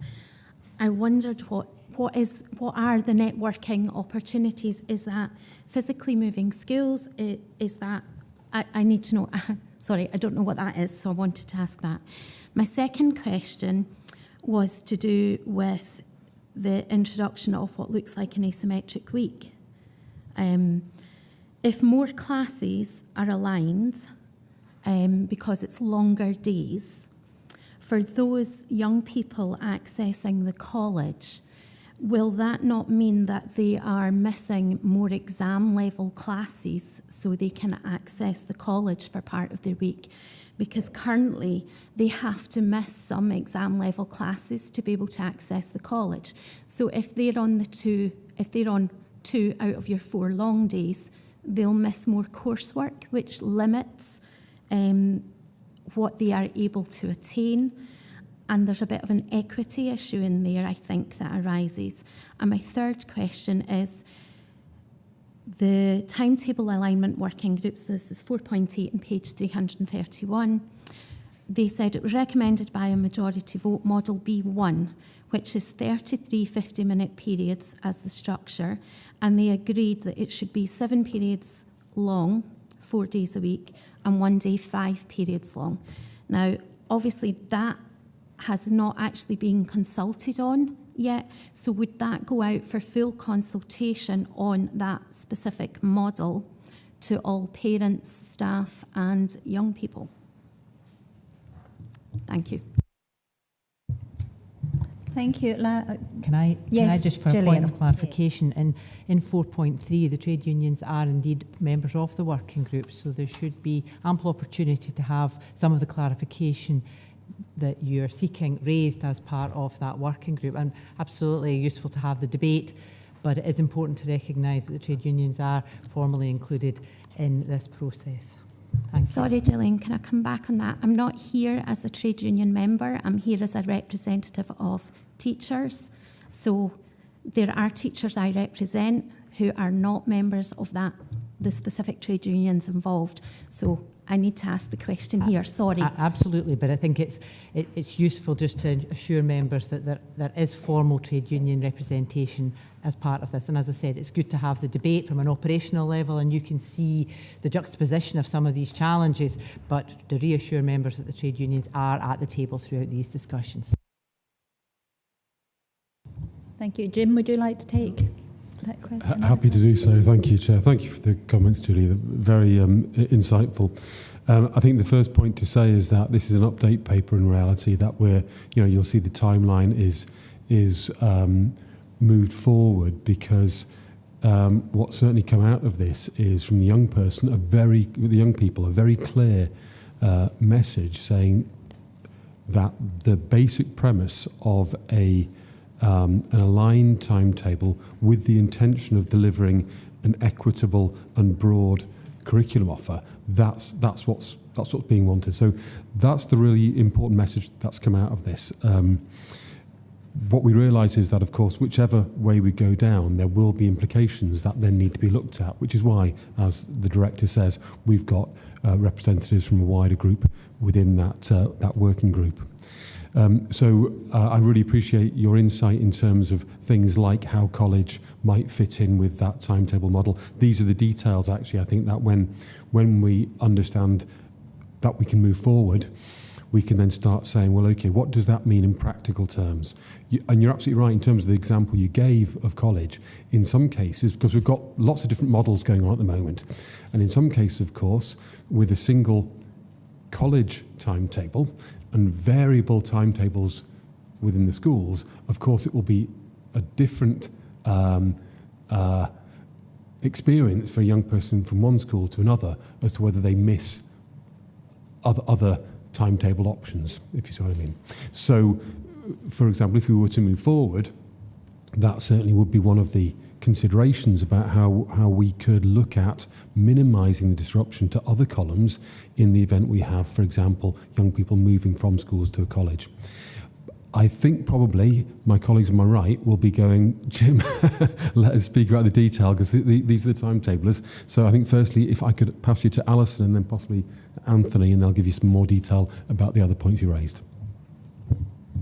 Thank you. So I'll be very brief. In terms of the DLT, we're talking 100 plus young people are moving physically around Dumfries to network to other schools. In terms of your asymmetric week, that's not decided. That's certainly just one of the models that we have put forward. We do take cognizance of the fact that to take this forward, we have to have that wider conversation with our partners, and so therefore that's why we're asking today that we are pushing this to 2025 June. And then your final point, in talking about your colleges are part of that partnership working, so therefore the model we currently have might not be the model that we move forward with, because colleges are very keen to look at how we reduce the inequity of that time difference with young people travelling back and forth. And then just finally, in terms of that consultation, we do have partners working with us. Although we have a timetable and working group that has the unions included, we also have that sits side by side with that, the senior phase working group, and that has teachers within that partnership as well as our college partnerships, as well as foundation apprenticeships and SDS. So therefore, I would say that we do have quite a wide range of voice within both of those groups that come together, and therefore staff do have that opportunity to share their views with their representations within both of those groups. Thank you. Councillor Dashper. Thank you, Chair. Yeah, my question's about online learning and course availability. I'm assuming this standardising the timetables will expand more options and make it easier for more subjects to be available. I guess my concern with that is, well, that's good. Will schools, maybe in more rural areas where they don't have that availability of courses, will they say, oh, let's not hire a teacher who teaches this subject because we know it's available online? So will that be a possible gateway? Thank you. Thanks for that comment. I think that this doesn't have... the first point is the one I said to Julie last question. At the moment, we're not looking at the details of how this might actually look in practical terms on the ground. But these are the kind of considerations we have to look into. We're not looking at changing the ratios of teachers to schools as part of this. That's not within this conversation. At the moment, what head teachers in secondary schools have to do in any event is make difficult decisions about which subjects will be delivered. And they have to do that by asking the young people indicative ideas about what might be chosen in the following year. So this is already a very difficult conversation. What will then happen is exactly as you commented.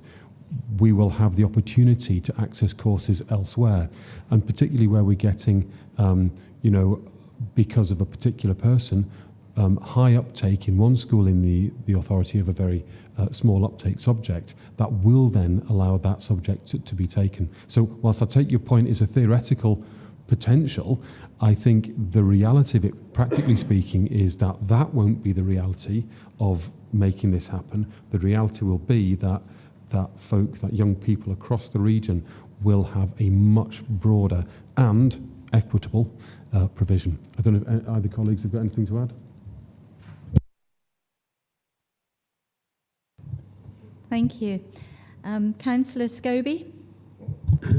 Yeah, Chair, just to follow, Gillian has pointed out under 4.3 in terms of who's all involved in the working group, and we do see there are 2 trade unions.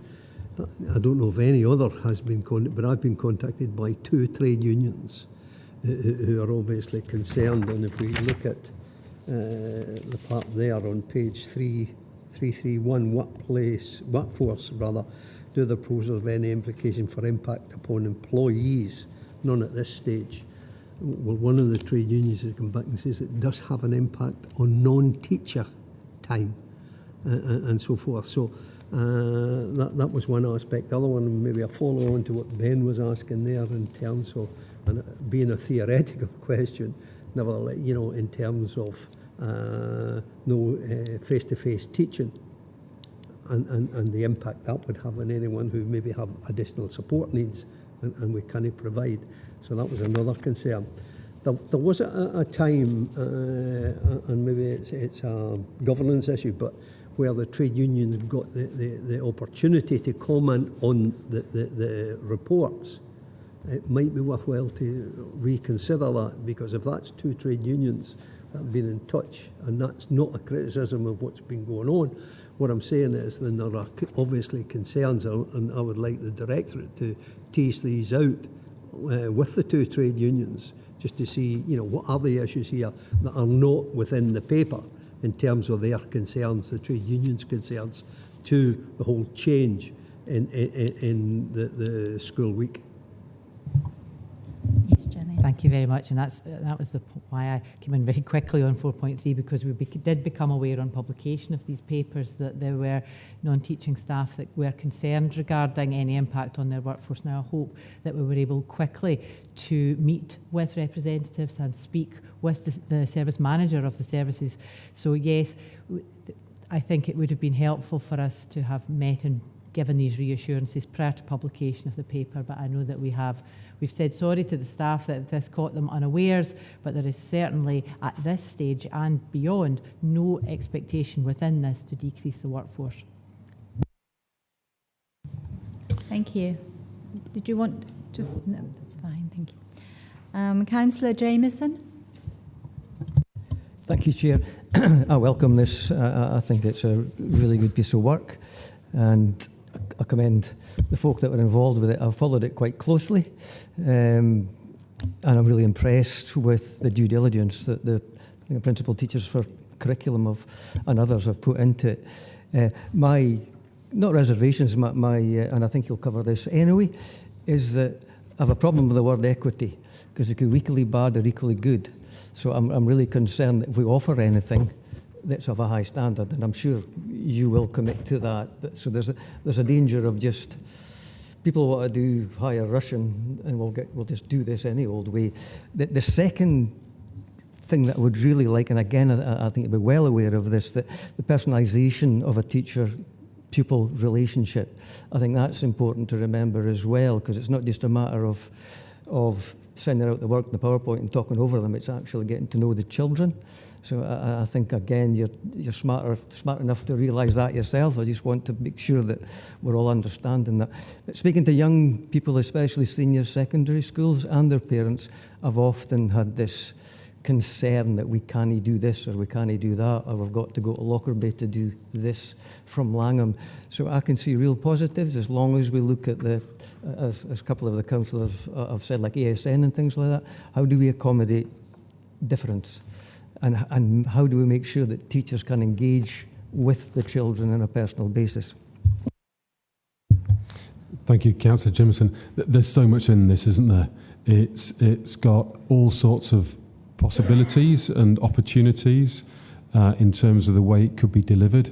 But equally, you're right, and the other comments we've had so far on this item have identified specific challenges. And just to reassure you as well, as the Director said, that we are discussing this with, within the Council, certainly other service leads who have got associated work that will be affected by any change that we look at. I think the key point here again is that we need to do this. Young people have given us a very, very clear mandate, not just a mandate and instruction that this is what's wanted. You're absolutely right to make the point about quality and equity, but I think the first point is to say we want that, I'm hesitate to use fairness, but that sense of a fair, equal, equitable, whatever, curriculum offer. That isn't, of course, in any way independent of quality. Quality must remain there, and Alison Chambers is one of my quality improvement managers who leads a team of people to ensure that quality is delivered. I think, again, we're getting into territory where we are in danger perhaps of starting to discuss areas that might not actually be part of the model moving forward. But just on the one, which certainly will be, which is that of digital, it is recognised. We have to make sure that we are not then missing this incredible opportunity right now, which comes as part of this, that we reinforce and double down on that opportunity to develop a digital curriculum offer. And I don't think anyone would disagree with the fact that that is where a lot of learning is going now. So there's huge potential in this. The detail isn't here because that's what we're asking today. It's an update paper to say, this is the work we've done. We are making the right connections. We are talking to the right people. We're updating on you on where we are with this. We're requesting from you an extension to the timeline because of the very complexities you're talking about. And we'll come back to you in March to give any details. But perhaps again, if I can pass on to either Anthony or Alison.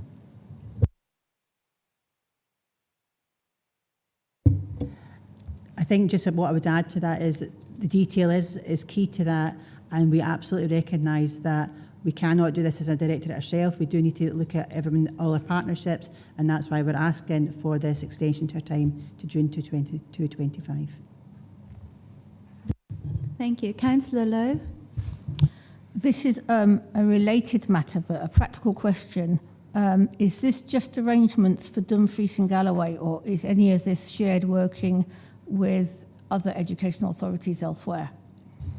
Thank you, Councillor. So it's a great question in terms of, this is for Dumfries and Galloway, but the paper I included within the report is the emerging practice across Scotland. So therefore there was a recommendation from the OECD report that we really need to look at our curriculum offer, particularly within the senior phase. So this has not just been discussed within Dumfries and Galloway, there is also discussions in a national board about what timetable should look like for our senior phase going forward, and that's why I've included that in the report today.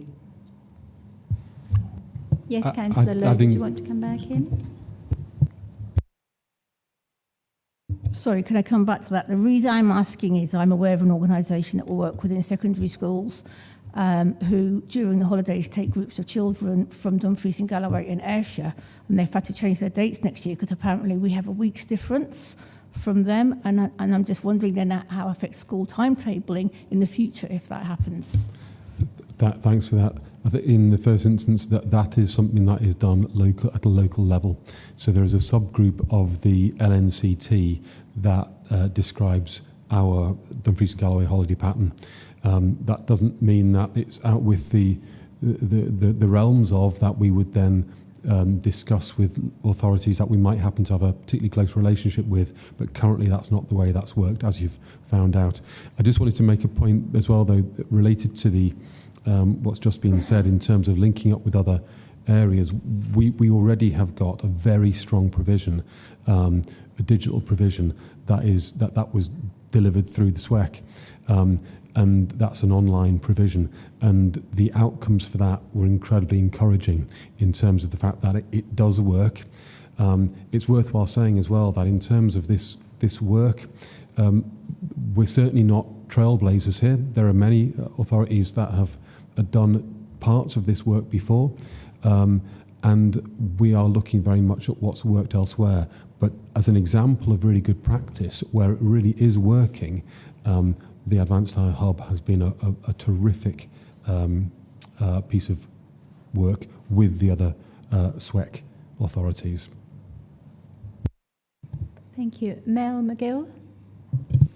Thanks. I just wanted to reassure elected members about the digital thing that Jim's just beaten me with that first bit of my comment. I was going to say it already happens for lots of pupils, and I just wanted to reassure you on the support from the teachers.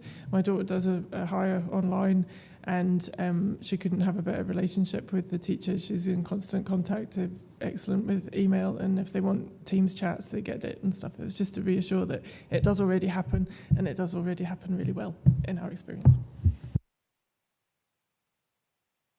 Thank you. Councillor Hill. Thanks, Chair. Thanks for letting me come in. There's been a lot of debate on this. It's already been said, but there was just one thing I just wanted to ask about. On the different models, Model A has a tutor period at the start of the day, and Model C has a registration period, whereas the others don't. And the preferred model, and I know it's not been definite at the moment, following on from discussions, Model B didn't have that period.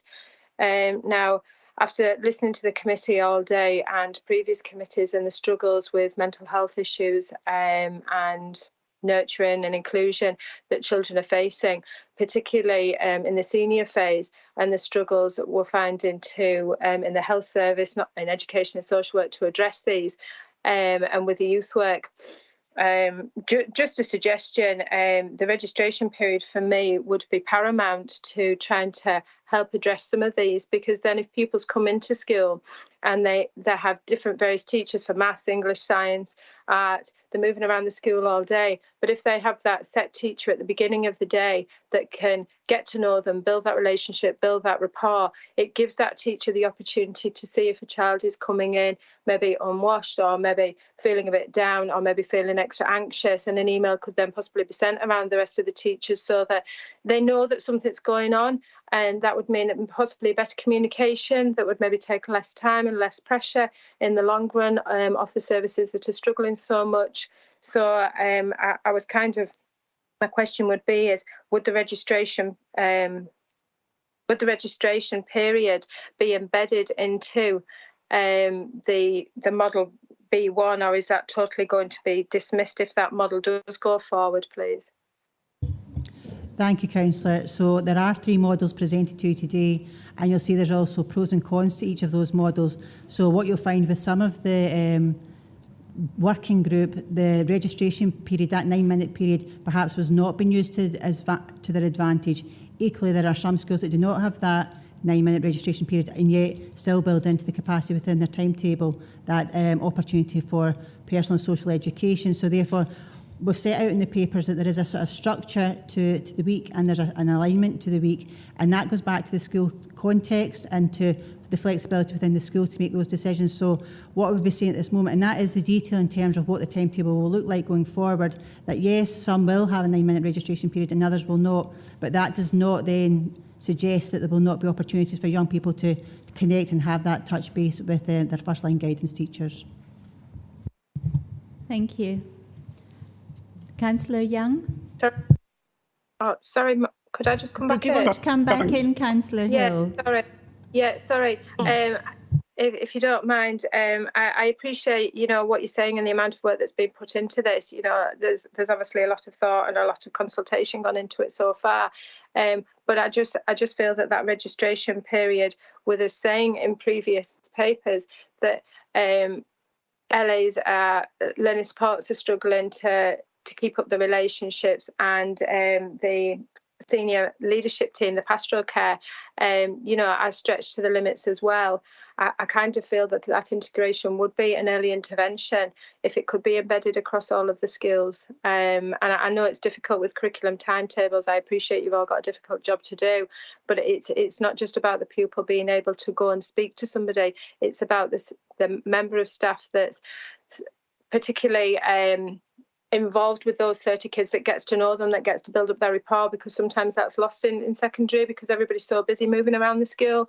And if a child isn't wanting to come forward and speak openly themselves, a teacher has the opportunity, whether it be 5 minutes, 9 minutes, 10 minutes at the beginning of the day, to see that pupil and identify those barriers that pupil might be facing. And thinking on everything that we've looked through, that could just be an early intervention that could possibly help support moving forward, if it could be something that could be looked at or discussed at the working groups, please. Thank you.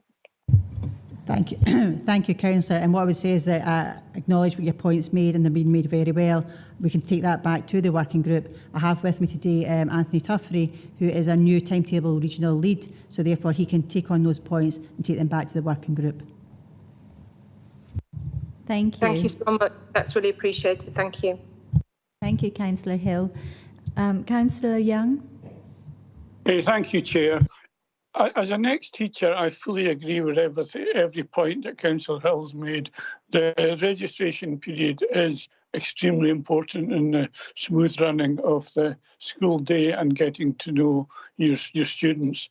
Anyway, my second point, I just skimmed this section, sorry, but I wondered if the possibility of introducing a 4-day week was ever discussed. Thank you, Councillor. So again, as part of the preparation works, we did look out in the research, and I think you'll find a lot of American states have a 4-day week. However, that information was then part of the working group to then look at and discuss, and that's why I've presented the models that we have presented today, which does not include a 4-day week. However, again, as we go forward, if we get the agreement to our recommendations today, then again we can look at that again. But at the moment, this is about just making sure that we've taken cognizance of what is the emerging practice, what is current practice, what is the research been, and we've presented to you today what we think could be the models going forward. Thank you. Councillor Dorward. Thank you, Chair. Thank you very much for the report. I can't imagine how challenging this must be, having done rosters for a massivist jail at some point in time. I'm sure this is 20,000 times more challenging. So you have a degree of empathy from me. 4.8 on page 331. Sorry, 4.9 on page 331. The Timetable Alignment Working Group will take cognizance of National Timetable Group Briefing Paper Appendix 3, which effectively looks at realising parity in the senior phase learner pathways. And on page 343, Introduction, it speaks about identifying practical approaches to integrating work-based opportunities. Sports a key aspiration of developing Scotland's young workforce, which is something we need desperately in Dumfries and Galloway in terms of new skills. And it says young people of all abilities have the opportunity to follow industry-relevant vocational pathways alongside academic studies. Can I ask, there's also a case study which I thought was quite interesting about the Dundee and Angus colleges. Can I ask where we are in terms of aligning school timetables with our college in terms of that? Thank you. Thank you, Councillor, for that question. So, leading on from where Jim spoke about the SWEC, that's the regional collaborative that we work with for the advanced hires. We do work in partnership and have continued to work with partnership with our colleges in terms of what they offer. So they have early learning childcare, they have engineering, they have sports, and they have car mechanics that are all offered within our curriculum offer. As well as that, we have local authority foundation apprenticeships. So we have digital and media running, as well as food and drink. And in addition to that, we also have business and admin foundation apprenticeships. We currently have what we would call a 3-column alignment in terms of, so three of the columns of a 6-column week are aligned so that all schools should be able to buy into that college offer as well as a foundation apprenticeship offer. It's not perfect, and so that's why we've come back with this recommendation to get full alignment. Did you want to come back in, Councillor Dorward? If that's all right, Chair. Thank you very much for that. Would that be included in the March committee report? Fantastic. Thank you. Thank you. If there are no further contributions or comments, I would like to thank Alison Chambers and Jim Brown for their assistance today. Thank you. And we'll now move to recommendations. Members are asked to 1. Note the progress of the Timetable Alignment Working Group as detailed in paragraphs 4.5 to 4.9. 2. Note that the Timetable Alignment Working Group will work jointly with partners, including facilities services and transport services, to consider financial, legal and workforce implications to deliver a timetable structure in order to allow all learners to have the widest course choice possible. 3. Agree to receive a report to the March Committee to note further progress of the Timetable Alignment Working Group based on the joint working with partners. And 4. Agree to the change to the proposed implementation from August 2024 to June 2025. Do we note 1 and 2 and agree to 3 and 4? Thank you. We'll now move on to item 13. Properties, Buildings, School Asset Class, the Capital Programme Monitoring 2023 to 24, the report by Director of Skills, Education and Learning, and we have Paul McCulloch online is here to assist if members have any questions. I will open up the meeting to members' debate. Councillor Dashburn. Hiya, thank you. I'm looking at page 391. It's just a wee quick question just about Cretan Primary School and the kitchen refurbishment. Some of the, it's at 0% and TBC, so if you could just speak to some of the detail behind that project. Thanks. Thank you. Can you take that, Paul? Yeah, thanks, Chair. So the reason why that project's not progressed is that we're waiting on further instruction from the school. So working with our school's colleagues, we're looking for clarity on exactly what's needed in order that we can progress. Thank you. Does that help answer your question? Yeah, I'm just wondering when was this repair work or programme, when was it first decided or scheduled? Do you know? I'm just wondering how long it's been at 0% for. Thanks. Yeah, thanks, and through you, Chair. So my understanding is it was a project that was to be progressed this year, hence the reason it's in the programme. Obviously, we're in November and we're still waiting on that detail. So what I'd like to do is take the opportunity to go away, and I'll come back to you separately on this issue just to give you absolute clarity on the time frame. That's great, thank you. Thank you. Councillor Jamieson. Land's now trying to leave, you see. This is a long-going issue. It's about the wood chip boiler at Annan Academy. It's not functioned for many, many, many months, if not years. And I'm just wondering if it's a dead issue or if there's any progress that can be made on it, you know, especially at this time where we're trying to cut energy costs, etc. So I know there's been issues, but I just would like to be noted and to be updated just to get clarification. Lauren's been helpful and keep me up to date, but it just drifts and drifts and drifts. Thank you, Councillor Jamieson. Paul, do you have any answers to that? I don't have any other further updates other than what Lauren's previously provided in terms of where we are with that installation. Thank you. Can we get some sort of resolution, Lauren, one way or the other, so I can appease the head teacher?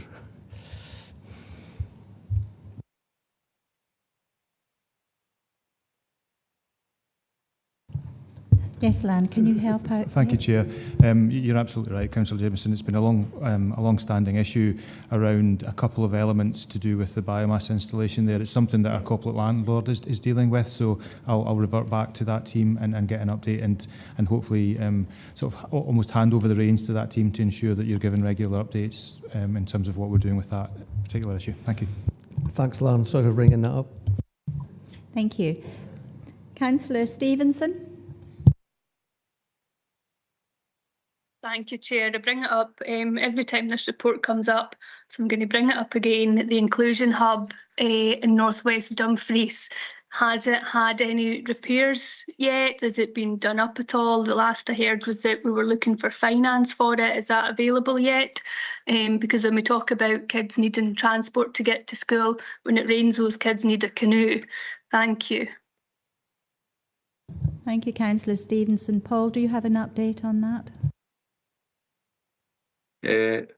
Thanks, Chair, and no further update as to where we are with that inclusion needed. That's something I will discuss separately with Lauren to understand just exactly what the need is in order we can progress. Thank you. Councillor Young. Thank you, Chair. Paul, I was wondering how near we are with the end of a capital spend and on the nursery 1140 hour provision.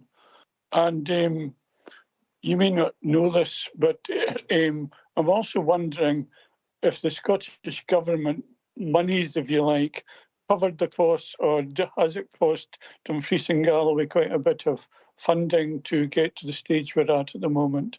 Thank you, Paul. Thank you, Chair. Thank you, Councillor. Paul, over to you. Thank you. Thanks. So the projects that are listed as part of this financial year's programme will complete the 1140 hours project. Thank you. Is there a no Councillor Young. And I wondered if if the costs were completely covered by Scottish Government funding, or has these upgrades come out of Dumfries and Galloway's coffers? Thank you, Councillor. Lauren, can you help out on that? Thank you, Chair. Just to give confidence to members that the funding that came down from the Scottish Government to address 1140 have been fully utilised, and they were able to support the move from 600 hours to 1140. Where we've had a number of projects that have been what appear to be topped up with asset class funding is where we've had a hybrid solution. So Noble Hill, for example, the 1140 has addressed the nursery provision, but the top up has allowed us to invest in some of the primary provision at the same time. So that's why some of those budget lines look like there's an amalgamation of funding streams. But 1140 was adequate funding to be able to deliver that programme in totality. Thank you. Lauren. Are there any further contributions? As there are no further contributions or comments, I would like to thank Paul McCulloch for his assistance and Lauren Foss. I will now move to recommendations. Members are asked to 1. Note the financial and physical progress of projects within the Property Buildings Asset Class Programme, which is currently forecast to spend £8.737 million, which is £1.489 million over the full allocation of £7.248 million, as reflected in the appendices 1 and 2 to this report. 2. Note the financial position and physical progress of projects within the 1,140 hours early learning and childcare class programme, which is currently forecast to spend the full allocation of £2.407 million as reflected in Appendix 1 and Appendix 2. 3.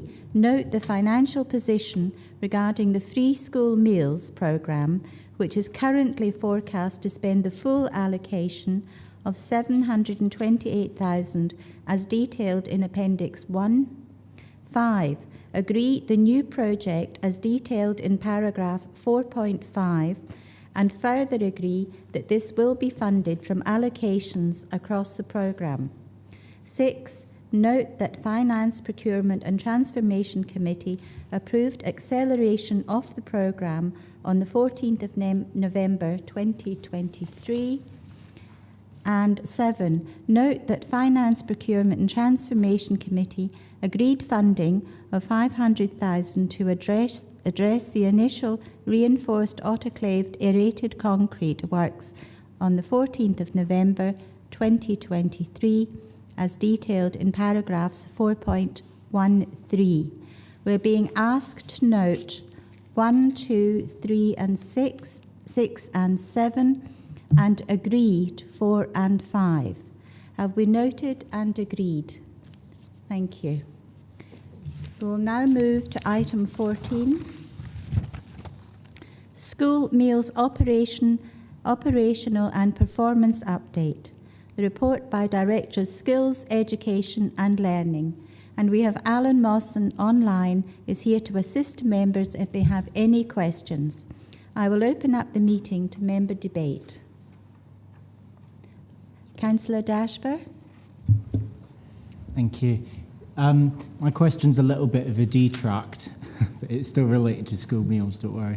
I sent an EMES recently inquiring about breakfast clubs in schools, as well as the mid-morning milk, which is available in schools. Just inquiring which schools are these available in, how is this tracked? I got sent a spreadsheet which had a list of breakfast clubs throughout Dumfries and Galloway in the primary schools. But I'm not too sure about how that data was gathered, because there were schools which I knew did breakfast clubs but weren't on the list. So I'm just wondering, how does the Council Education Directorate measure that? And do we know, are schools reporting it to us if they do breakfast clubs? Thank you. Thank you, Councillor Dashper. Do you have any further information on that, Alan? Thank you, Chair. Yeah, I'm aware of that EMES. I think to answer Councillor's question is that I think from where we are, we register a lot of breakfast clubs within the school meals service. However, going through that EMES clarification, we've actually identified that there seems to be some local breakfast clubs going on, which are basically operated from the school and the head teacher. So we've asked our management team, the audit and inspection team that goes around all the schools, to start to collate that information as part of their inspections, and we should be in a position by the end of the calendar year to hopefully have an accurate number of how that operates, and whether it's operated from a school meal service perspective or operated from a localised solution within that school. Chair, thank you. Thank you. Did you want to come in again, Councillor Dashper? Thank you. And would it be possible to circulate that information to all members, just for their knowledge? Thank you. Thank you, Councillor. Of course. Of course. Thank you. Councillor Little. Thank you, Chair. It was just that if there is an update on the plant-based meals since they were introduced, such as the uptake and whether all schools are opting into those. Thank you, Councillor Little. Alan? Thank you, Chair. Yeah, I think we've obviously extended that conversation. Since the last time we were at committee, we extended our menus to incorporate plant-based options and vegetarian options, and it's a standard choice within our menu cycle as part of our delivery now. I haven't got the detail, obviously, to hand about what the uptake of them specific meals is. What I can feedback anecdotally is that certainly there are second or third choice to our main core items that we've got, but that we would have expected that. But we see a growing pattern in some schools, which is not in others. So happy to potentially at our next report put a bit more detail in there about the breakdown of the menus and the options that we've got in correlation with the special diet policy that we run a line with as well. Chair, thank you. Thank you. Does that help, Councillor Little? Yes, Chair, thanks. Yeah, thanks, Alan. That would be great if you could bring that back to another committee. Thank you. Good, thank you. Councillor Jamieson. Yeah, thanks, Chair. First of all, it looks like Dumfries and Galloway is doing really well in school meals, and it's great to see. Really good. I've not got a but. I just want some. I've done some research because we're discussing this in our own group, and I've done some looking at the Dumfries and Galloway website, and my wife who's in LA is helping as well. Am I right in saying that all primary schools offer the same menu? And similarly with secondaries. And the follow-up question is,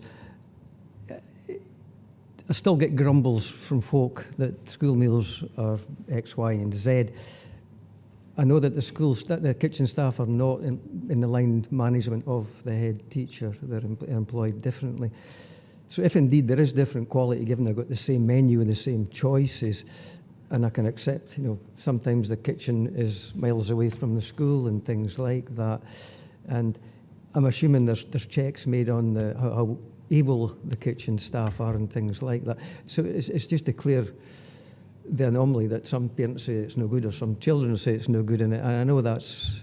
So I'm just wanting some assurance that every level, the offer is fantastic, that I can see. The menus are really broad, and in my own school at East Riggs, I would eat there every day without a problem, and the kitchen staff are fantastic. So we're maybe lucky, but it's just to get assurance that all children get the same quality of food, given that the menus are the same. And going back to Tracy's, that there is options for vegetarians, and I know looking at the website as well, there's even an understanding that with folk with special needs up to a certain point. So it's just to get some sort of clarification, so I can go back to folk. Everybody's got the same menu, etc., etc., etc., and you can be reassured that every effort's made for equality in school meals. Thank you, Councillor Jamieson. Alan, can you clarify that on the menu situation? Thank you.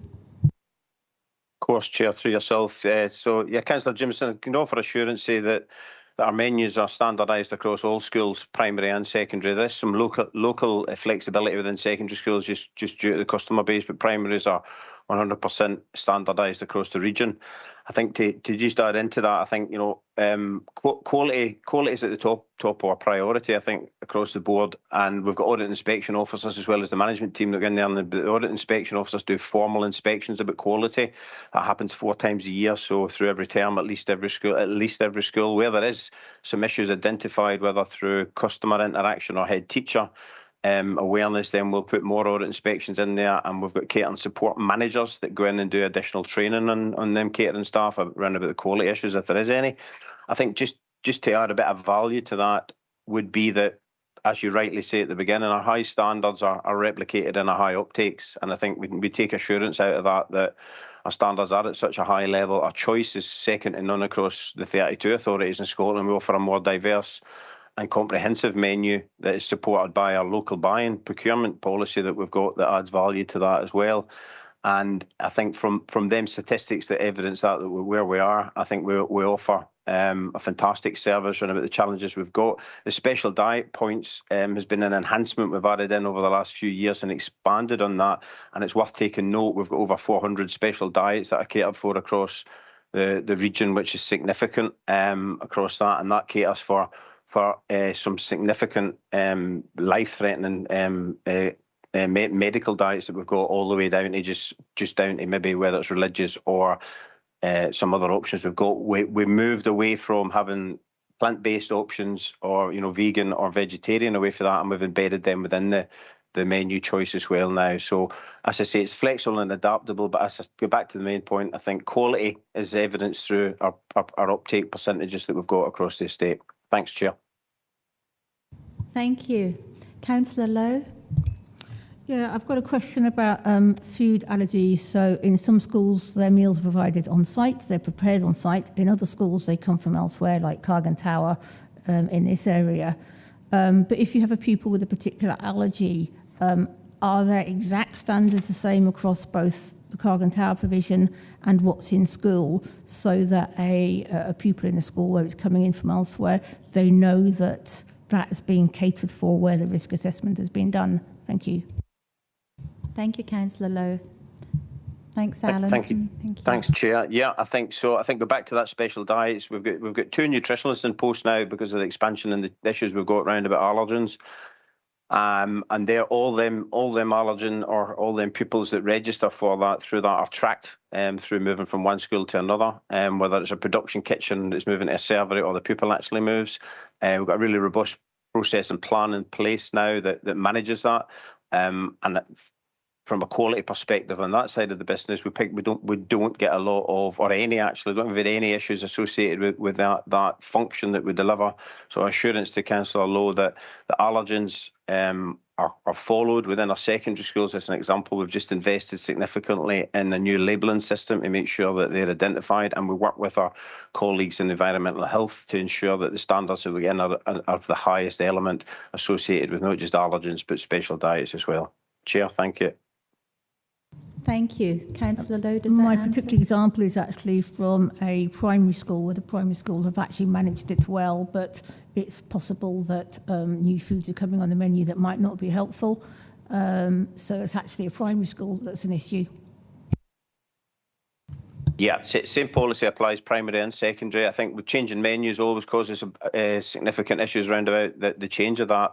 As I say, we have two nutritionists and dietitians now that work through that model, and we do pick up some issues around schools when we change the menu. The menu's changed round about the percentage of our customers away from special diets, but the special diet needs, including allergens, is always met and always offered a substitute or the same item that's available. Just it's non-contagious associated with the allergens. So the process we've got, happy to share that, is online, as Councillor Jameson suggests. It's a robust model that we've got in place, and where there is an issue at a local school, I would suggest if Councillor Lowe's happy to pass that on to myself, then we'll get the team onto that and look at it in more detail. Thanks. Thank you. As there are no further contributions or comments, I would like to thank Alan for his assistance, and I will move to recommendations. Members are asked, item 1, recommendation 1 is the performance of primary and secondary school meal uptake as set out in appendices 1 and 2 and at paragraph 4.1 and 4.6. 2, the update of the rollout of the universal free school meal initiative at paragraphs 4.7, 4.14. 3, the continued rising of food costs at paragraphs 4.15 and 4.16, and 4, the ongoing work in supporting food poverty at paragraph 4.17, and 5, the progress relating to reviewing the school meals transactional system at paragraph 4.19 and to 4.24. We're being asked to note 1, 2, 3, 4 and 5. Have we noted? Thank you. We'll now move on to item 15. Strategic Equity Fund, report by Director of Skills, Education and Learning, and we have Karen Bryden here to assist. I will open up the meeting to member debate. Thank you. Councillor Jameson. I'll move quickly because it's getting late. This is really welcome. We've asked for reports and you gave us a good seminar, which was very helpful. So I'm pleased that it's moving forward. Just a couple of questions. You mentioned 8 nurture teachers. Are these existing staff or are we bringing in new staff? And a supplementary question on that. You, quite rightly, you're talking about a principal teacher, line managing teachers and developing and delivering nurture and inclusive practice towards all staff. And you mentioned 1,183 full-time equivalent teachers. Will that include learning assistants? Because clearly a lot of the nurturing is done by learning assistants. So I'm just wondering if they'll get that training as well. Particularly pleased that the focus on closing the attainment gap and tackling poverty, and that you're working with other agencies to make sure that we get maximum potential. So it's a pat on the back and just a bit of clarity. Thank you, Councillor Jimison. Yes, these are new posts that have been created and advertised. I'm delighted to announce that the posts to North West Community Cluster and Douglas Ewart Cluster will start on Monday next week, and then the post to the Sanker Cluster will begin on the 18th of December, and the final post to Stranraer on the 8th of January when we return after the Christmas break. In relation to your question around training, yes, we have a comprehensive training package for our learning assistants, and the nurture package does include them as well. Thank you. As there are no further contributions or comments, I would like to thank Karen Bryden for her assistance, and I will move to recommendations. Members are asked to note the plan for how Scottish Attainment Challenge Strategic Equity Fund has been allocated for 2023 to 26, paragraphs 4.1 to 4.5 and appendix. Have we noted? Thank you. I will now move to item 16, John Wallace Trust Scheme 1981 applications for the sessions 2022 to 23, and the report by Director of Skills, Education and Learning. And we have John Thin here to assist if members have any questions. I will open up the meeting to members' debate.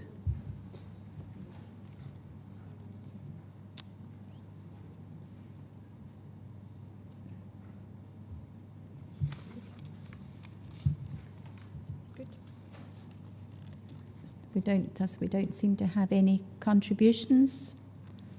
Anything? I will now thank John for his assistance, and I will move to recommendations.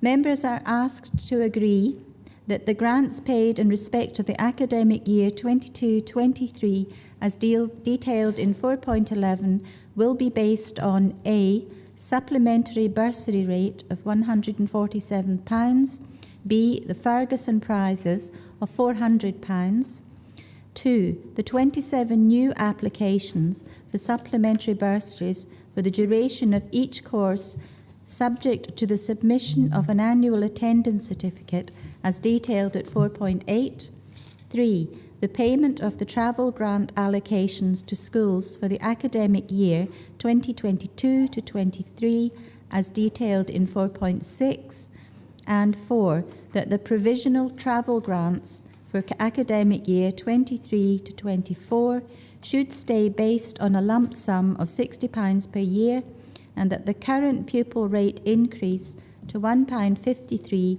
as detailed at 4.12. Do we have agreement? Thank you.